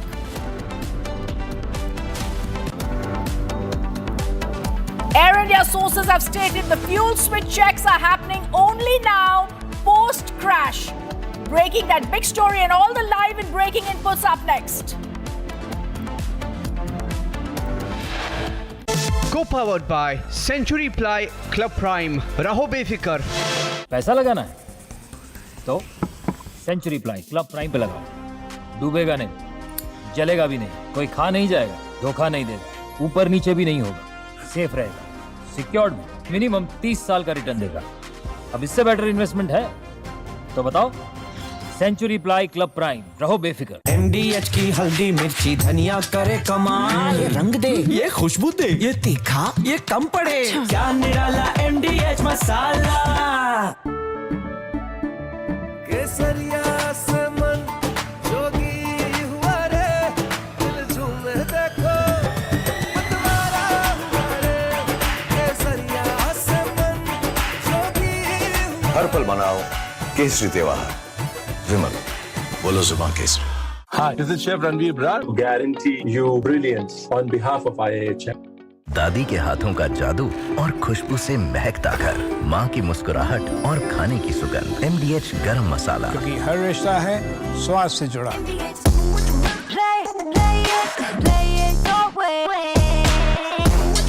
Sarah, this is your space, play it your way. दीपक अपनी बेटी को क्यों मारा? दीपक आज jail जा रहे हैं, क्यों मारा अपने बेटी को? दीपक क्या करो मारा? दीपक क्यों मारा? दीपक राधिका को क्यों मारा? दीपक राधिका को क्यों मारा आपने?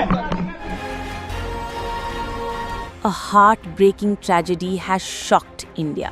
25-year-old Radhika Yadav was allegedly shot dead by her father, Deepak Yadav, inside their family home. Radhika, a young woman, ran a tennis academy and even took part in music videos. Everyone knew her as a hardworking athlete who was always seen with her dad, Deepak, cheering her on at matches. A friend from the tennis court said, "I knew Radhika for 2 years. She was quiet but strong. Her dad was always there, supporting her every game. To many, they seemed like the usual close father-daughter team." मतलब हमेशा जब खेलते थे हम लोग तो उसके father ही उसको लेके आते थे और लेके जाते थे and used to be there almost every time. उनके साथ ट्रैवल करते थे। बहुत शांत स्वभाव के थे मेरे हिसाब से, तो he never used to talk, he used to be away from the pack, sitting minding his own business. Radhika also tried her hand at music videos. A co-actor who worked with her said her parents is. The reason we've launched the Nationalist Collective is because we believe it is time now for a group of ideologically driven Indians to drive the destiny of our country. For far too long, people who have had interests inimical to national interest have held sway. We need to put nationalism first, nation first. The Nationalist Collective is a very clear and sharp movement, presents the spirit of a new India which stands by what is right, does what is right, and raises its voice for what is right. Remember, this country is safe only if it is in the hands of nationalists. This country will grow only if nation first becomes our principal motto, where the only ism that matters is nationalism. Join the Nationalist Collective. It is going to be the largest non-political movement in this country.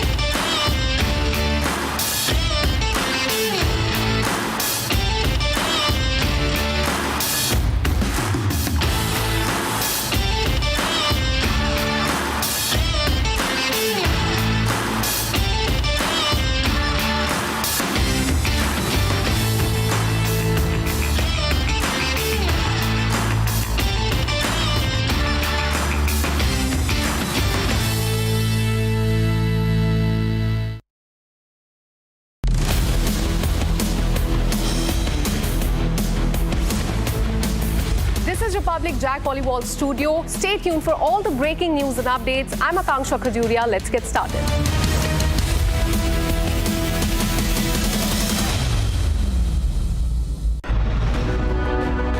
The reason we've launched the Nationalist Collective is because we believe it is time now for a group of ideologically driven Indians to drive the destiny of our country. For far too long, people who have had interests inimical to national interest have held sway. We need to put nationalism first, nation first. The Nationalist Collective is a very clear and sharp movement, presents the spirit of a new India which stands by what is right, does what is right, and raises its voice for what is right. Remember, this country is safe only if it is in the hands of nationalists. This country will grow only if nation first becomes our principal motto, where the only ism that matters is nationalism. Join the Nationalist Collective. It is going to be the largest non-political movement in this country.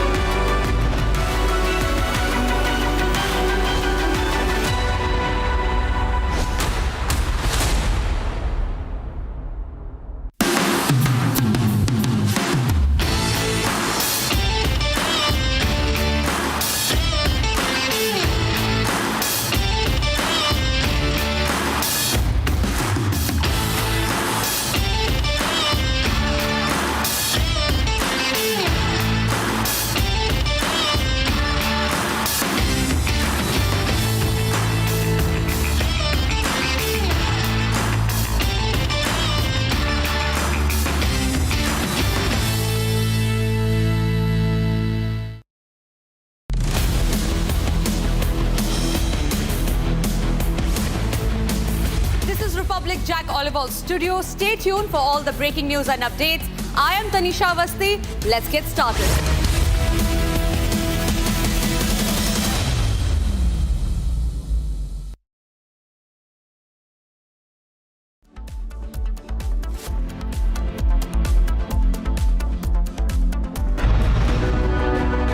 The reason we've launched the Nationalist Collective is because we believe it is time now for a group of ideologically driven Indians to drive the destiny of our country. For far too long, people who have had interests inimical to national interest have held sway. We need to put nationalism first, nation first.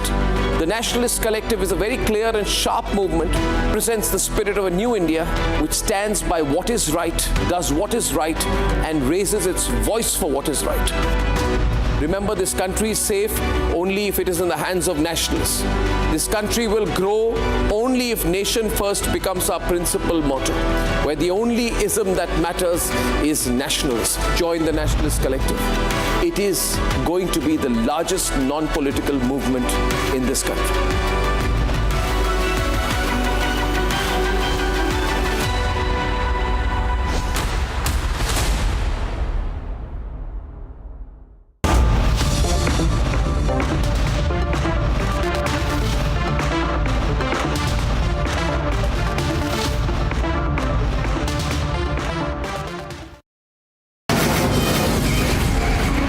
From the Republic Media Network headquarters, it's time for Arnab Goswami on the debate.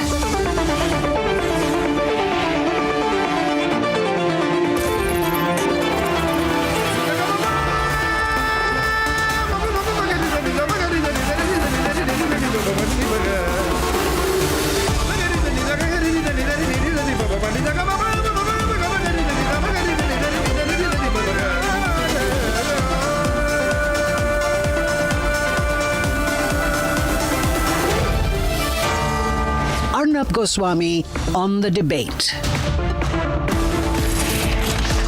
On the show tonight, Republic, the only channel to have accessed critical documents to question the DGCA. An advisory issued 2 months prior has finally compelled the DGCA to issue a response.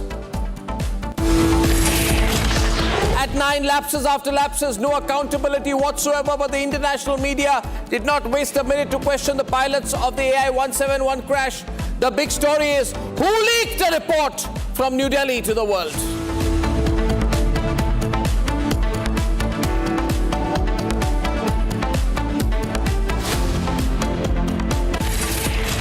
Now, over the weekend, the Aircraft Accident Investigation Bureau, or the AIIB, of India released a preliminary report on the accident involving Air India's Boeing 787-8 aircraft in Ahmedabad on the 12th of June.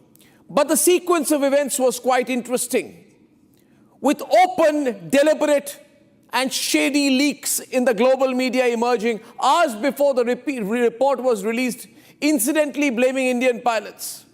So what this means is that a report was not even given to the members of parliament here, but full details of the report were given to publishing houses, magazines, newspapers in New York and Cincinnati.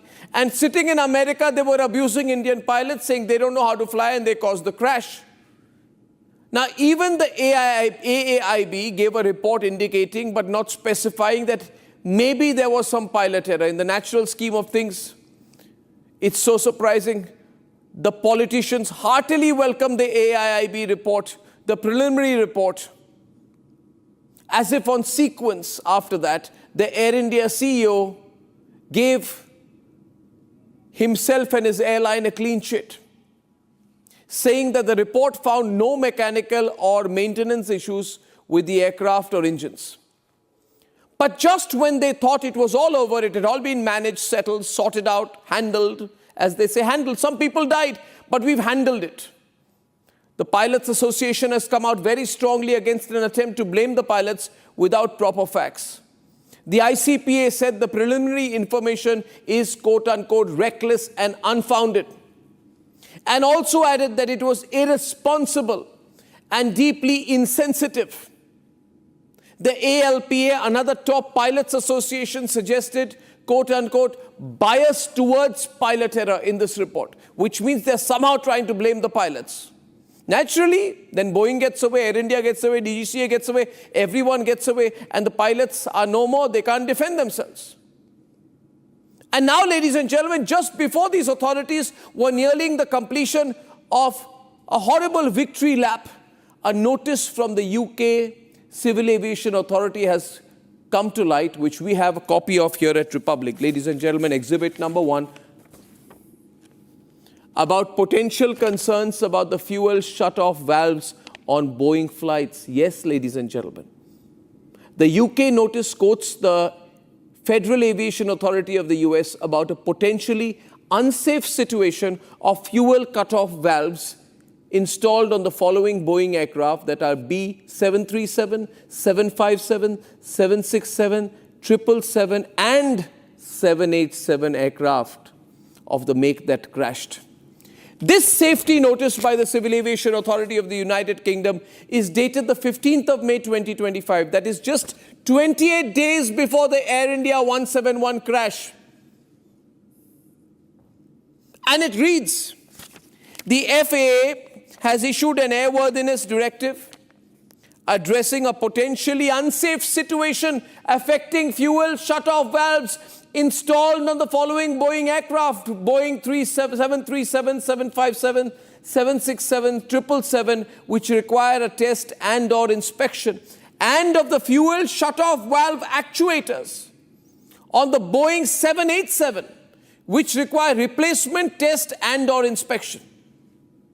This notice further directed daily checks in accordance with the relevant airworthiness directive to be performed by operatives or engineering or flight crew. Which means there was a major problem on these kind of Boeing planes, which is why when British Airways or any British airline flying these Boeing planes was told, follow abundant caution, go through this pro forma, go through a series of daily checks. Did DGCA do that? No. Did Air India do that? I do not think so. So with the greatest of respect, what do those MPs know? And why are some Indian politicians so horribly over-keen to somehow give DGCA and Air India a clean chit? Now, ladies and gentlemen, both the DGCA, Air India, and the politicians in the parliamentary committee thought it was all over. Matter has been handled. Blame has been indirectly put on the pilots. Suspicion has been put in the minds of people that, you know, these pilots make mistakes. That's why there are crashes. Came the big question. If the UK regulators wanted daily checks in accordance with the airworthiness directive, what were the Indian regulators doing? The question here to ask is, would the problems on the British 787s not apply to any 787 of Air India or any airline flying the 787 based in India? If there were some daily mandatory checks mandated by the UK civil aviation authorities, what was our great DGCA doing? Was it even aware of the safety notice of the UK Civil Aviation Authority? There are questions that need clear answers, because the UK Civil Aviation Authority was not alone in raising concerns on fuel shutoff valves. In December of 2018, the Federal Aviation Authority, the Federal Aviation Administration of the United States, had released a special airworthiness information bulletin. There it is, in which they specifically warned owners and operators of various Boeing aircraft, including the Boeing 787 models, of the potential for disengagement of the fuel control switch locking feature. The FAA has raised grave concerns. They had said, if the locking feature is disengaged, the switch can be moved between the two positions without lifting the switch during transition, and the switch would be exposed to the potential of inadvertent operation. Inadvertent operation of the switch could result in an unintended consequence, such as an in-flight engine shutdown, which is exactly what has happened in the case of AI-171. But you see, the politicians say, no. I think the pilots are responsible. It's so easy. Blame it on a dead pilot and get away in every regulatory and corporate sense. Had it not been for Republic, ladies and gentlemen, this is the story which had been sold to everybody. But we are unrelenting in our investigation. And you know we are right. The irony here is that on page 6 of the AI-171 crash report, the AAIB, which has investigated this quote-unquote accident itself refers to this FAA directive. But guess what, ladies and gentlemen? 8 years since this Federal Aviation Administration directive, it seems the DGCA had, till a little while back, not taken any serious note. It is because, and this is unbelievable, today in the evening at around 5:30 p.m., the DGCA issued an order demanding mandatory modifications in the Boeing aircraft, including 787, in alignment with the FAA directive of 2018. Now I want to ask the Civil Aviation Minister and this government that had they acted in 2018, would the crash have happened? Had they understood the dangers in 2018, would the crash have happened? And since all these facts are in the public domain, why does the government of India not say that it is wrong to be indirectly trying to blame Indian pilots? Now that the facts are out, Republic is investigating, and we will. Now the DGCA is requesting airlines to inspect affected aircraft. But when the report of the AAIB came on the 12th, the FAA directed in 2018, what made the DGCA wake up today? Was it the questionnaire that Republic sent to the DGCA this afternoon at 12:30 p.m. demanding answers? You see, viewers, 12:30 p.m. we expose the DGCA, we send them a mail. 5:30 p.m. they do something they have not done for the last 8 years. I have to say nothing else. 12:30 this afternoon, we mail. They know they are totally exposed now. Republic is going to expose them. 5:30 p.m. within 5 hours, they do something they have not done for 8 years. We asked the DGCA this afternoon, why did it not mandate inspections or corrective actions for Indian operators following the 2018 FAA directive, which highlighted potential disengagement of the fuel control switch locking feature on Boeing aircraft, including the Boeing 7878. We asked the DGCA, given the AAIB's finding that the fuel control switches on VT A and B, this particular plane, transitioned to cutoff, and pilots asking each other on who did it, did the DGCA ever suspect a design or maintenance issue in the fuel control system, potentially linked to the issues flagged on the 2018 FAA SAP case? After such laser-focused questions which we send them today, the DGCA was forced to finally issue a directive on fuel valves. It is an admission of their guilt, ladies and gentlemen, but it is too late. Too late.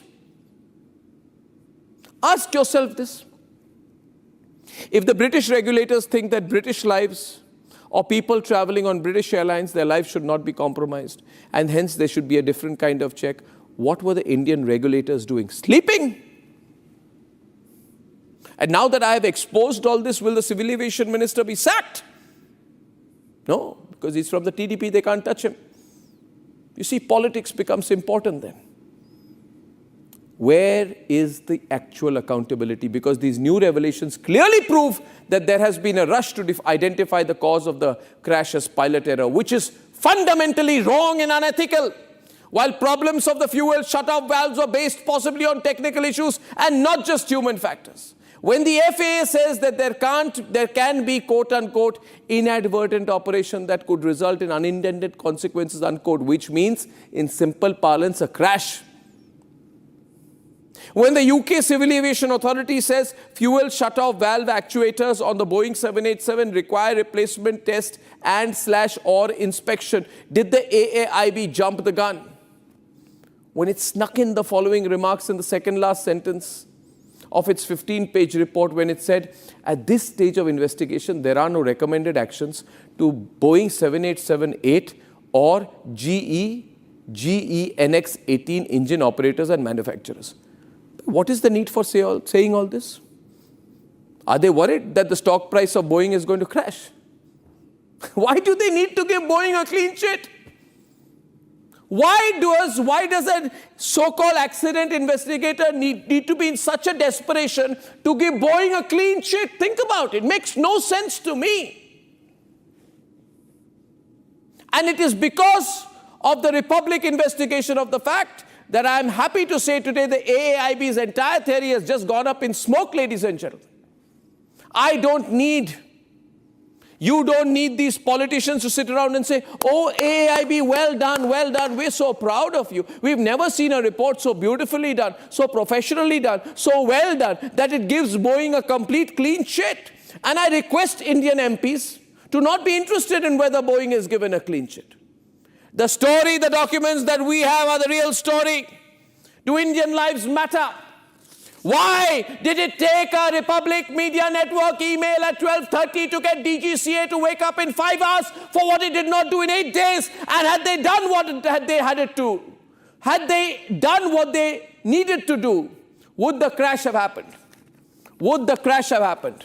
The nation needs to know. The nation will know. And ladies and gentlemen, tonight on this important development, I will open the phone lines. Shawan Sen is with us this evening. Shawan is getting lined up and mic'd up. It's a big expose.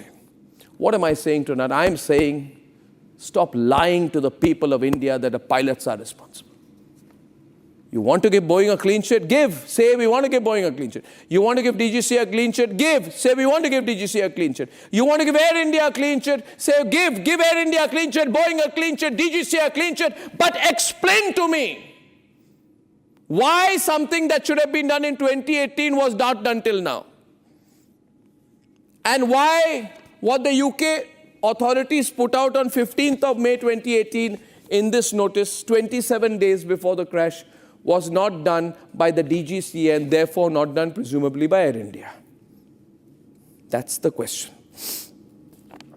Now we have some guests with us tonight. Senior Captain Saurabh Bhatnagar, current Senior Commander of Air India Express. We also have with us Group Captain Anant Mathur, Test Pilot, former IAF officer. But I would like to go to Shawan Sen first, and we go to Harsha also in a bit. So Shawan, has DGCA told you yet? Have they given you a formal reply to your 12-point, 13-point letter today? What are they saying?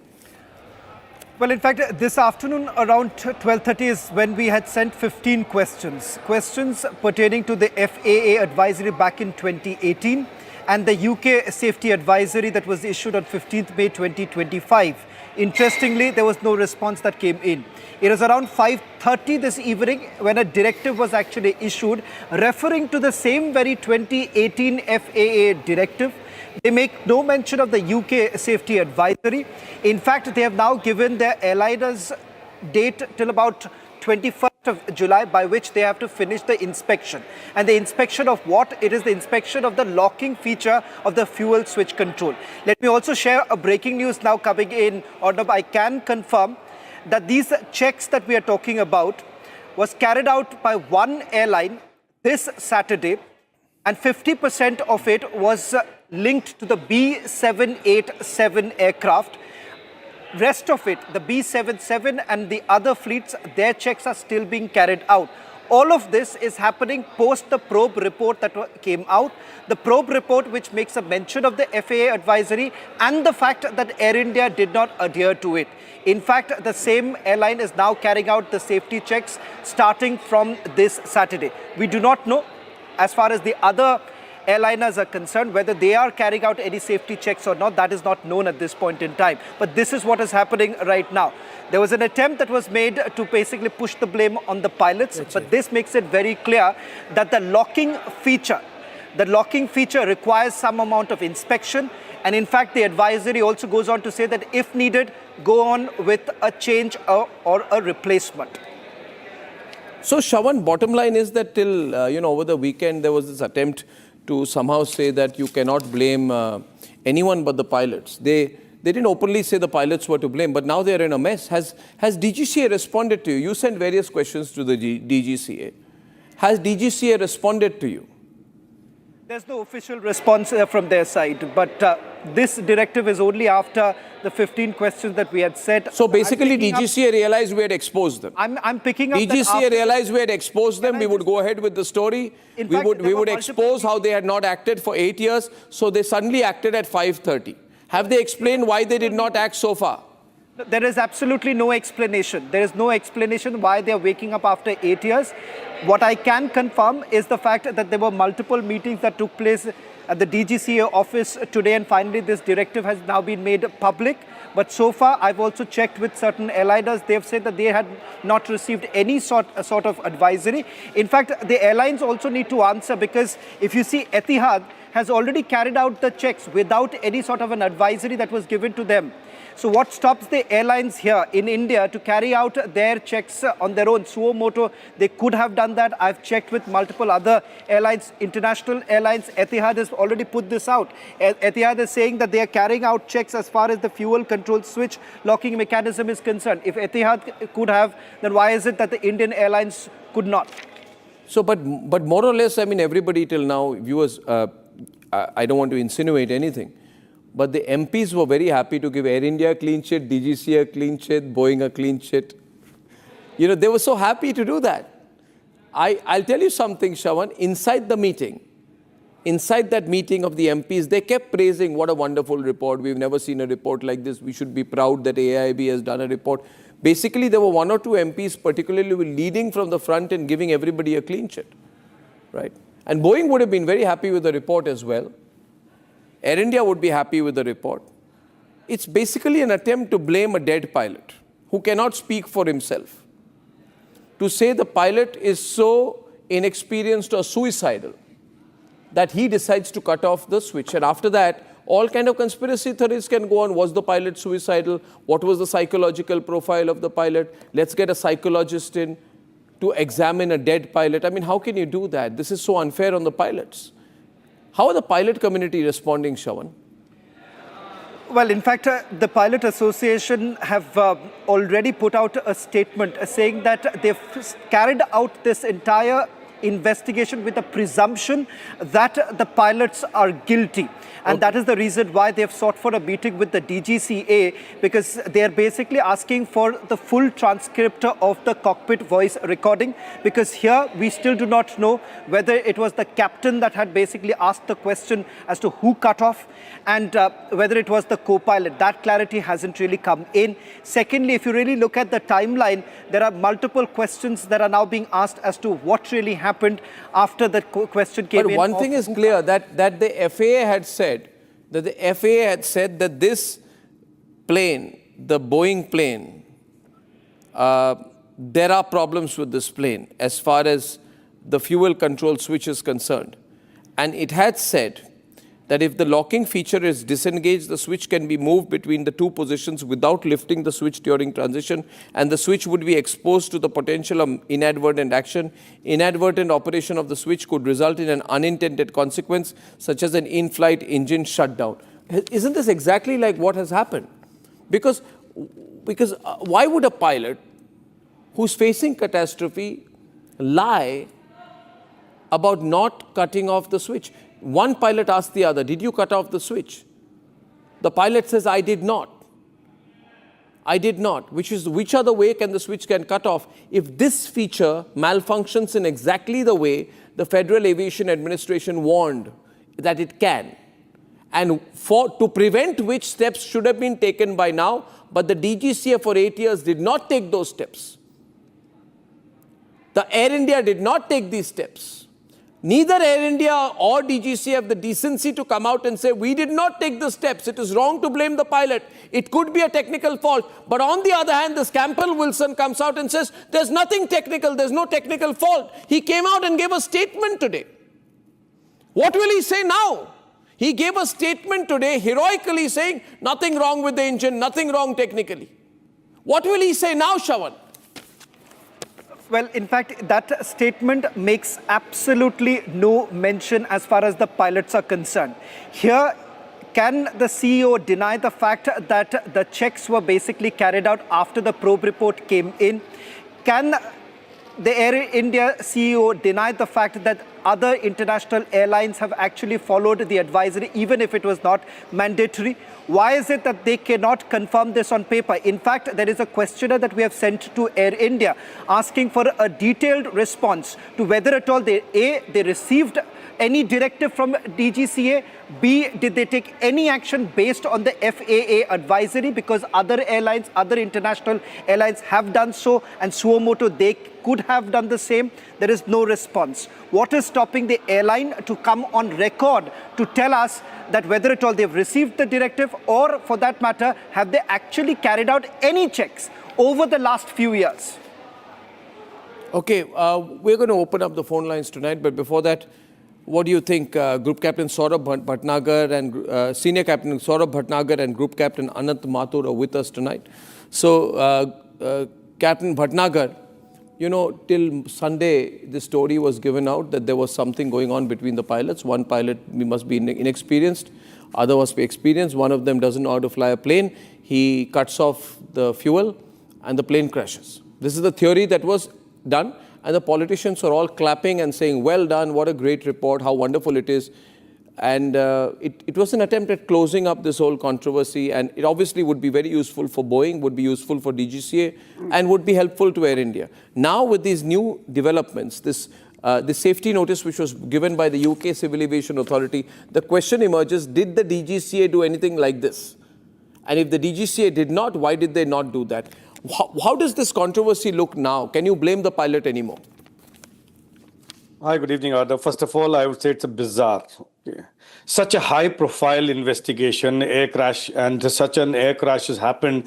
And where we are with I would take this report as a one-sided, flimsy, biased, because, it's my own, again, personal opinion, it's a direct result of not having an experienced pilot on board or in the AIB board. Where is the pilot, any 787 Dreamliner experienced pilot who can tell what exactly is happening inside the cockpit at the time of takeoff, what exactly could have happened? And as a result, what we find, it's indirect blame to the pilots, the dead pilot who are they will not come back to defend themselves. And a one-liner of CVR with everybody knows that cockpit voice recorder has got 2 channels. They monitor the recording separately. It is very easy for the AIB to say which pilot said what. And secondly, and the main thing is that they have just said fuel cutoff switch transition, leaving it to the speculation. Yes, that this transition means the physical movement. No, I don't think so. It's inhuman. It's not possible that you can, in 1 second you can switch off both the switches. And, Captain Anant will agree with me. We've been flying this aircraft for so many years. These kinds of switches, it takes 3 to 4 seconds to switch off these, these switches. Where in Airbus 320 with start-stop, and in the 787 we have got a fuel cutoff run and cutoff switch. It's both the same thing, spring-loaded. You have to physically lift it from the detent, then have to move forward and back to put it back into the detent. It cannot inadvertently. Now, as far as the locking mechanism is concerned, it's a by part number, and it was issued 2018. Yes, Air India did not carry out, maybe for the reason best known to them.